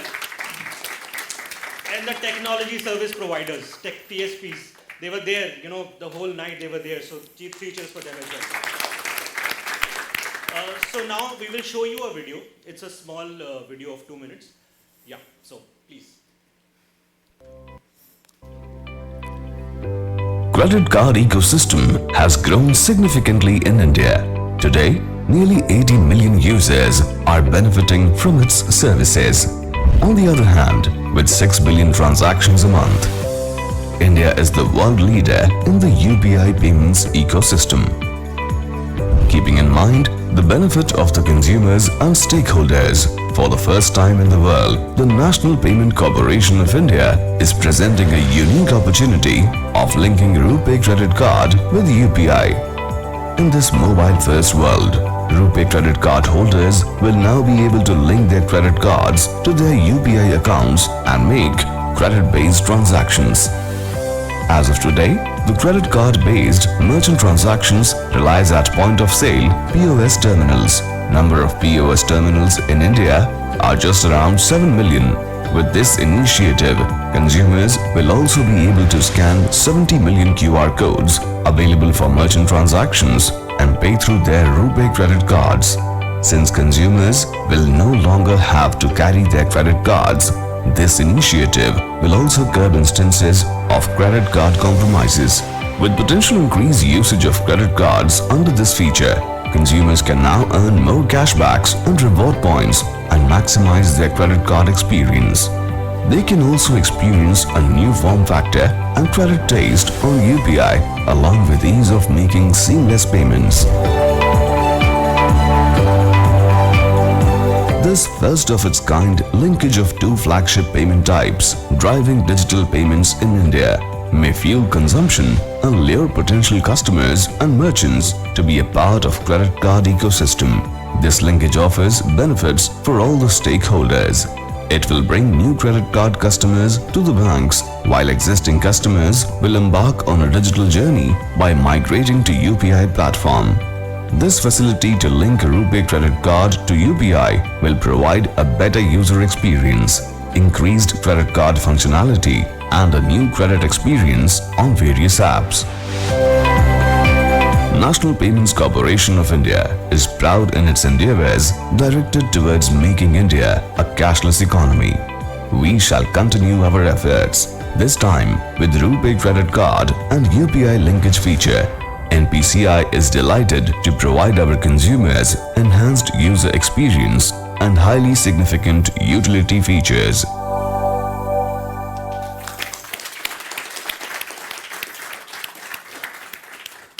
So guys, we are like little short on time. The watch says the time is up, but we'll take 2 questions. Yes, please. I think there are many hands. Will RuPay card and UPI remain transaction free in the future? Very good question. Expect it. So I'll tell you, our always the endeavor is to create something which benefits the whole country, benefits the whole ecosystem. So discussions, deliberations, we keep on doing it with the entire ecosystem. And as far as that question is concerned, we'll come back to you. The discussions are still going. Right now we are working on the customer journey, the tech enhancement. So we'll come back to you on that. So the focus right now is the customer, that how do we enhance the journey, as we spoke in the slides as well. How do you make sure the transaction is secure, it's fast and safe. So that's the work going on right now as we speak. UPI credit card on UPI, will it work only on Beam app? Because every time So as we said that we are trying to work out on the design part, customer journey. So as of now, Beam is enabled, followed by many apps, obviously, or we have 56 plus apps. So everyone would come in the picture eventually. just one more question. That there are like limited card issuer banks are right now on this platform. Like 3 banks you were mentioning. So as I said, we every product goes to product lifecycle, right? So we are in enablement stage right now. So obviously, not all the banks would come at a one go immediately. So that's why he said kudos to the banks who actually worked, had a sleepless night to get this done for them. So we have got 3 banks already live, followed by many more. So we are targeting to have all the issuers maybe in a couple of months or maybe less than that. Okay, so soon we will get the Yeah. So guys, even banks are keen, not about a customer. The banks are very keen to come into that platform. Absolutely. Please reach out to your banks, ask for RuPay cards. And sorry, just last question. That I think we're losing out on other questions, huh? Yeah, just last for merchant, whether we have to like do the separate setup or the integration or the current UPI. It will work on the current framework. You don't need to do anything special. Anyone, if you can manage the questions, I know, because there are multiple hands, you can pick one and then we can start. Thank you. Before I do that, I want to ask you, are you around? You are around till what time here? We are around here till 7:38. Okay, so you got the answer. Okay, so don't worry, they are around. You can in person go and ask them the rest of the questions. As of now, we can take just one question. We're running short of time. In fact, so our LinkedIn pages are also here. In Yeah. case you guys Yes, you too. guys want to reach out Simple to and us. smooth. I think that works. Well, I think you have them around, so you can any which ways go and ask them the questions. It's time's up. And I would really like to thank both of them, Rahul and Abhishek, sir, both of you. Trust me, this masterclass was amazing. And special thank to NPCI. Let us all together give a loud 3 cheer to NPCI. Can we do that? 3 cheers for NPCI. Hip hip. Hooray! I like that. Hip hip. Hooray! Hip hip. Hooray! All right. Thank you very much once again. And in few minutes, we'll start our next masterclass. Thank you Let me all. tell you what's our next masterclass. Our next masterclass is the tech masterclass, which is on voice-based payments. Maybe the QR code moment for voice.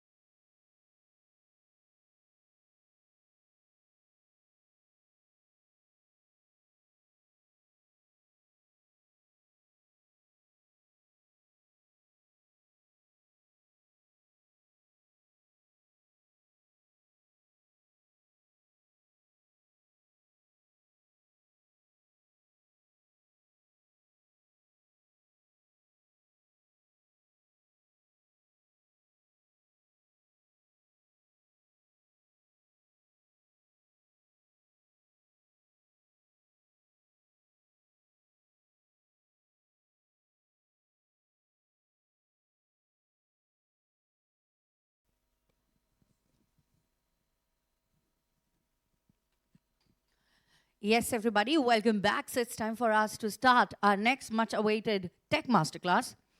And before I go ahead, I'd like to mention our partners in here. So our country partner is UK FCO. Our country partner is Kingdom of Netherlands. Our credit score partner is Paisa Bazaar. Our conversational commerce partner is Carrix. Our P2P lending partner is Faircent. Our VIP lounge partner is Cred. And our InsurTech partner is Covered Genius. And as I announced earlier, our next tech masterclass is on the topic voice-based payment may be the QR code moment for voice. And now it's time for me to invite our speaker on stage. Everybody, let us all together with a round of applause welcome Mr. Kumar Rangarajan, CEO, Slang Lab.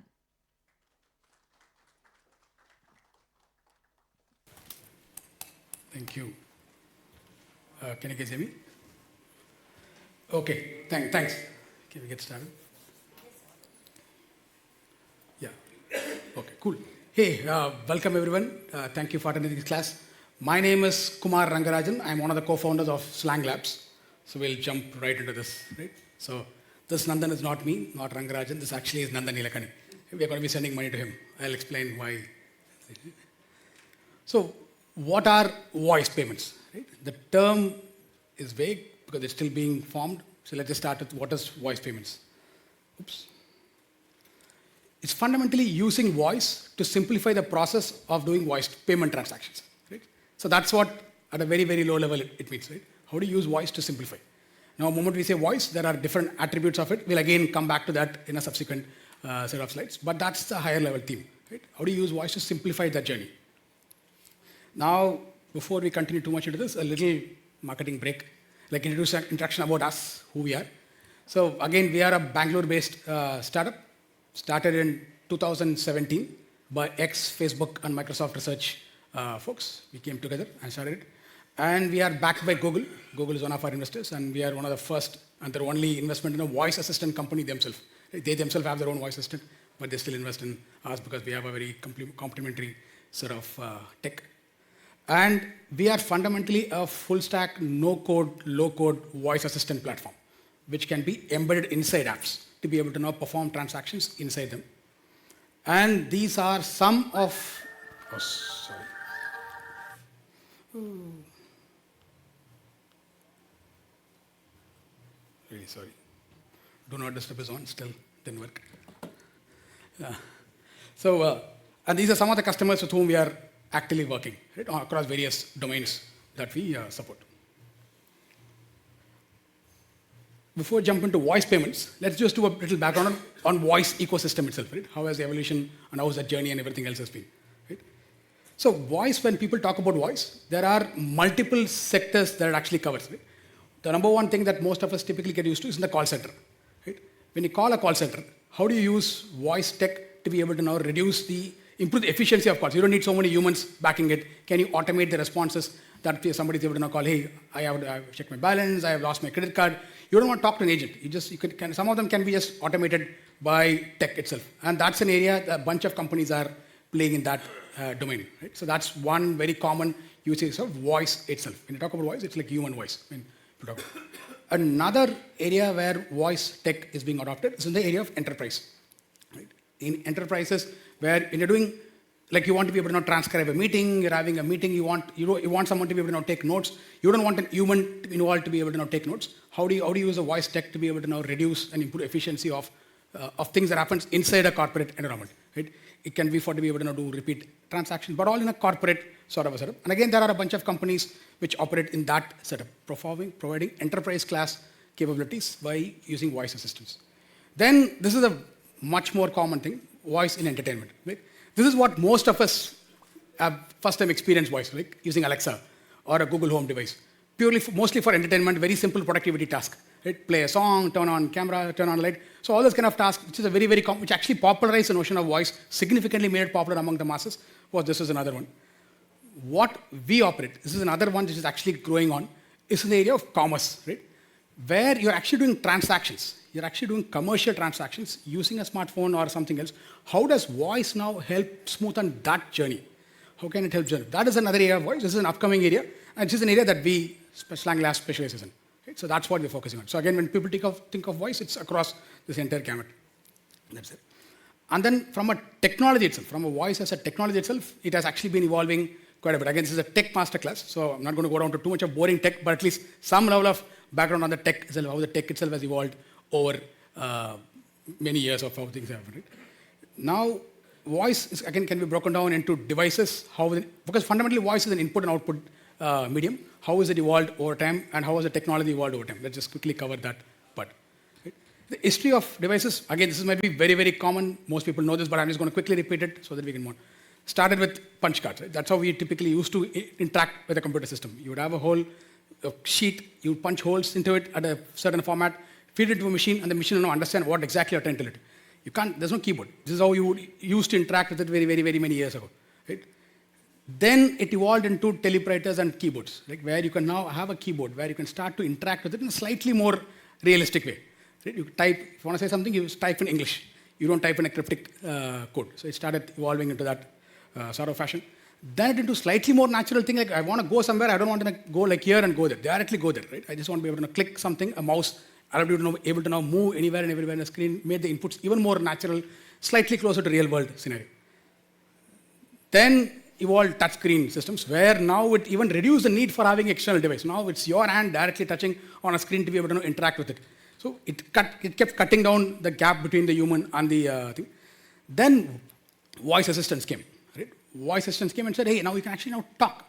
You don't have to now touch, you don't have to now use a mouse to be able to do. Can you just talk to get things done in your computing devices? Whatever computing device you want, can now be able to now use voice to be able to now do this. That's the next evolution that is coming. Next is like, okay, but what voice assistants initially started with Siri as an example, it's like just very simple task again. You could not do a lot of transactions with that sort of tech. So then it went into chatbots.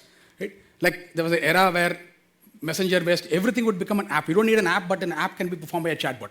Right? A chatbot can take over the entire journey. Everything can be conversational, and where people now type in, and it's a different kind of a form factor in which how you would interact with. Right? That essentially was what the world thought in around 2016, 15, 16. That's how the world will evolve into. But I know that did not really happen fully. This is where we think the world is right now, and this is where the world is heading to. It's a conglomeration of your apps. Your apps is where most of us end up doing most of the transactions. That's where all major activity happens. Now in that area is where now voice is again fitting in to be able to now make the journey and experience of that app even more smoother, even more easier, even more simpler. So that's again how the history and evolution of things have actually become. And from a tech perspective, voice has evolved in a certain way, like where it started out just to be in 50s, recognizing just words. This is a device which was released called Rex, where you could just say the word Rex, and a pig will come out, or a dog will come out, and so you can then go back, right? But it'll not, you don't have to touch anything. You just say Rex, it'll come out and go. It is very, very limiting. It will work only with male voices because it's only tweaked with that particular frequency. The moment a female speaks, frequency is very different. It will not even recognize it. But that's very, very early tech, how the world used to operate. Then it went into IBM and isolated words. You can actually speak words. It's not just one word. You can say things like 1, 2, 3, 4. Systems, computers started to understand this. It might seem like an alien thing, man. Can't even understand, but that's how it was. It didn't magically evolve like that, right? It took from here, from recognizing just one word to then being able to recognize a series of individual words. Then it went into being able to recognize a sentence. Okay, now I can actually recognize a sentence where it's not necessary to be 1, 2, 3, 4. I can say, like, hey, come here. You can speak a natural sentence, and it can now start to recognize those natural sentences. From a tech, it evolved. There was again, I'm not going to go down to too much aspect, but just to a high level, like people started working on the statistical model where they would tweak various sound patterns of how people will speak. Then they would do a pattern. Okay, if I say bank, it's like ba, ink. So essentially, they would learn to come up with characters for, there's a different set of alphabets called phonemes for the way the voice forms. And then the systems will be able to recognize the voice pattern and form actual words and start even form new words. It doesn't have to now be every word doesn't have to have been seen before. It can now start to form new words based on breaking down your voice into certain, but it's a very statistical model. It's a very rule-based system. You still have to write rules to be able to say, okay, these sound patterns mean this word, these sound patterns mean this word. And anybody could extend it because we're able to now come up with a basic set of alphabets. Now, what those alphabets translate into an English word or a Hindi word, everything was separate. People could just keep writing rules and extend. Then, what has now evolved in today's world is this whole notion of deep learning systems, right? Where the system is able to now figure out, okay, given an audio pattern, what is the output? right? Where you are not specifically training, go listen for the sounds, look for these patterns and everything. The system is now able to now figure it. And again, we're not going to go on technical too much, but from a deep learning system, it's all about like it's able to now figure out its own patterns. Okay, if I have thousands of audio samples and thousands of recorded labels, it is able to figure out, okay, if this audio means this word, this audio means this word, this pattern means this word. It's able to now on its own figure it out. That's how it's now able to now come to a much more broader, smarter various system. You don't have to now tweak every single person's accents, every single word doesn't have to be trained and taught. This is now able to now learn. And these are the building blocks which has now evolved the tech to reach to the state that it is in today. Right? And from where it is going from there, it is again to be able to now make things work with multiple languages. In Indian languages, still there is a challenge. It's not yet as rich as how it is to be able to now understand English and other languages. So that's where the journey of the tech is now evolving. How do you now handle more languages? How do you make this recognition work in a much more smaller form factor? Like even on a mobile phone, to be able to now recognize. These deep learning models take a lot of MB of data to be able to now recognize them. But how do you now shrink it to a smaller size that can sit in? And also, how do you now make this technology now more prominent for normal and everyday developers to be able to now consume? You don't need to be a specialist AI developer or a ML developer to be able to now consume this tech. Any average, I shouldn't use the word average, but any Android business developer should be able to now take this technology and consume it into their tech. So that's where this whole thing is now being evolved. Right? So that's all background of the whole tech space. Now, back to the core topic of voice payments. Right? So to be able to now bring it back, when you talk about voice payments, there are two broad notions of voice again. Voice, where it is used as an input mechanism, where I'm able to speak something and the system is able to now understand and help me to perform activities in a much more natural way. And another one where voice is actually aiding you, where you listen to audio and you do something. Right? It's either ways. It's not, voice doesn't necessarily mean where you only speak or where you only, both of these things put together are the two things that system is now able to now develop. Now, using this, now what are the payment channels that, what are the channels that are actually practically out there, right? Today, using these two broad input and output based mechanisms. One of them is the notion that whenever a payment is done, right, voice now tells you, soundbox, as an example. Again, we'll come to that. That's an extremely interesting innovation that has now happened to be able to now make, where people are notified of what has happened. Then the traditional thing is like where using an IVR telephony, people do this. And the third one is to be able to now do with a smartphone access. Again, I'm going to cover that, so I'm just skipping it because I want to cover it a little bit more detail. So the Paytm soundbox, right? We have heard Vijay Shekhar Sharma talk about it in the morning. Most of us have experienced it in real world. It solved a very, very common but a very simple problem that most vendors had. Did the transaction actually go through? Right? How do they know in a crowded scenario? Like somebody saying I paid them money. Earlier they used to touch and feel the money. Now they don't even touch and feel the money. It's like someone is saying some screenshot. How do I trust it? How do I trust the system actually worked? Right? While in general most people have a very trusting experience, but there are still corner cases which you didn't want to catch. Right? Which is what the sound output mechanism was able to now solve. By having a sound box, when a transaction is ended, the device could detect the fact that a transaction got ended. It will speak out, okay, so much of money got transferred to your account. So that's how the user do. And now it started with a sound box like a device. Now more and more apps are actually doing it in a much more simple way. Just in your app, like Google Pay, if you look at the Google Pay business app, there is actually a sound notification. So when the transaction happens, the app itself will speak out. You don't need a device. Right? People just keep it on the phone, and the device will know, and the phone itself will speak out and tell you what happened. Right? So that's one journey where it is one value where sound is already crept in. It has actually helped solve one problem. Another one, which is again where NPCA has innovated on to be able to talk about how do you now enable UPI transactions for people who have a feature phone. Right? They don't have a smartphone. They have a feature phone. How do you make them work? Now there, it's like, can I now use the regular telephone line? Can I call a number and then do my UPI transaction using that? Right? There was, I think a session was happened even yesterday where they covered it in detail, but I'm going to go down in detail, but that's another avenue where voice has actually been able to now help perform transactions by just calling a number. But there, today as it stands, it is still like where when you want to be able to now enter inputs, you have to enter by touching. Right? You have to enter 1, 0, 0 and stuff. Like when you want to be able to now speak a bank name, you can't enter something, where there you can speak. Right? There even voice input works, but most of the time it is about touching on the keypad and being able to now enter inputs. But that's simplified the journey for people who could not have smartphone access. It's actually made them, for you do not have access, I just had to be able to make a transfer to this phone number. How do I do it? So that gave them that ability to be able to now make it happen. Now the natural and next step evolution, which is where we are in the cusp of to be able to do, is like most of the future-looking activities are happening on a smartphone. Right? are happening on a smartphone, happening on a payment app that is there. Here is where how does voice payments now happen on that kind of a scenario, right? It is for you as a consumer.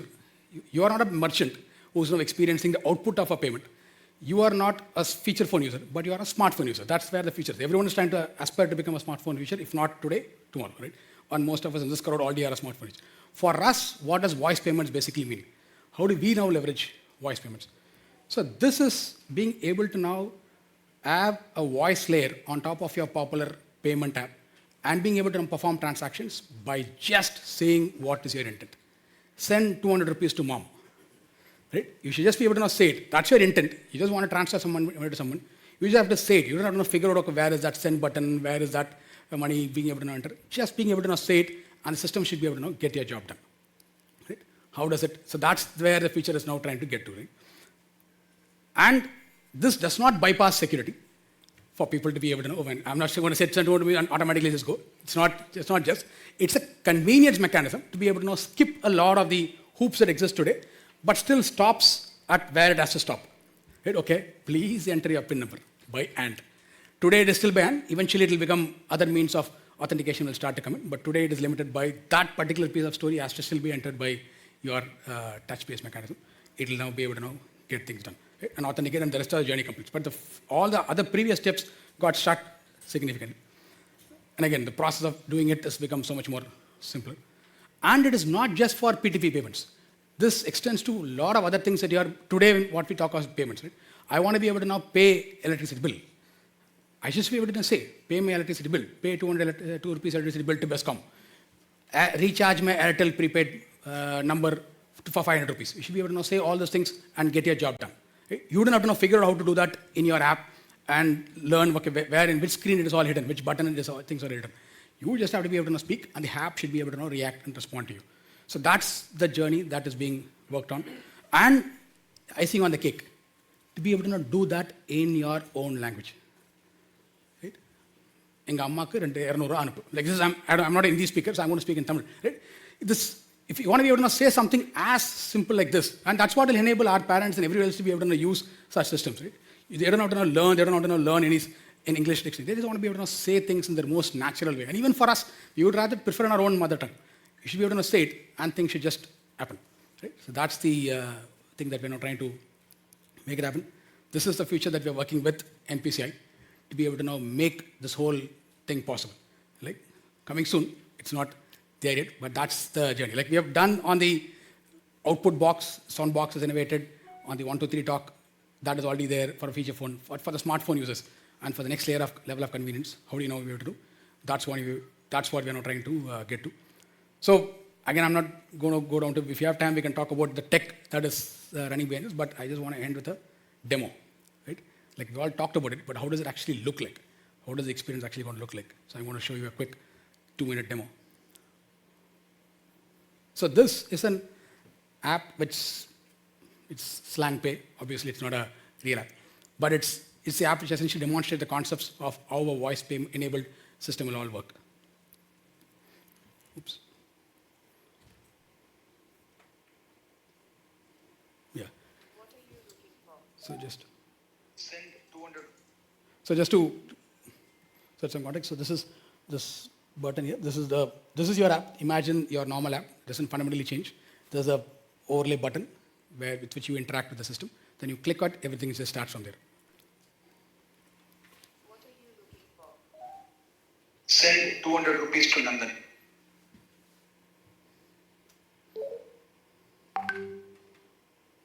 Please select the contact and proceed. Let's make Nandan rich. Please confirm the details and proceed. Please type in your PIN.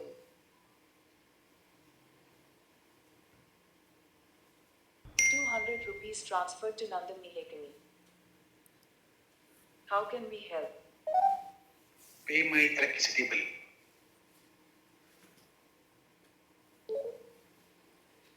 Please select your service provider. Please confirm the details and proceed.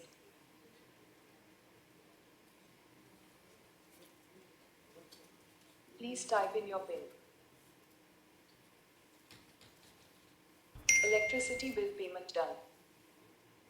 What else? What's my balance?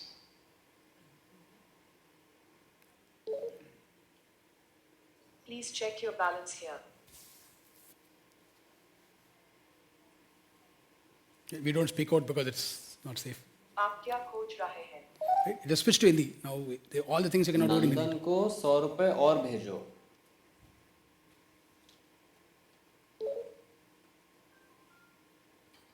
इनसे जुड़े कई नाम मिले.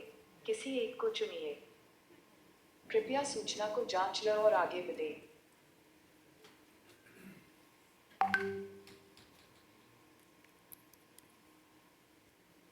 नंदन को 100 रुपए भेज दिए गए. आपकी कैसे सहायता कर सकते हैं? Airtel prepaid bill recharge. Anyway. यह सभी प्लान मौजूद हैं. इनमें से कोई चुनिए. Anyway, the journey ends there. I think the video ends at this point. Right? So this is the kind of simplicity that's being envisioned, right? To be able to now perform transactions like this, the most common and natural transactions, by just being able to now speak and speak it in your own mother tongue. Right? So that's the whole vision of how we're trying to get to here. And that's the end of my speech for now. Any questions? Yes. Yes, sir. Yeah. Thank you.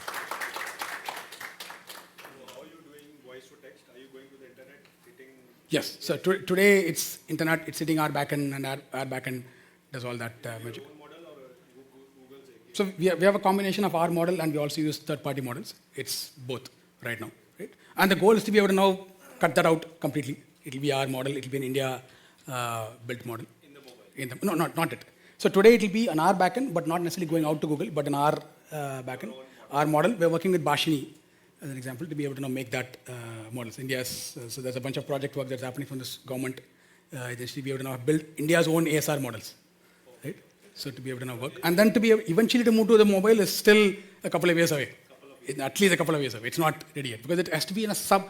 The main challenge is to be able to now shrink it to a size that is sub MB, right? You can technically make it up as from a demo perspective. We have a on-device model that can work, right? But that's still 50 MB plus size from a practical sense, right? 50 MB plus, but that won't work. Which app can carry the burden of a 50 MB ASR model, right? So what did you mention about the India level? It's called Bashini. Bashini. BHASINI. So Bashini is a project from the government of India to be able to now build a language tech that is India-based, like NLP engines in Indian languages, ASR to handle all the 22 languages of India, right? A top grade ASR to be built, but from India. Right? So that will. So it's not one company doing on its own a commercial thing. It's actually going to be open source. It'll be make a lot more people applicable.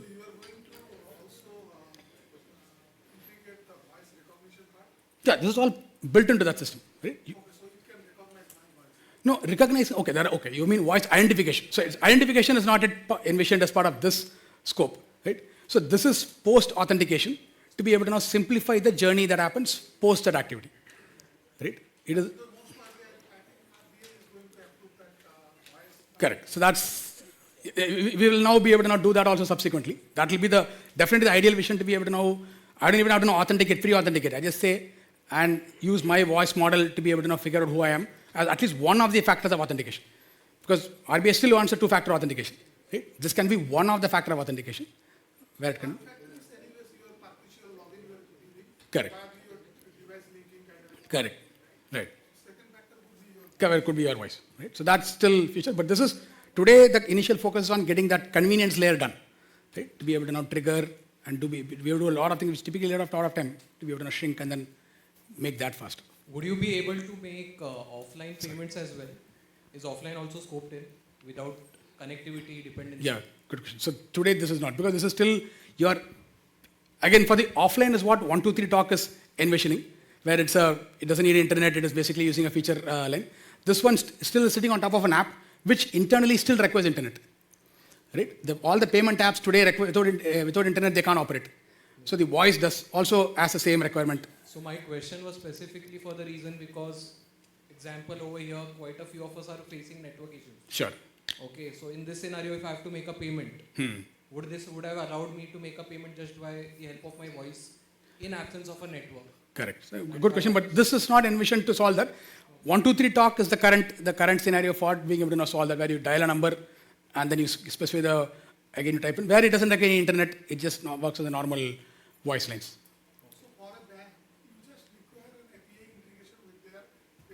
Yes. Yeah, it's a front-end integration, not even a back-end integration. It just requires you to be able to integrate your apps front-end. It's a simple SDK. You plop in, and then that takes care of handling all of this. If I have to make a payment for any shopping mall or something, Uh-huh. how it will be done? Sorry, can you repeat that question? I'll have to shopping. If I want to make a payment in the shopping mall. Oh, you're saying noise. Yeah, I have purchased, no, not noise, basically. I have purchased apparel and now I want to make the payment. So how it will be done through this? So we have good question. We haven't actually honest answer. We have not solved to P2M yet. This is fundamentally expected to be imagined today as a P2P solution. For peer-to-peer solutions where you're not sending money to your phone number or a contact is where this is going to help. So it can also trigger some convenience factors like, okay, you don't know how to trigger your QR code. You don't know where the QR code scanner is. You can say, hey, open my QR code scanner, right? And then open up that QR code scanner, that activity. You can do that today, but it's not replacing a PTM fully yet. Okay, and if suppose I want to make an insurance payment. That can again help. So all the bill payment things are envisioned as part of it. Like you should be able to now say, hey, pay my ICICI insurance person. It will not take you to that particular biller section and say, and then it might ask you some follow-on questions. That page will require you some follow-on questions. Potentially you can provide that by voice again or by selecting on the screen itself directly, whichever is more convenient at that point. But you don't have to figure out how to pay my ICICI. You just speak on the home screen, hey, pay my ICICI insurance release. To answer your question. So that's what is being envisioned as part of this. How many languages have you enabled for? So right now we're hoping to enable 5. The goal is to get 22, cover all the 22 languages. But to start with, all of that will get handled as part of this because that's the key. But the thing that is from voice technology, as with any AI technology, even for example fingerprinting, it doesn't work for all the time. Sometimes it works, sometimes it doesn't just work. Same way with voice, it will work for most cases. There will be some esoteric dialects which might just not be able to understand, right? So probably that 5% will get, fringe cases will get cut out, but for a vast majority it should be able to handle. That's a core aspect. So I can't say that at this point, but yeah. But this launch is to be able to do with a couple of languages. It won't launch with 22, launch with a few. How far we have reached in terms of accuracy of the ASRs in Indic language perspective? Right. So purely from an ASR accuracy perspective, it varies from a very theoretical version of ASR perspective. It's like typically around, for English, Indian English is around 90 to 95%. With Hindi, it's around 92% is there. With Tamil, Kannada, it starts to lower. It's around 85 to 87%. And with even more relatively low language, it goes to 80%. But what the whole thing that is being envisioned here is to be, because it's a voice payments thing, you don't just depend on the accuracy of the ASR. There are things that you do on top of it because you know the context of what is happening. You know when you're trying to send a person a number, you know it's a number, it's a phone number. And if you know you're sending a person to a name, that name belongs in your contact list. So there are additional tricks that you can perform on top of using the context to be able to increase the accuracy of the overall experience. While purely from an ASR perspective, it might make mistakes, but we can do a lot of things on top of it to actually move that 80% to actually 95% accuracy, which is what we do. Because a lot of things your context will give you that pure ASR engine will not get. So the intent, we have a ASR plus NER engine. Yeah, there's an ASR plus NER plus a whole bunch of other engineering magic that happens in the middle to be able to now do. Because it's not just two AI components which put together and just will automatically work. Right? It's a lot of things that has to happen on top of it to be able to now recognize and make the overall end-to-end experience seem like super accurate. That's all the end user cares about. He doesn't care about ASR is great, NLP is great. Overall put together is all. And also, are you looking for, means you have your model which hits the API, correct, but over a period of time collecting these data and retraining your model, correct. do you? Oh yes, that's all part of the platform that we are planning to build, right? So that's the thing, like where it is continuously learning. It starts with a certain level of accuracy, and as people actually start to use the system, it learns even more, right? And then there are two variants that it has to learn. One is on the variance with respect to accents, and with respect to like how people say, like 205, right? Number itself will be saying, okay, 205, 205, 205 as an example, right? These are all already well understood patterns. Now, there could be a pattern which you have not even thought about. Right? Those patterns you will learn only when you see on the fly, and system will learn. Right? And eventually, there's only finite number of patterns. It's not an infinitely growing pattern all the time. So that's will over time it will just like the accuracy level will just shoot up beyond a point. I wanted to understand, I understand that we are in a probably very initial phase of this whole thing. I want to understand how you see this sort of a voice payments go ahead, how the journey will go ahead in the future. Say, will there be are you looking at saying the PIN, saying the PIN through voice itself, or say something like UPI Lite also coming in, some virtual account say automatically debiting for some fixed amount of 200 or something. So are you seeing some sort of that? Because then that will really enhance this whole customer journey. So that's, I think, good question. That exactly I'm assuming eventually we will want to be able to get there, right? Where it is as for a, is it even possible to be able to imagine when someone says send 200 rupees to my mom, I don't ask the person any more question. Right? I know who the person is because my first factor authentication is already done. My second factor authentication is his voice. Right? I know who is he sending it to, his mom, and my contact list has the mom's number. I know the number that he's going to send to. Every detail is available in this one single command. Right? Now can I reach the end of that goal? As long as the money is there in his bank, can I now reach the end of that goal in one shot? Right? I think that is definitely the future that is being imagined down the line. How soon that future will be hit? Of course, there are a lot of, for good reasons, there are roadblocks that have been put to cross, but that's the, hopefully we'll be able to hit that goal sometime soon. But that's the vision, right? How quickly, how easily to be able to get that. And to be able to say that in your own language. Right? You should be able to speak that simple. So, you have Siri? Just a follow-up on that. So, is your model accommodating those pattern recognitions, or is it the app that has to do it? No. That's the platform will take care of all of this. The app is to be able to perform the actual business logic. The voice part should not be handled by them at all. Right? That's all abstracted by the platform to be able to solve that problem. Yeah, because otherwise... otherwise, the burden is just half done. Right? Yeah, that's not at all the goal. For them, it's just, okay, who are you going to send it to? How much is the amount? What did the user say? How did we get to that? Is all the platform's problem. Right? And that's the platform that, again, as we work with NPCI, that's the platform that NPCI will be able to make it work along with us. So if it ever becomes a end-to-end voice-activated transaction, do you see any human error risk? So any, for example, if I have to, let's say, 13 and 30. Correct. What are the mechanisms? So today, good question. Again, to be able to know, that's where you have to be, unfortunately, we have to take baby steps. While we can rush to go to the final goal, we can't rush to the final goal. That's why there's typically a step in the middle where to make sure, like, did we get you correctly? You might have said 30, we might have understood as 13.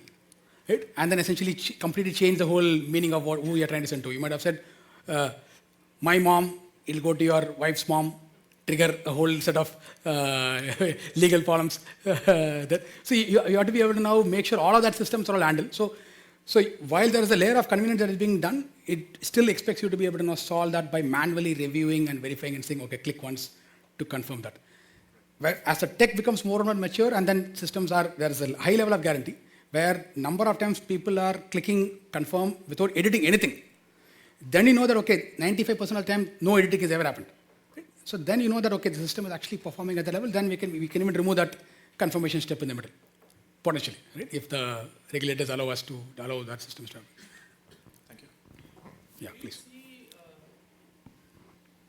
Do you see a threat from something like Alexa? Because I can do the same thing with Alexa, saying, Alexa, pay 200 rupees to Nandan. And the payment app can actually build Alexa skills to perform the transaction. So do you see that as a big challenge? It is quite possible. And I think more and more channels to be able to get the same thing is always good.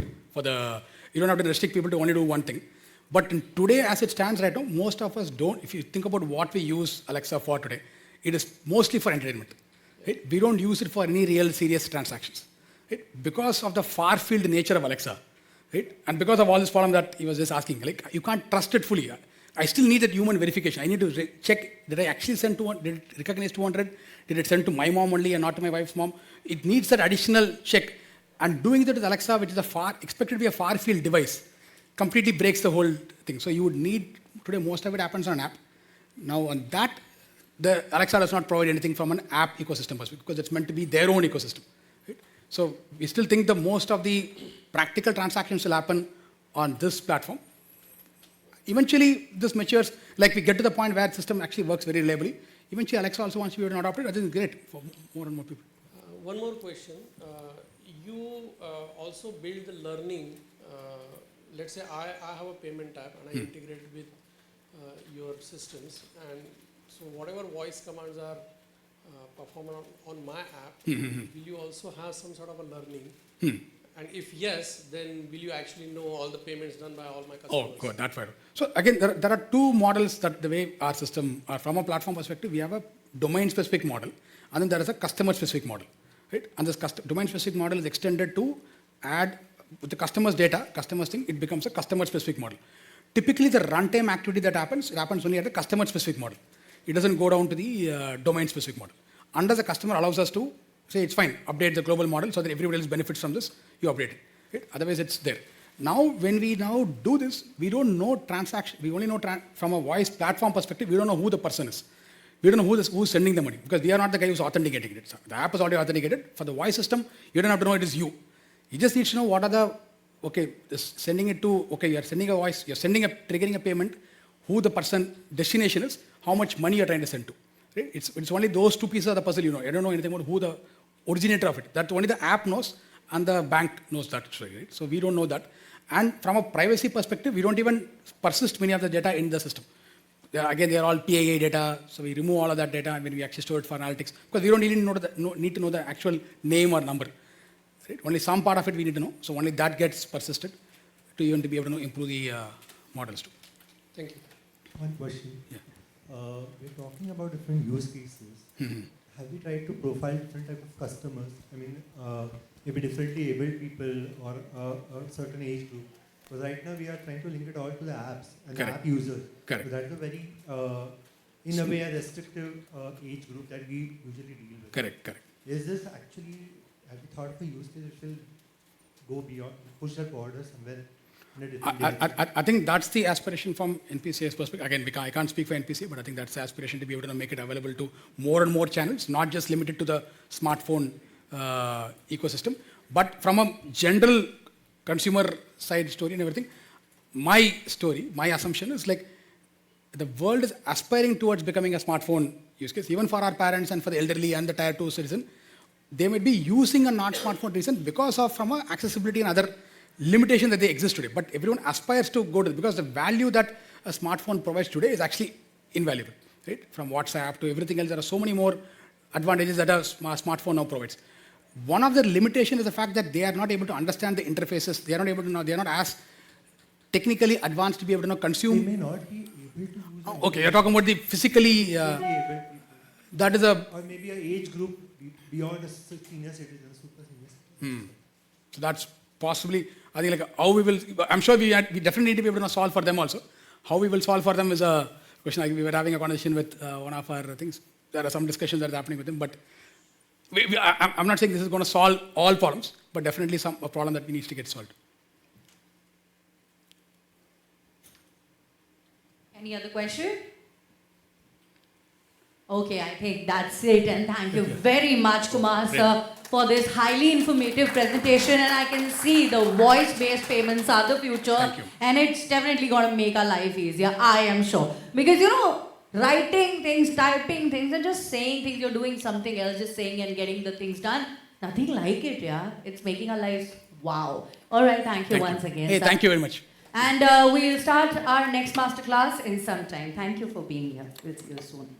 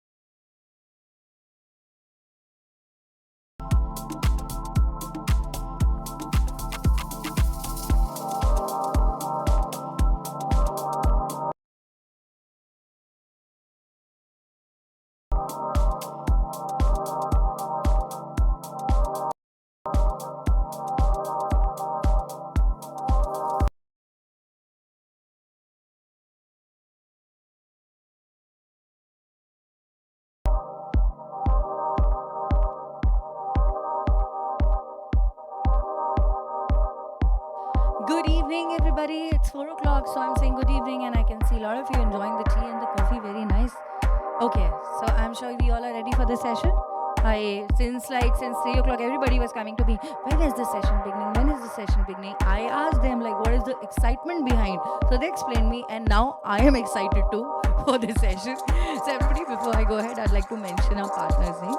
So we have our co-agenda partners, Lyra, Paypoint, our session partners, Feedzai, Bureau.id, Rico, our gold partners, Jakarta, Payten, Innovity, Beams, VC.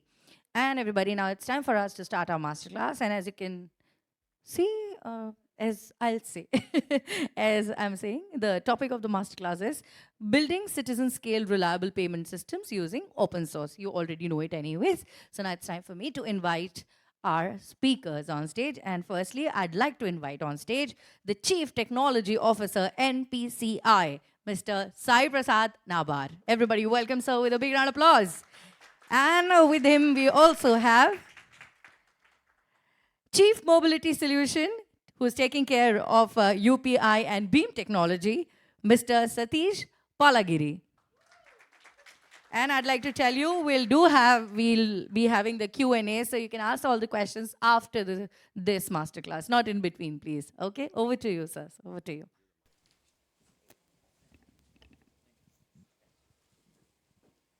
Good evening and welcome. Good evening and welcome.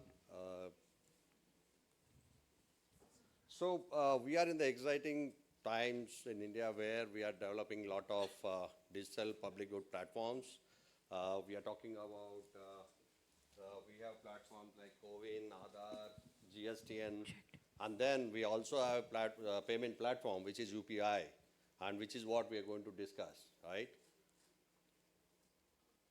So when we talk about UPI in the month of August, we have around 6.57 billion transactions in a month. That is around 250 million transactions a day. And when we talk about 250 million transactions a day, that is the financial transactions, right? And financial transactions, when we announce, it's only the approved financial transaction. But the system is processing around 10 to 15% more. That is around 30 plus crore transactions in a day, which is financial, and also the system processes the equivalent more amount of non-financial transactions. When we say non-financial transactions, it is like balance inquiry, you are doing your account listing, those kind of APIs, right?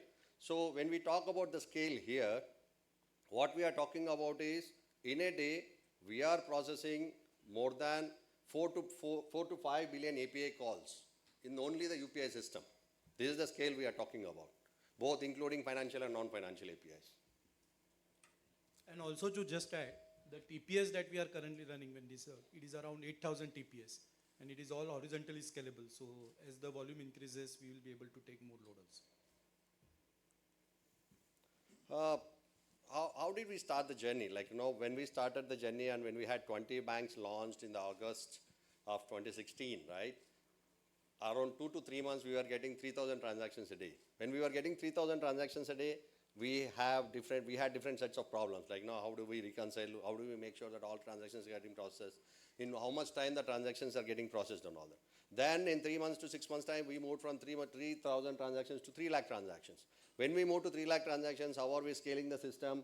How do we make it more resilient, right? How do we get all the automations in place? Those kind of issues. From 3 lakhs to 3 crores when we moved to, then we had different sets of problems. How do we scale the system? How do we make the system is up and running all the time?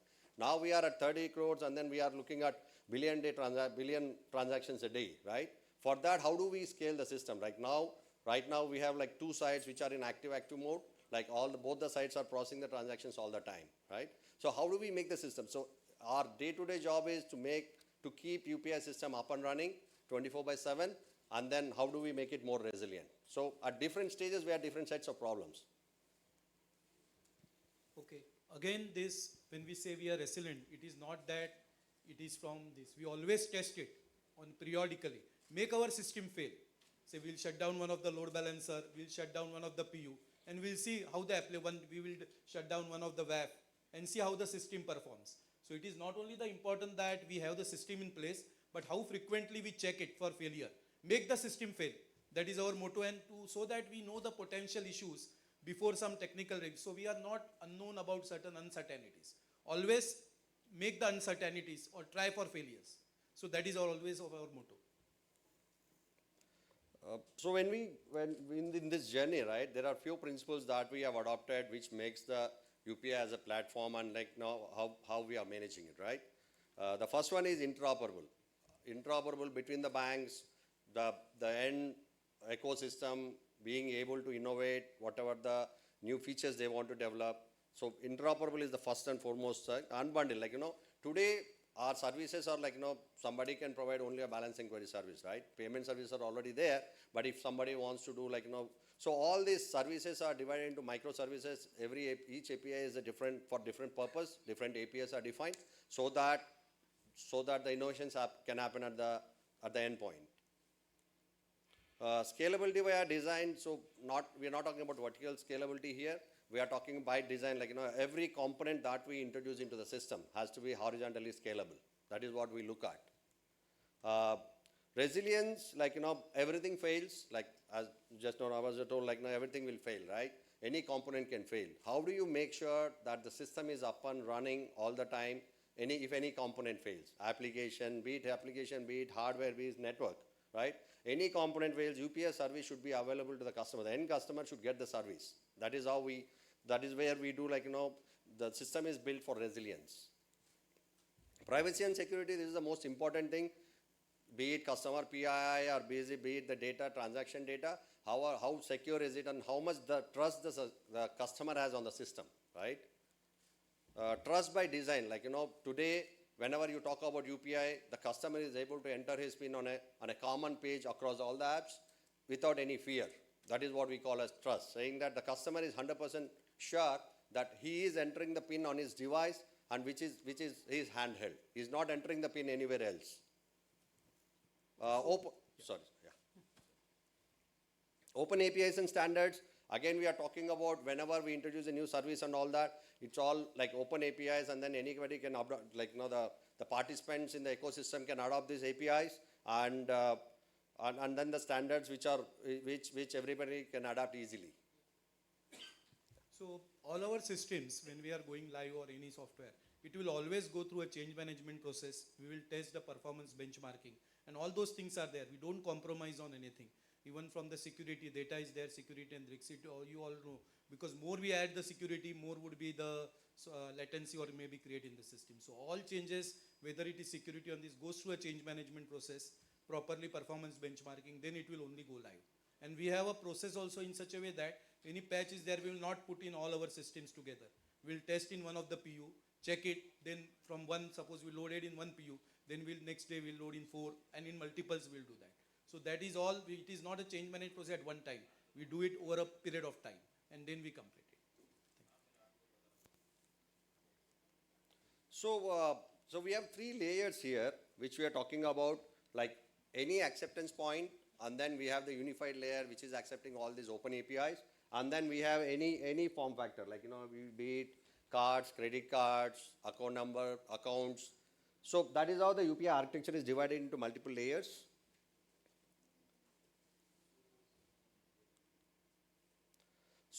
So we are proud to say that each and every component in the UPI platform is made of open source, right? That is how we are able to maintain the cost of ownership, right? So the system is completely built by using open source software, commodity hardware, and there is no buy-in or lock into any specific OEM or any specific hardware, right? So the first one is, what is this giving us, right?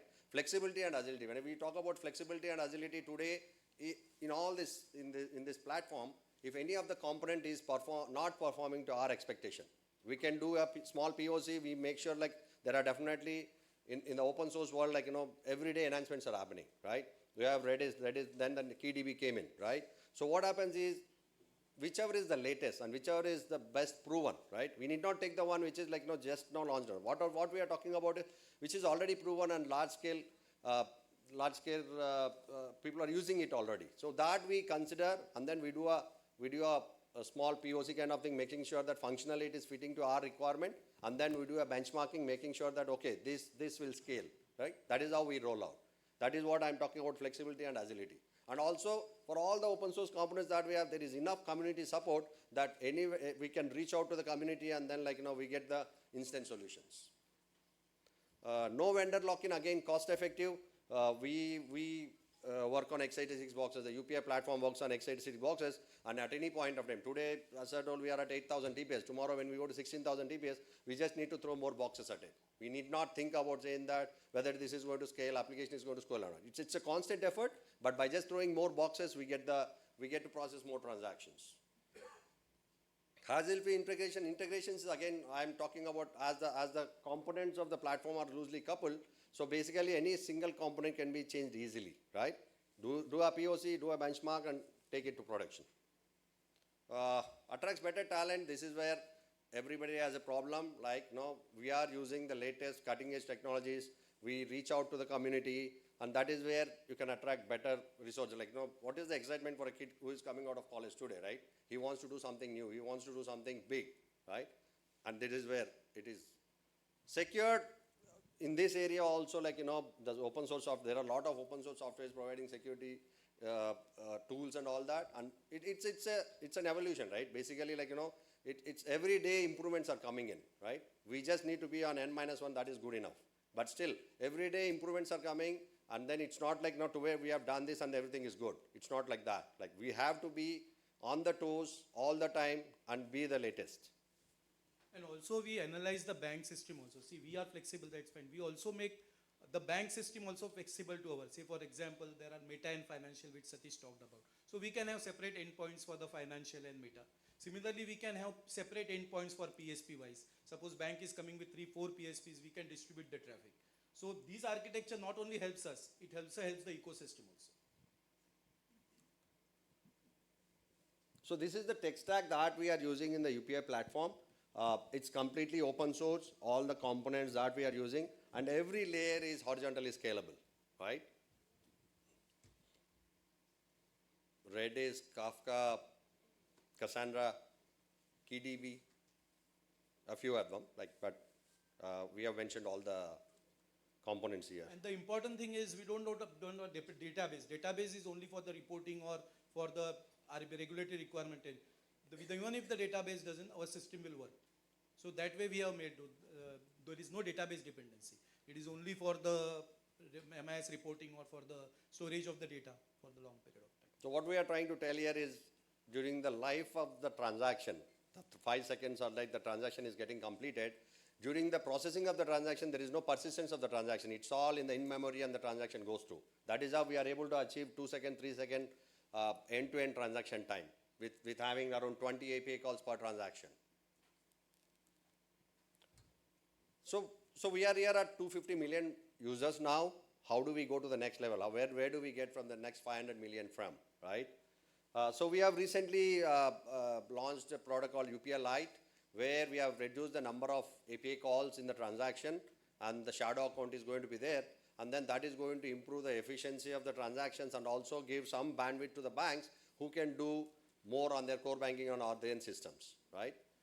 Active is another thing. We used to be active passive, like whenever there is an incident or something, within a minute or two, we used to go to the other side. But now what we have done is both sides are active. They are always up and running and processing transactions all the time. If any of the side goes down, we don't even recognize, and then the traffic automatically shifts to the other side, right? And at 8,000 TPS is what we are talking about. One-touch onboarding, again, how do you get partners onboarded onto NPCA platforms, banks? How do you certify them? So it's all we are working on end-to-end automation. Right now, it's in progress, right? How fast we can get the banks onboarded onto the NPCA applications, be it UPI or any other applications, right? Be it certification, the standards, and then the compliances, all that we check, and then we get the banks onboarded. Online dispute resolution system, this is again a good initiative by the regulator saying that any of the transactions which is stuck, if we have that 99.99% of the transactions are good, but that 0.01% of the customers, if they are not happy, if their transaction is not through, how fast you are providing the resolution. That is what is this online dispute resolution. Today in the UPI ecosystem, anybody can open their app and then raise a complaint, right? We didn't have that before. In the last 1 year, we did that, and then like there's a directive from RBI that like, all the products, there should be an online resolution for all the products of, all the payment products, basically, right? Proactive performance management, this is one important thing in our daily, around 50% of our time is gone in performance analysis and management, saying that system is here, like at what percentage of utilization the system is here, and how do we take it to the next level, right? Today we are at 8,000, 9,000 TPS in the evening times. Tomorrow during festives or the day going forward, like we are looking at billion transactions a day, right? Billion transactions a day, around 30,000 TPS. Like how do we handle it, right? So that is our, half of our work goes in that. So when we say active, it is not only we are active. So we are giving flexibility. So we are processing the traffic at both the sides. So the earlier when we started the system, the RTO was 5 minutes, 10 minutes, go on reducing. But we also thought that RTO 5 minutes is also not there. So we went to active. Also this flexibility gives to the bank also. If they want to send the traffic to both the sides, they are also ready. So we are making the big banks ready. So whatever we are doing, when we design it, it is not only for look into for us perspective, but also from ecosystem perspective also. So what do we look at when we say resilience, right? No single point of failures, like you have the load balancer layer, you have the application layer, you have the persistence layer, you have in-memory layer, right? So any one component failing should not take your system down. That is what we are talking about, saying no single point of failure, right? Active, we used to be active-passive, now we move to active, right? Multi-site, right? 2 is not good enough. Like if you want to process billion transactions and more, what we are talking about is it cannot be 2 sites, it should be more than that. Fail-safe execution, every day, night, one or the other components will be failed, and then make sure that the system is working fine. In the lean hours, 2 to 5 a.m., 2 to 4 a.m., there is team which is actually performing a fail-safe testing, right? Every day they fail one or the other component of the platform and make sure that it is up and running, right? So that any eventuality in the daytime should not take the services down. The next level what we are looking at is saying that, okay, now we are able to find out and then you are making sure that it's taken care. But how do we take care of the system, like saying that how do it heal itself? Like, no, we are not still there. We are aspiring to be there, right? Yeah. So even that fail-safe, as I said earlier, when we do fail-safe, it is not only for the application component. It will be for WAF, it will be load balancer. Each route the transaction passes, that each component will make fail. Okay, so now we are doing so now we will be automating it completely process without manual intervention, how also system works as a next roadmap. Monitoring is one important aspect when you are processing like 300 million transactions a day. How do you make sure that any failures you are able to find in time and how you are able to patch it, right? The first and foremost thing is like reactive monitoring, saying that okay, something has happened, you are able to find out in the next minute, 30 seconds, and then you actually act for it, right? Second is proactive. Proactive is saying that like what can go wrong, what can fail. That is being proactive, and then we constantly work on that. Third is predictive, saying that by this trend, right, at what threshold the system was failing, right? How do we identify that, and how we avoid the situation, right? We work on all the 3 aspects very carefully. And so also it is not application monitoring. Say for example, WAF is there. It will check from the how the WAF sees the application API is performing. So it is not just an application, it becomes a 24/7 monitoring for all the components. And we correlate the incidents also, whatever WAF we see, whether latency is there in the WAF or latency is there in the application. It is a load balancer. And we do this exercise during we are more interested when it is a peak time. Say for example, 6:30 to 9:30, how the application behaves rather than the non-peak period. So these are all important analysis that needs to be done proactively. So to behave our application in a healthy state.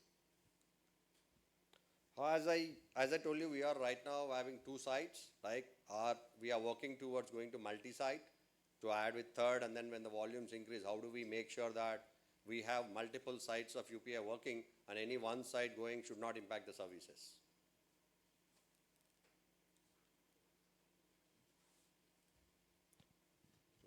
Yeah. So operation excellence, when we do this, there is also saying that how are we making sure that we are improving day by day, right? So basically saying that like initially what we are doing is like, in the initial days of system, like, it was active passive, right? we were doing 1 or 2 settlements in a day, right? So when I talk about settlement, the fund transfer between the banks, right? The customer is getting his funds in IMPS or UPI real time. But when we talk about between the banks, we used to settle once or twice in a day, right? Dispute resolution was like offline. Customer goes to his bank. From bank, he goes to the bank, raises to NPCI, and then we go to the issuer bank. So the dispute resolution was working, but it is time taking, right? So just to clarify, when we say active passive, all over at that time when we started, it was a proprietary database or licensed database. And then also the settlements were once in a day. Dispute resolution was on the TAD base. Okay, it was a long time, chargeback, represent when they were working. And MIS was just for the reporting perspective. So when we went to the new system, we again converted our settlement system into an open source stack. Then was a real-time integration between the online system and this. So as the transaction comes, it gets settled. So because of that, we were able to do 8 settlement and 24/7/365. So the banks are also benefited, they get the funds immediately. This is the most important near real-time dispute. So of course the customer, when there is a transaction failure, he has to get the funds immediately. So we have implemented this, it is in the process of implementation where the near real-time dispute management will happen. So automatically for the transactions which are not completed, automatically the API would be fired, and the transaction, if it is automatically the beneficiary, if it is not, it would be credited. So all this will happen in the real time. So our aim is to start with 50% of the transaction automatically settled, so that it doesn't go into dispute at all. When it goes to the dispute, it goes for a long period of time. So we near real-time dispute management system, it is called as ODR. We have started that implementation also. And it's automated settlement, means there is no manual intervention. The file is generated, every it gets cycle, it gets post, without any human intervention or without anything. What we aim is an active-active architecture, again for the settlement architecture, re-architecture for the instant settlement. When I say instant settlement, whether I can, instead of 8 settlement, whether I can settle within 1 hour, all the funds, or whether I can settle in half hour, whether I can do instead of 8, 10 settlements, 15 settlements, we are re-architecting the system for that. And the dispute management AIML, so what we offer to the bank is okay. Why their chargebacks are increasing, why their deemed acceptance are increasing. We will use AIML to give a better insight to them.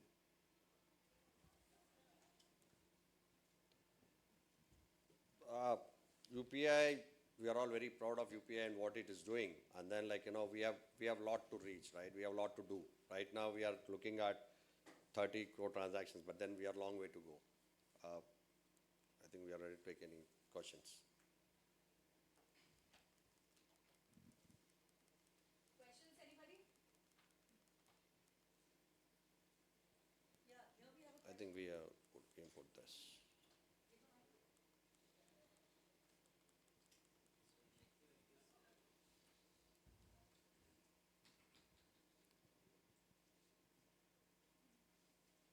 Excuse me. Can you be mic? I think you can ask without the mic. How do you manage new release or patch management for New release for? So when you are in active, how do you release? So we do a staggered release. When we talk about this, there's microservices, right? There is balance inquiry, customer onboarding services, balance inquiry is there, and then we have financial servers. So the way we start is we start with non-financial transactions, deploy in one site. Like we have a number of servers, right? For example, we have 20. Example, like you take 25 servers per site, and then like 5 servers taking care of balance inquiry, 5 servers taking care of onboarding. So we start with 1 or 2 servers at a time, right? First day, like our rollout takes anywhere between 6 to 8 days to completely roll out into production, right? That's how we do a staggered release to make sure that nothing goes wrong in production. When we are processing like 70 to 80 crore transactions in a day, we just don't want to deploy everything in one night, right? We do a staggered deployment. In addition to the staggered, see, because the UPI is not a single system, there is a settlement system that is connected to it. Okay, so we always the staggered approach, and we observe it, and also we take the inputs of the bank, because finally if there is something wrong in the online, it impacts the settlement. That is a normal case. Okay, so we'll take the inputs from the bank also, whether this patch it worked or not. Then we'll go on migrating to this. So it will be say today's end servers it is working fine, everything no issue. Then n into 2, then again into 2 like that, and we will roll it out. So another question is like, when you said there is no database persistence during transaction processing, everything is in cache. So once a transaction is processed, how long does it take to reflect that cache data into the real persistence? Within seconds, like the transaction is processed completely in memory. The transaction in real time goes to the settlement system. Like we have two systems, right? There is an online system which is taking care of real-time transactions where it goes for the debit, for the credit, and the final confirmation is given. Immediately it is pushed through Kafka to the back office system, right? Back office is where all the aggregation, all the settlement happens. So it's in real time. At the same time, we also persist to the database just for insurance purpose. But then the transaction actually already moves from the online system to the back office system within seconds. So basically the settlement of this become a maker-checker like, okay. If some exceptions are there and this, anyway we'll know in the settlement because always there is a debit and credit. One bank debit, another bank credit. So if something missing is there, some exception is there, it will definitely recorded in the settlement issue. And when we get the feedback, it is not that of course there might be a technology glitch, it happens. So we correct it fast to cover that. Hey, one question in terms of the latency, and this was something I think a couple of sessions back one gentleman asked. Right now, I mean, for obvious reasons, the current entire architecture is on a private cloud. But is there a thought process in terms of moving to a portion of it to the public cloud in order to probably, improve the latency at the far end? So, see, the latency might be reason of the several factors. Okay, so it might be because of the capacity issue. Okay, it might be because of the application code not written properly, or it might be of some interconnected components that are not working properly. So I don't think in the cloud or private cloud or this, it may become each organization's requirement. When we go by that, we do a proper benchmarking of the application, and we are always 3x from that perspective. Okay, so we build not the capacity of X, we are 3x always. So that always help us to create the exponential growth from this. So of course, there might be a scenario that 3x also exceeds. But that is more we take up, we continuously monitor the business team of this, looks into the volume. So I don't think that for the UPI, as of now, to move into some public cloud of this. If we 3x is ready and we don't know the tools and performance monitoring tools and this, and we have to use the right strategy, I think that situation may not arise. So we are 700 kilometers apart, right? We have data centers in Chennai and Hyderabad, right? We were active, passive. At any point of time, one site was working. Now, both being active, and then the traffic between the data centers being passed, we have not added more than not more than 5 to 10 milliseconds in the transaction, like in each message processing.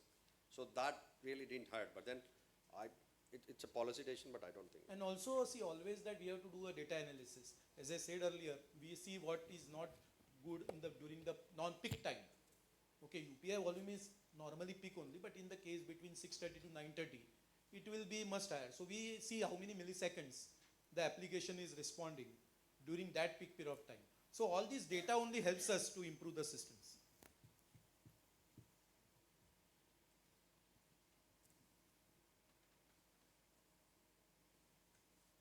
Any other questions? No questions? Okay. No questions. Thank you. Thank you very much.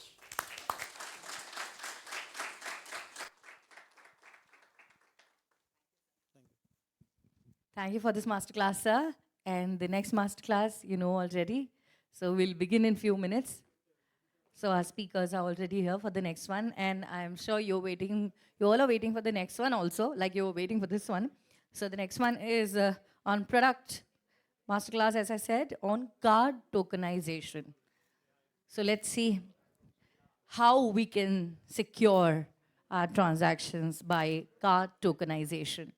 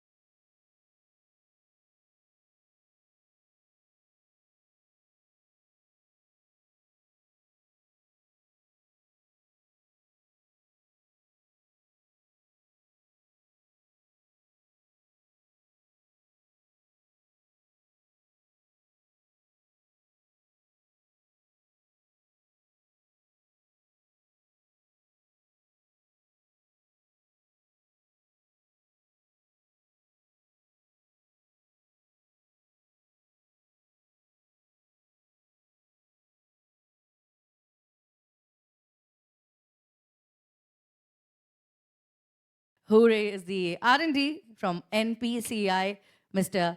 Nishant Gaurav. Everybody, welcome the in charge R&D NPCI, Mr. Nishant Gaurav. Over to you, sir. So on. So hi, very good evening, everyone.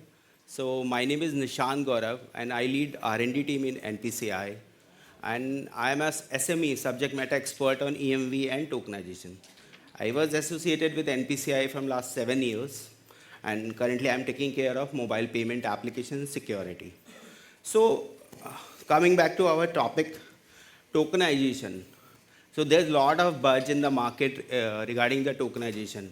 And there is, there is a compliance from RBI for all the e-com player, either it's a merchant, PG, PA, to comply with the tokenization guideline. And I think deadline for the tokenization compliance is 30th of September. Initially, it was last year, December 2021, and RBI has extended to 2022 September. So we are, I think, reaching with the deadline. So before we get into the RBI guideline and what is all this card on file tokenization, so I prepared my slide that what is tokenization, why it is, you can say, important, and what are the use cases which are there in the market related to same. So first, tokenization is something, a concept. I think it was evolved in the market in the year 2001. One of the company has implemented that in the 2001 with a company classmate.com to secure their payment data. So it's not something, you can say, a new concept. It was implemented 20 years ago. And after that, it was evolving, and gradually everyone were implementing this basically in the payment field. So tokenization, don't, you can say, restrict this tokenization solution with the payment card only. You can do tokenization in the Aadhaar also, or DL, any information which you think you are sharing in the you can say third-party website, third-party application, and that is secure. There you can implement this concept. So of course, in the back end of this concept, there is an encryption and decryption is there. Of course, the cryptography methods are there, how the data will be secured. And to do that, even EMVCo, there's a international standard body who you can say manage the you can say card application and terminal EMVCo application. They also have a guideline or framework regarding this. You can create your token system and get your system certified with the EMVCo. But for that, you need to follow the guideline, or you can say framework, which EMVCo has written.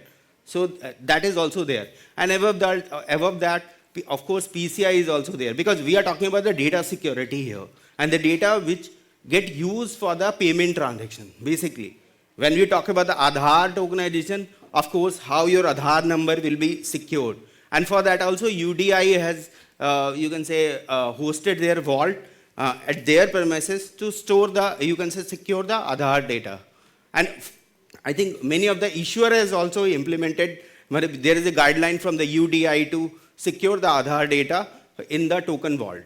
So tokenization in the card world, because today we are going to talk about the card tokenization. So tokenization in the card world is nothing to replace your card number with the equivalent number, which will look same, but it will not be your actual card number. It will be different than your card number.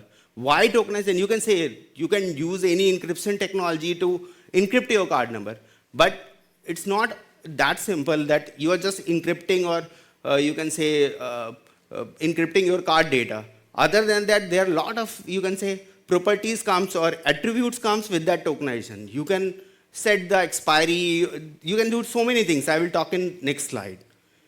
Detokenization is another world where when you are creating a token, then to get a real card number, when you are getting the real card number, that concept is called detokenization. So token means you are converting from PAN to a equivalent card number, and detoken is something when you are reconverting your card number from your token number.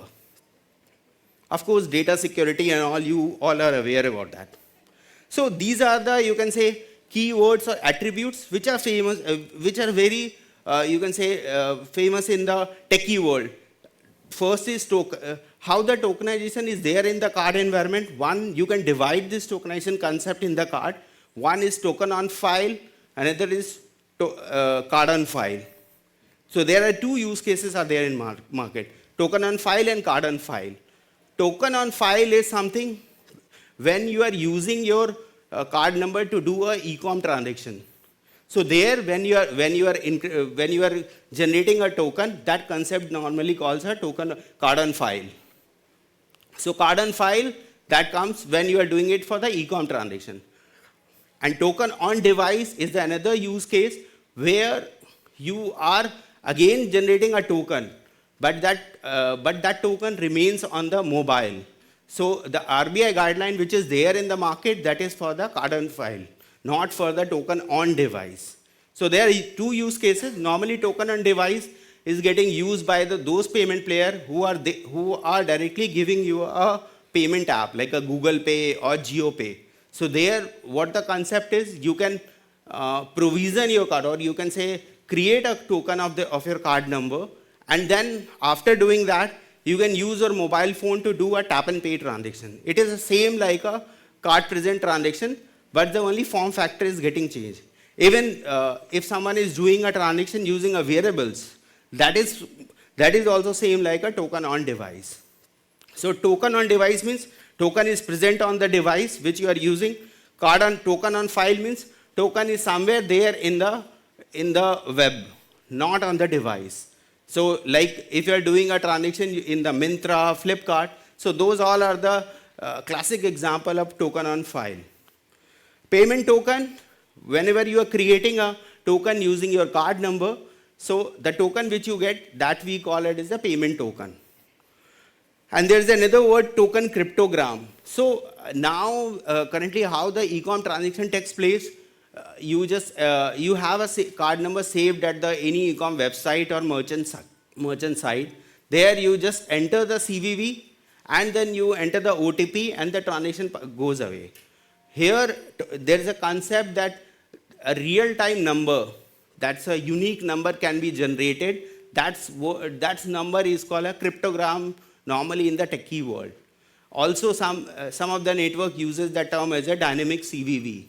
So basically it's you can say a unique number that will get generated every time when you are doing a transaction, just to secure your transaction and to ensure whosoever is initiating the transaction that is having capability to generate that particular unique number, and that number can be verified later on by the scheme or by the issuer. Identification and verification, it's ID and V, it's again a term which everyone uses. That's whosoever is registering their card on the merchant side, that to do that, you need to do a second factor authentication. That's called identity and verification. So there are three ways to do that currently. One, you can verify your customer using the OTP, which you have sent on the, you can say, SMS. Second, you can verify your customer by sending that OTP on the email. And third one is that you can also verify the consumer by giving a call back using the customer care. So let's say I'm at a location where my network is not there, but still I want to do that. So there the customer care will call you and you can re-verify that. So these are the three methods normally followed by all the schemes. In the market, I think you can say as OTP over the SMS is in the practice. Everyone follows that. But additional to that, you can do other two also. There's no restriction. All the network supports all these three methods. When I'm talking about network, I mean to say RuPay, Visa, and MasterCard, because they are only eligible to maintain this token or manage this token life cycle. Then token key attributes, others are, like I was telling, it's not as simple like just an encryption and decryption of a PAN. More than that, when you are creating a token, you can set an expiry of the token. Till what time the token will be valid, either for a year, month, day, or for 10 years, whatever. Normally, in the practice, token expiry is set as a card expiry. but you can set it as a less than card expiry also. I think that's a better idea because if the token is getting changed time to time, that will be better. Because if you're not replacing the token, then again there is a risk. What's the purpose of creating the token? And it's the same like having a card number on the merchant app. Second is token replenishment. So again, this is a replenishment is a term where you can update or you can change the value time to time. So let's say you have a certain expiry of the token for a 3 years or maybe 1 year. And after that, the token need to be updated. Means a new token will be generated, and again it will be, you can say, stored at the merchant site or TR, wherever you are storing that. That I will tell you later on that how the storing is being done. So to replace a previous token with the new token, that method is called replenishment. So whenever you heard a term replenishment, means you are replacing something. And also in the tokenization, there is a concept of how the token is getting generated. So there's a key associated with the token. And that key is also getting used to generate a unique number, which I was talking, that takes place in the transaction. So that key is also can be, you can say, replaced time to time. You can set an expiry of that key also. So you can see there are a lot of flexibility there in the concept. You can change the token. You can change the key associated with the token. You can set an expiry. It's all this flexibility which that tokenization provides you. That's why everyone has opted for this. Then LUK is a limited usage key. So the key which is going to use to generate a token is called as a LUK, limited usage key. So let's say you have a device and you're storing a token on that. Along with the token, you can also store keys which will use to generate the token. And you can set an expiry of the key that every time the key will get replaced. So that also reduces the fraud, you can say any of kind of fraud risk, because you are replacing the key as well as the token. So if fraudster is able to retrieve the token, you are changing the token and you are changing the key also. So at any cost of time, it is quite impossible to, you can say, crack that method. Then there is a token reference number. So along with the token PAN, which is now your PAN, which will be used to do a payment transaction, there is another number which is associated with that, is called a token reference number. That reference tells, yes, I am the reference of that particular token. So how it happens, let's say there's a small merchant, any of the small merchant. So every merchant doesn't have a capability to manage the token at their end. And also you can rely on the system that every merchant follow those hygiene to manage the token at their end. So then how the transaction will happen at that merchant side. Let's say you have stored your card number on any of the ABC merchant, and now the merchant is having the token number. So again, the risk lies at the merchant reliability, or how the merchant, how much technically sound that merchant system is. So then there is another concept. You can generate a token reference number that will never be used for a transaction. And that merchant will store the reference number. Whenever merchant wants to do a transaction, he will first knock the door of those who is having a token, and he will get a token, and the transaction will be processed. The token reference number is reference to the token, but it is not a real number. It's not but it will never be used for any of the transactions. Then PAR is another concept, payment account, PAN account reference. So let's say I have a card and I have generated, let's say, 10 tokens of that card. Although those tokens will look different, but as a issuer or as a, let's say, TR, if you want to know, does all those tokens which I am generating come and link to the same card number or not? This is only possible when you are storing a card number also. Let's say I am a merchant and my card is with me and my card is with my friend.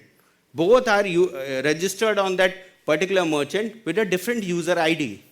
So now on that merchant, same card has been registered twice and the two different token has got generated. Now the merchant pain is that how merchant will know whether that those two tokens belongs to the same card number or not. Because based on that, merchant will run their, you can say, any benefit programs that this, if the first time user, first time you will use a HDFC Bank credit card, then you will get such and such benefit. So how that will happen? So for that, there's a reference of PAR concept is there in the market for the token.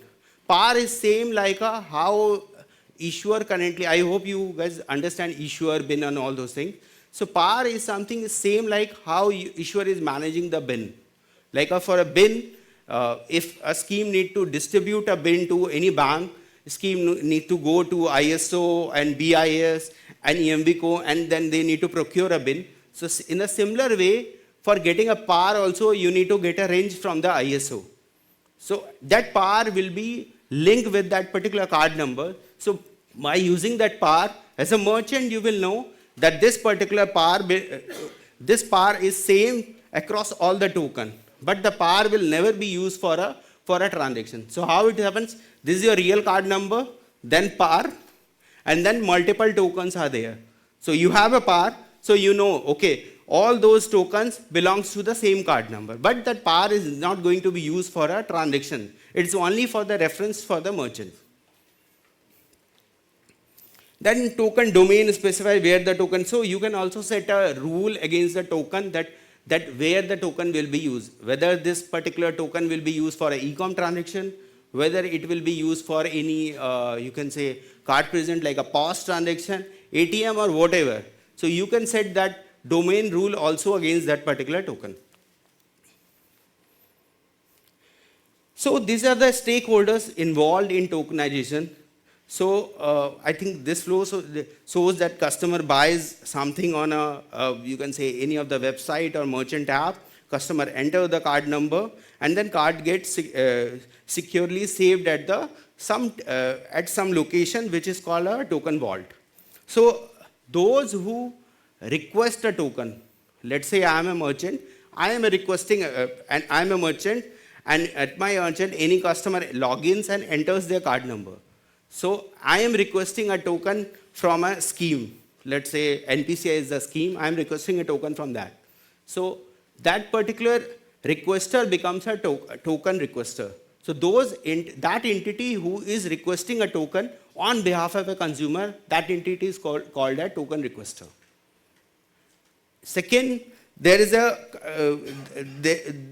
a stakeholder called a token service provider. Those who is providing the token services to all the merchant. So that entity can only be a scheme. So MasterCard, Visa and RuPay, that can only be a token service provider. Other than that, issuer can also be a TSP. That is something, a guideline given by RBI. So though like if a SBI is a issuer, so all the SBI card can be managed by SBI as a TSP also. Other than that, scheme can also act like a TSP because scheme issues the card with the different issuers. So TSP can only be a scheme or issuer, but not other than that. None of the merchant, none of the PG, none of the PA can be a token requester. And what is a token requester? Token requester is an entity who manages the token life cycle. Those who store the token at their end, those who host the token vault at their end, those who maintain all the consumer card credential and the token. So the entire facility of giving the tokenization solution is managed by the TSP. So RuPay, Visa, MasterCard is a TSP. Any of the PG, let's say Razorpay, PayU, PayU, those are the TR, and then merchant is Flipkart, Amazon, whatever. That merchant can also be a TR. There are guidelines from the different scheme that's who can be a TR or who cannot. Because if you start giving a TR license to everyone, then it will be difficult to, you can say, manage that what are the hygiene they are maintaining at their end. So that's why there is a technical eligibility criteria given by a scheme that who can be a TR, who cannot be a TR. So normally big merchant applies for a TR license from a scheme and small merchant relies on the PA and PG to be a TR. So Razor Pay, PayU and all this entity act like a TR also, and they are a PG license from RBI too. And the merchant who are connected with those, all the small merchants, they are acting like a merchant. So they are not storing any token number, they are just storing a reference number. Because using that reference number, they are just knocking the TR door to give a token. And then TR is, you can say, connected with the TSP to provide the token and maintain the token life cycle. So token life cycle means maintaining the, you can say, token credential, generating the token, whenever the token is getting expired, updating the token, a replenishment of the token and the associated key with the TR. So this is the job of a normal TR. Now, token on device. So those terms or the discussion which I was having with you, that is with respect to card on file tokenization. So there is also concept of token on device. Token on device is something you have a, let's say in India, I think Samsung Pay has launched this and Google Pay has also launched this. Jio is doing some pilot on this. This is also not a very new concept. This is also an old concept, very famous in Singapore. Everyone uses that. But the challenge of this particular solution is that you need to have a NFC-enabled phone. So this is one drawback, or you can say a limitation. Because why you need that? Because you are having a card credential in the device, and now when you are doing a transaction on a POS or ATM, then how will you establish the connection? For that, the device need to be a NFC-enabled device. For using a Bluetooth also it can be done, but none of, I think, technology provider or scheme prefers that method because that takes a lot of battery power. So that's why no one prefers that. So the first thing is that for token on device, you need to have an NFC-enabled phone. How it works, I will get into detail how this token on device implemented in the market. So how it works, you have a Google Pay application at your end. You open that and it will ask, registered your card. You entered your card number, expiry, CVV. They will do your verification using all this IDNV method, which I have explained to you, SMS, OTP, or customer care calling. Once it is done, your card will be registered on the Google Pay. Now it is not that it's just a number that has got registered. In that particular payment application, whatever the you can say application which was there on your card, that is also present. So now your phone, after doing that, your phone becomes like your physical card. So all those EMV transactions which you are currently processing by dipping the card or tapping the card, so that exactly the same method will be applied for the transaction which will be enabled from the device also. So it will be an EMV transaction initiated from the device. Of course, it will be a contactless because there is no dipping inside. So how the transaction is happening, that is with the NFC. After registering your card, the card gets personalized on your device. And after the personalization, as the device is a non-secure zone, that's why you need a tokenization there. Because if you're not replacing the card number with the token, then again your data can be compromised. You can connect your Android on your mobile, on your laptop, and then you can go through all those data. So that's why the card, it is important to tokenize the card before you personalize in the mobile. So when someone says that I will tap my phone for doing a transaction, then it's a token on device, and it is exactly on the same line how your EMV contactless card works. So all the guidelines with respect to EMV contactless card, 5,000 and all, that applies here also. So, and for the issuer, because the transaction is getting initiated by the device, so by the device number mapping and all, issuer will be able to know you are doing a transaction using your device, not using your physical card. Second, I think what I was talking here about, that you are, of course, you are registering your card on the device and you are creating a token to secure your card number. But still, all those data which is there on the mobile, is not secure because it's not a dedicated hardware. When you are having a you are having a personalized card, it's a dedicated hardware. After the personalization, the card has got logged. You cannot open the card and do anything. There's no way. Of course, there's a reader by which you can go through the card application. But all those will be static data. But when you are registering your card on the mobile, in case of token on device, then the entire SDK, the entire application can be, you can say, copied by anyone in the token on device. So then how it will happen? For that, there is a mechanism in the market which called white box cryptography. That term is very famous.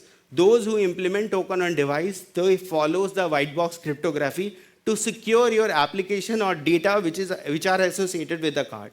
Because it's not only a card number, expiry, CVV, entire things will get personalized. So that is getting secured by white box cryptography. But the problem with WBC is that, one, it is very complicated, very complicated. You will not find anyone in India, hardly, who can work on WBC and give you something application on that. And if someone will be able to do that, then your app size will get increased. Of course, there are methods in the market, or there are company in India, MNC, who works on that, who have expertise on that, but it's a very complicated subject. So again, if you're not implementing WBC, then there's a chance that fraudster can copy your data. There's a chance. Because as a technology provider, it's your job to secure the consumer data. You cannot rely on your boss, kuch nahi hoga. You cannot say that. Na? The technology which you are giving, you need to be very foolproof, or you need to be very sure that it cannot be tampered by anyone. If it's got tampered, then again you need to work on the advanced technology. That is something how cryptography works now. Previously DES tha, second DES aaya, triple DES aaya, RSA hai. Now everyone is working on ECS and all. Because koi crack karta hai, so then someone comes with another version.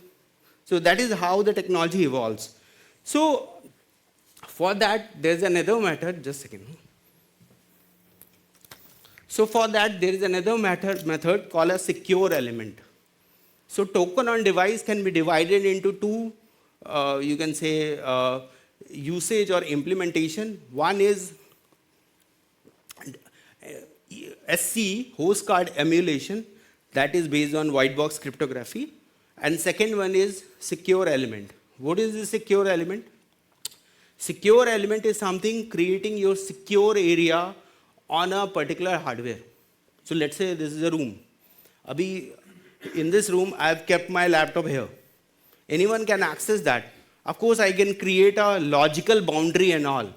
But if I create a special room for keeping my laptop and I will lock with my keys and all, then no one can access. I'm sure no one can access. So that's in a hardware, creating a separate space for your application is secure element. So how it can be done? There are 2-3 ways to do that SC. One, you can have an embedded SC, where whenever a mobile manufacturer is manufacturing their phone on their, you can say, motherboard itself, they can put a secure element. That's an additional chip for you, and in that chip, you can personalize your own application. So of course, most of the OEM, that's a mobile manufacturer, put additional hardware, and they go to the market and say every schemes, you can put your application in that particular secure area. So that's creating a dedicated hardware on a particular device is a secure element. So one is embedded secure element, that's creating a dedicated hardware on the mobile device. Another is UICC, by creating a dedicated hardware on the SIM also. Because everyone has a phone. Now if you want to do a payment transaction, you can create a dedicated hardware on the SIM also. That also you can do. So that telecom provider, that's a Vodafone, Idea, along with their tech partner like IDEMIA, GND, all these all are, I think, number one SIM card manufacturer in the world. I think GND is something who has created SIM card first time. So they are the, you can say, that. Huh.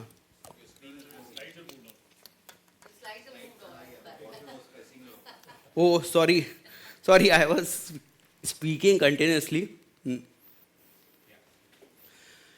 So,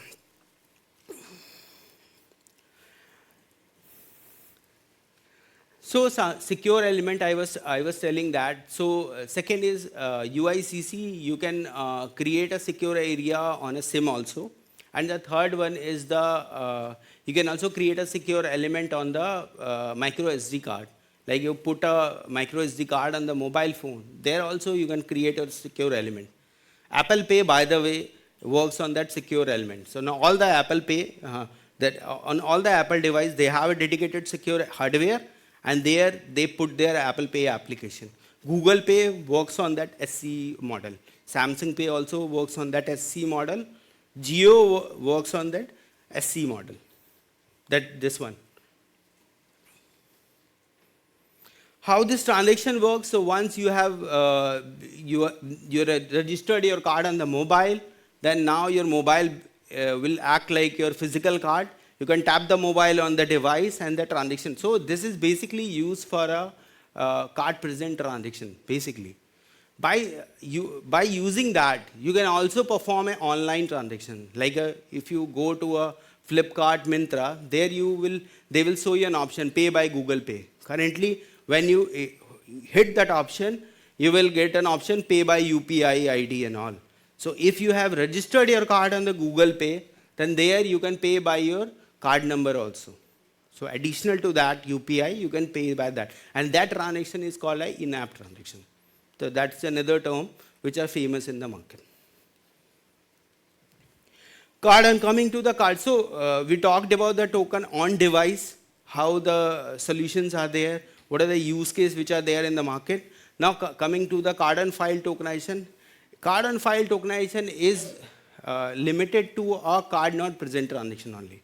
Wherever you are doing an e-com transaction, that card on file tokenization guideline, card on file, all those document applies here. So RBI has a guideline on that I've talked about, that they have previously they have given a deadline for last year. Now they've extended to 30th September. So what this guideline is that all the cards which are getting stored on the any of the merchant sites, that can none of the merchant, none of the TR can store the clear card number at their end. It has to be tokenized. One. How much they can store? There is a they can because once you are selecting your card, it is important that you need to match that which card number I'm going to use. So for that, RBI is allowed to store a first 4-digit card number on their merchant site. So by seeing the first 4 number and the card image, consumer can relate to the card and then do the transaction. But whatever you are seeing, that is the only 4 digit is stored at the merchant side. The rest of the card number is not stored at their end. That is being stored at the token requester side and then TSP.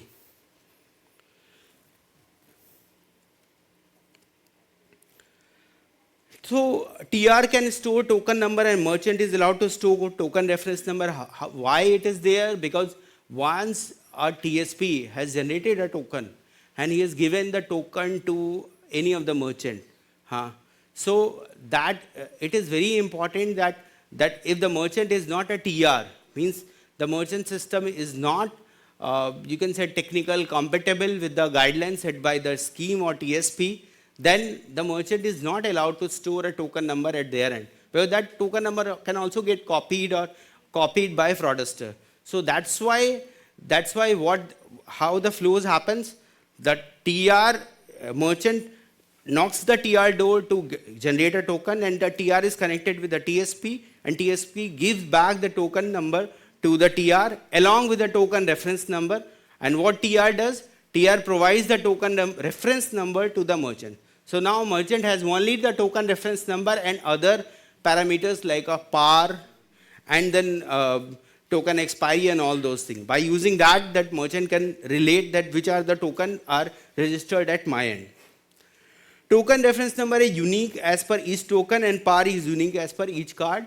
So That is something I have explained to you, that whenever you are generating a token, your token reference number will get changed, but the par will never get changed.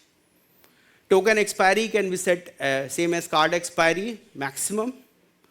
Or you can set a lesser than card expiry also. Payment token has a various life cycle, like once you have created a token or created a token and registered a card on the merchant side, then it is important that, let's say you have lost your card. Then the token which are there at the merchant side, that token need to be deleted. How it will happen? Let's say I've lost my card, what I'll do? I will give a phone call to my bank, or maybe I will go into the net banking, and then I will place a request that please deactivate my card. And then what that issuer will do, issuer will give an instruction or pass this instruction to the TSP that please, these are the card detail, please block this card. What TSP will do, TSP will pass on this message to the TR that these are the detail, I am blocking this card. So no more, whenever you will now try the transaction using the token, that token is not valid now.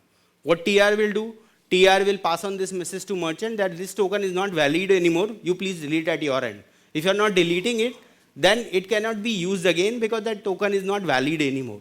So these all communication happens via API. So normally TSP provides API by which you can activate your card token, deactivate your token, delete your token, change your keys. So all those parameters, which are all these features which I was talking about, these comes under the token lifecycle APIs.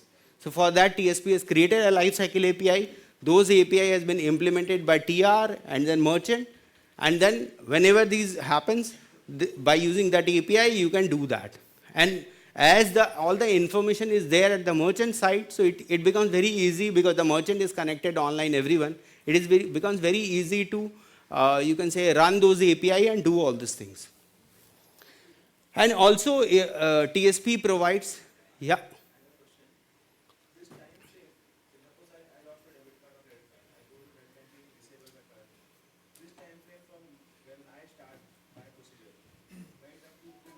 It's a real time, sir. That's why I was talking, it's not a bulk processing, the file processing, where every time after 1 hour a file is getting generated and it is getting passed to the TSP. It's a real time. That's why So this will get deactivated immediately? Yeah, that's why it is API is there. The moment you do that, issuer will trigger that API to the TSP, and TSP will trigger it to TR, and then TR to the merchant. So how the merchant, TR, TSP, and issuer. Like also, when we buy credit cards, we are told that you are insured for if the card gets lost or there's some fraud in the card, you are insured for 2 lakh rupees only. So if before I go and deactivate on net banking, before that if there is some fraudulent transaction which has happened, is the user liable for that, or because you are from NPCI, so you will be having a better view. Like, is the user liable for that, or is it the payment company, or no? I think one is as a consumer you can always raise a chargeback, that these are the fraud and transaction, and that liability comes under the issuer. So that is between a divided liability between the issuer and consumer. That networks and then merchant doesn't come into the picture when there's a liability for a card or for an account. But when he has been told that you are insured for 2 lakh rupees of any... So that is between your bank and you only. And also so also for this token lifecycle management, TSP provides a, you can say, UI to the issuer, where those issuer who doesn't want to implement the API on a real-time basis. So that UI, that's a portal, which is again connected to our system and then connected to the TR. So using the portal, issuer can deactivate or activate the token and do the token lifecycle management. So these are the two methods. Normally, TSP provides it to the issuer. One is using the API. We always prefers to implement it using the API. And the second one is using the portal. So those issuer who doesn't want to implement the API, or there's a challenge to do that, so till the time period, the portal can work. And this service works in all scenario. Let's say your card has got expired. So in that also, that by using the portal, the creation of the request of the creating new token can be given. So this is a flow for the card on file tokenization. So how it happens normally? So as a consumer, let's say this is the first time you are logging into any of the merchant app or merchant website. This applies to both browser and the merchant app. You are logging into the merchant app and you are entering your card number. So after entering your card number, there are two options. One, as a consumer, you don't want to do a payment transaction, you just want to register your card. Or second, you are doing a payment transaction and there that merchant shows that option to you that do you want to save your card detail or not. If you tick that option, means you have given a consent to the merchant that yes, you are allowing that merchant to store your card number. So how it happens? The moment you have ticked that, first your payment transaction will get completed. After the payment transaction, provisioning will happen. Provisioning means registration of the card. Provisioning is related with when you are registering a card on any of the app or merchant site and you are generating a token. So provisioning will happen. How that will happen? That merchant will send a request to the TR and TR will send a request to the TSP that these are the card detail. I want to register this card. Please generate a token. What that TSP will do, TSP will generate all the token credential, PAR, reference number, expiry, keys and everything and give back to the TR. And TR will pass on the reference number to the merchant. If the PG and the TR is different, let's say I am a merchant, my transaction goes with a PayU, but my token generation method, I have a, you can say, agreement with the Razorpay, who is acting as a TR on behalf of my merchant. But that Razorpay is not routing my payment transaction. Then there will be two entities involved in the transaction. One who will fetch the token or generate the token from the TSP, and another who will pass on the normal transaction to me. So during a card registration and payment, first what happens? First the payment transaction gets completed, then the tokenization provisioning request takes place. Because why? Because we don't want to, you can say, disturb the consumer behavior. If we start registering the token first, and during that if the transaction get failed, then as a consumer you will feel, oh, card to chalta nahi hai. So your payment transaction first should get completed, then this token generation and registration will happen. If that got failed, you will get a method card cannot get saved. Excuse me? Sorry, the topic. So I'm asking questions. This card tokenization which you told and save the card is same thing? Yeah. Save your card for future reference. Save your card. Previously you were just storing the card number on the merchant side. Now there's a technology behind it that whenever you are saving your card number, the merchant cannot store the real card number.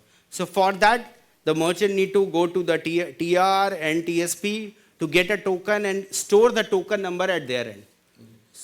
What are the chances of, if I click on save my card for future reference, what are the chances of fraud? These fraudsters will get this, they will get the pass OTP on No, because how this merchant is connected to TR, that's a dedicated network. And then again the TR is connected with the TSP with a dedicated network, one.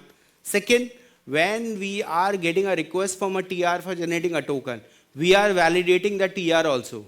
So there is a, you can say, first the handshake happens between the TR and the TSP, whether it's a genuine TR or not.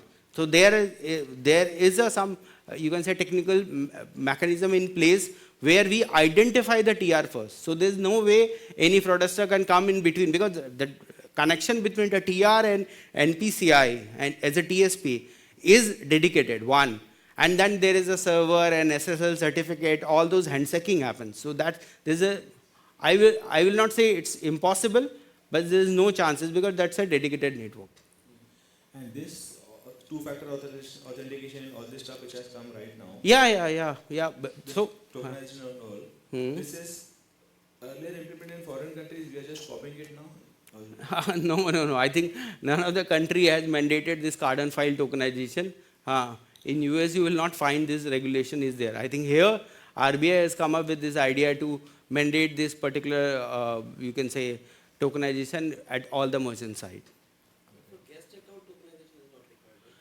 Guest checkout is something where you don't want to store your card number. You just want to process a transaction using your card number, and then so if you do that, then every time when you are logging into that merchant side, you need to enter your entire card number. And this is a token-based transaction. So how the transaction happens? First, the merchant has a token reference number, and now the moment you hit the button, pay with using my this save card. So what will happen? The token reference number and associated detail which merchant has, merchant will pass on this request to the token requester. And then token requester will pass on this request to the TSP. I have got a token fetch message from a merchant for initiating a payment transaction. Please provide me the credential. Now you can say that TR has the token number. Why he is going to the TSP again? Yes, because we want to be very sure that the merchant who is having a token reference number is not having the token PAN. Because if I will not do this, then I will never ever be sure that whether the merchant has having the real token PAN or he is having only the token reference. Then creating this entire reference PAR that will never help. So that's why at the time when the TR is fetching the token from me using an API, what I do, I create a cryptogram. That's a cryptogram which I was talking about. I create a cryptogram and I pass it out to the TR. And I say, please pass on this number, unique number to the merchant so that whenever merchant will send me the transaction, the payment transaction, I will validate. It is something like you have come to me and say, please give my flat key to you. And now, along with that flat key, and you are giving the key to your friend. So along with the flat key, I have given you a code also. And I have asked you, give that code to your friend. And whenever he will come to my flat, I will re-verify the code. Once it get re-verified, then only I will allow, else I will not. So this is something how the fetching a cryptogram from the TSP helps for a payment transaction. So now this is 5 minutes, I think. So now, as the merchant has got that cryptogram and then token reference detail, now he can initiate the payment transaction using all those credentials. And he can send the transaction via the PG, which is linked with that. So here, two entity comes into the picture who is connected with the merchant, one PG and another TR. It can happen the PG and TR can be same. That's it, I think, from my end. So I have two questions. Yeah. First is, now the payment gateways are not allowed to store even the card in encrypted format, right? So how the use case of offers will work? So earlier how it used to happen is, whenever customer has transacted, PG used to store that card number in an encrypted format. And whenever he's coming again, the card PAN was again verified and that offer was applied. So how, in such scenarios, you have, at the merchant end, you have the token reference number and the PAR. You can use the token reference for flashing out all those offers which you want to run. Now the pain comes that it can happen that one card has got registered many times. So I'm talking about the scenarios where the consent is not given. You just describe me the offer which you want to talk about.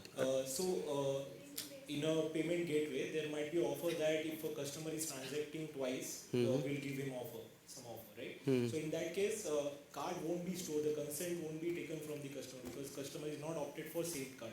So how such cases work? So in that case, against that card, there is a reference number which is there at your end. And using that reference number, you can track. You need to store that reference number. Whenever the customer is doing a transaction, after a successful transaction, let's say there's a flag, you mark that the one-time customer has done a payment transaction using this reference number against this particular PAR. Again, if a customer again want to initiate a transaction, again the same reference number will be used until unless the token doesn't get changed. Okay? So there also you got an info that the same ref number has got used twice. So now you can run the offer. And, So here you treat your reference number as your PAN number. Okay, and one more question: Are PG allowed to store first 6 and last 4 digit for? I think as per RBI only first 4. Okay. So the question that he asked, right? If I want to share, say, I want to give offers, but that party is not accepting the token from PCI. In that case, how will it work? How can I share my? Just clarify a little bit more. What do you mean with that party So is not I accepting? stored my card number on a merchant website, Huh. right? And I did a payment transaction. It went fine. Now I want to use my same card number and pass it on to another third party. Another third party means another consumer, huh? Another, it may be any other software providers, right? So can I share my token with somebody who has? No, rule one. As a merchant, you don't have a token also. You have a token reference number 1. Now, it is not allowed to share token reference from merchant 1 to merchant 2. That's a standard hygiene. If you are doing that, then to get a real token during a transaction, that merchant need to connect with the TR. Whether TR will allow you? I don't think that any TR will allow you.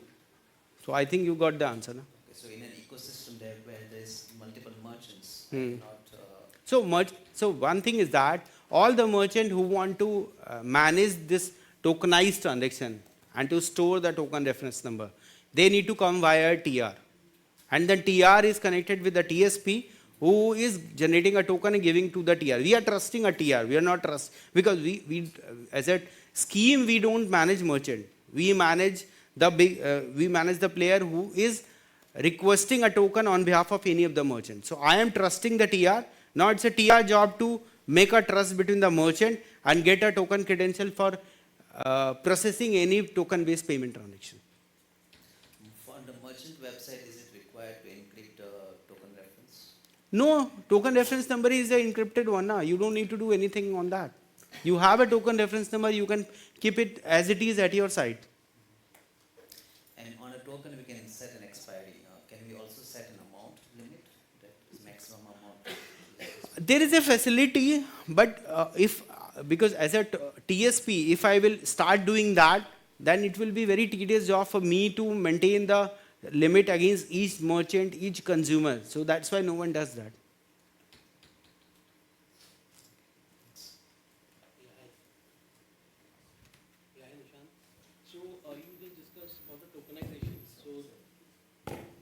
So there are various, way of, creating the token. One is carbon file, the other one is on HC, and then secure element. The logic and the specification for all the tokenization is the same for all the modes, or I think whether you are doing it a SCE, token on device, or you are doing a card on file, ultimately the token lifecycle management is managed by the TSP. So and TSP has a vault. So whatever the functionality which you are enabling or disabling using this vault, the logic of storing the token will never get changed. The only difference will be on token on device when you are generating the token. So that entity who is requesting the token, like let's say you are doing it on a Google Pay, then there Google Pay itself is a merchant and he is acting like a TR also. He is directly connected with the TSP and he is getting a token credential for storing it on the device. But the method of managing the token, why the TSP will change the method from use case 1 to use case 2? That doesn't, I don't think, but there's no point of doing that. Yeah, so my question is basically on the standards and the specification. Right, why we have to build two systems for device as well as on COI? No, there is not two specification. These are the two methods to store a token on the device. If you are having on a mobile phone, you are having a Myntra app or Flipkart app, and you are also having a Google Pay app. In Google Pay, you are storing the token and you are using the Google Pay as a tap and pay, mobile tap and pay. And in the flip card, you are storing your token as a card on file. So both these methods is connected with the TSP. How the below this token, what all the, you can say, payment application which is there, which used to perform a token on device tap and pay transaction, that is there at the GPay. So I know whenever the Google Pay will come say, hey, please register my card. So I know this Google Pay is a TR, is now requesting for a token on device. So along with the token, all those parameters which I talked about, I will also provide him the card credential, like a EMV parameters, EMV keys, all those certificates and all those things. Because I know that he is asking for a token on device, not a token on file. Now let's say Google Pay says, I also want to be a token on file or a card on file. So there he need to register with us as a different TR. So Google Pay is registered with me as a 2 TR. 1 as a token on device, 2 as a card on file. But all are connected with my same system. My system should be common. And that when I'm creating the system to manage the token life cycle, there is a standard guideline, EMV code and all. If you want to do that, you can do that. If you want to be a domestic player and you want to create your own standard, that still you can do that. So only registration I have to do twice, otherwise the logic and everything. Correct. All right, thank you. With this, we end the last masterclass Thank you. of this edition of Global Fintech Fest. Thank you very much, sir. And I would like to thank NPCI, PCI, Fintech Convergence Council for organizing this mammoth event. I hope you all have had a great experience this year.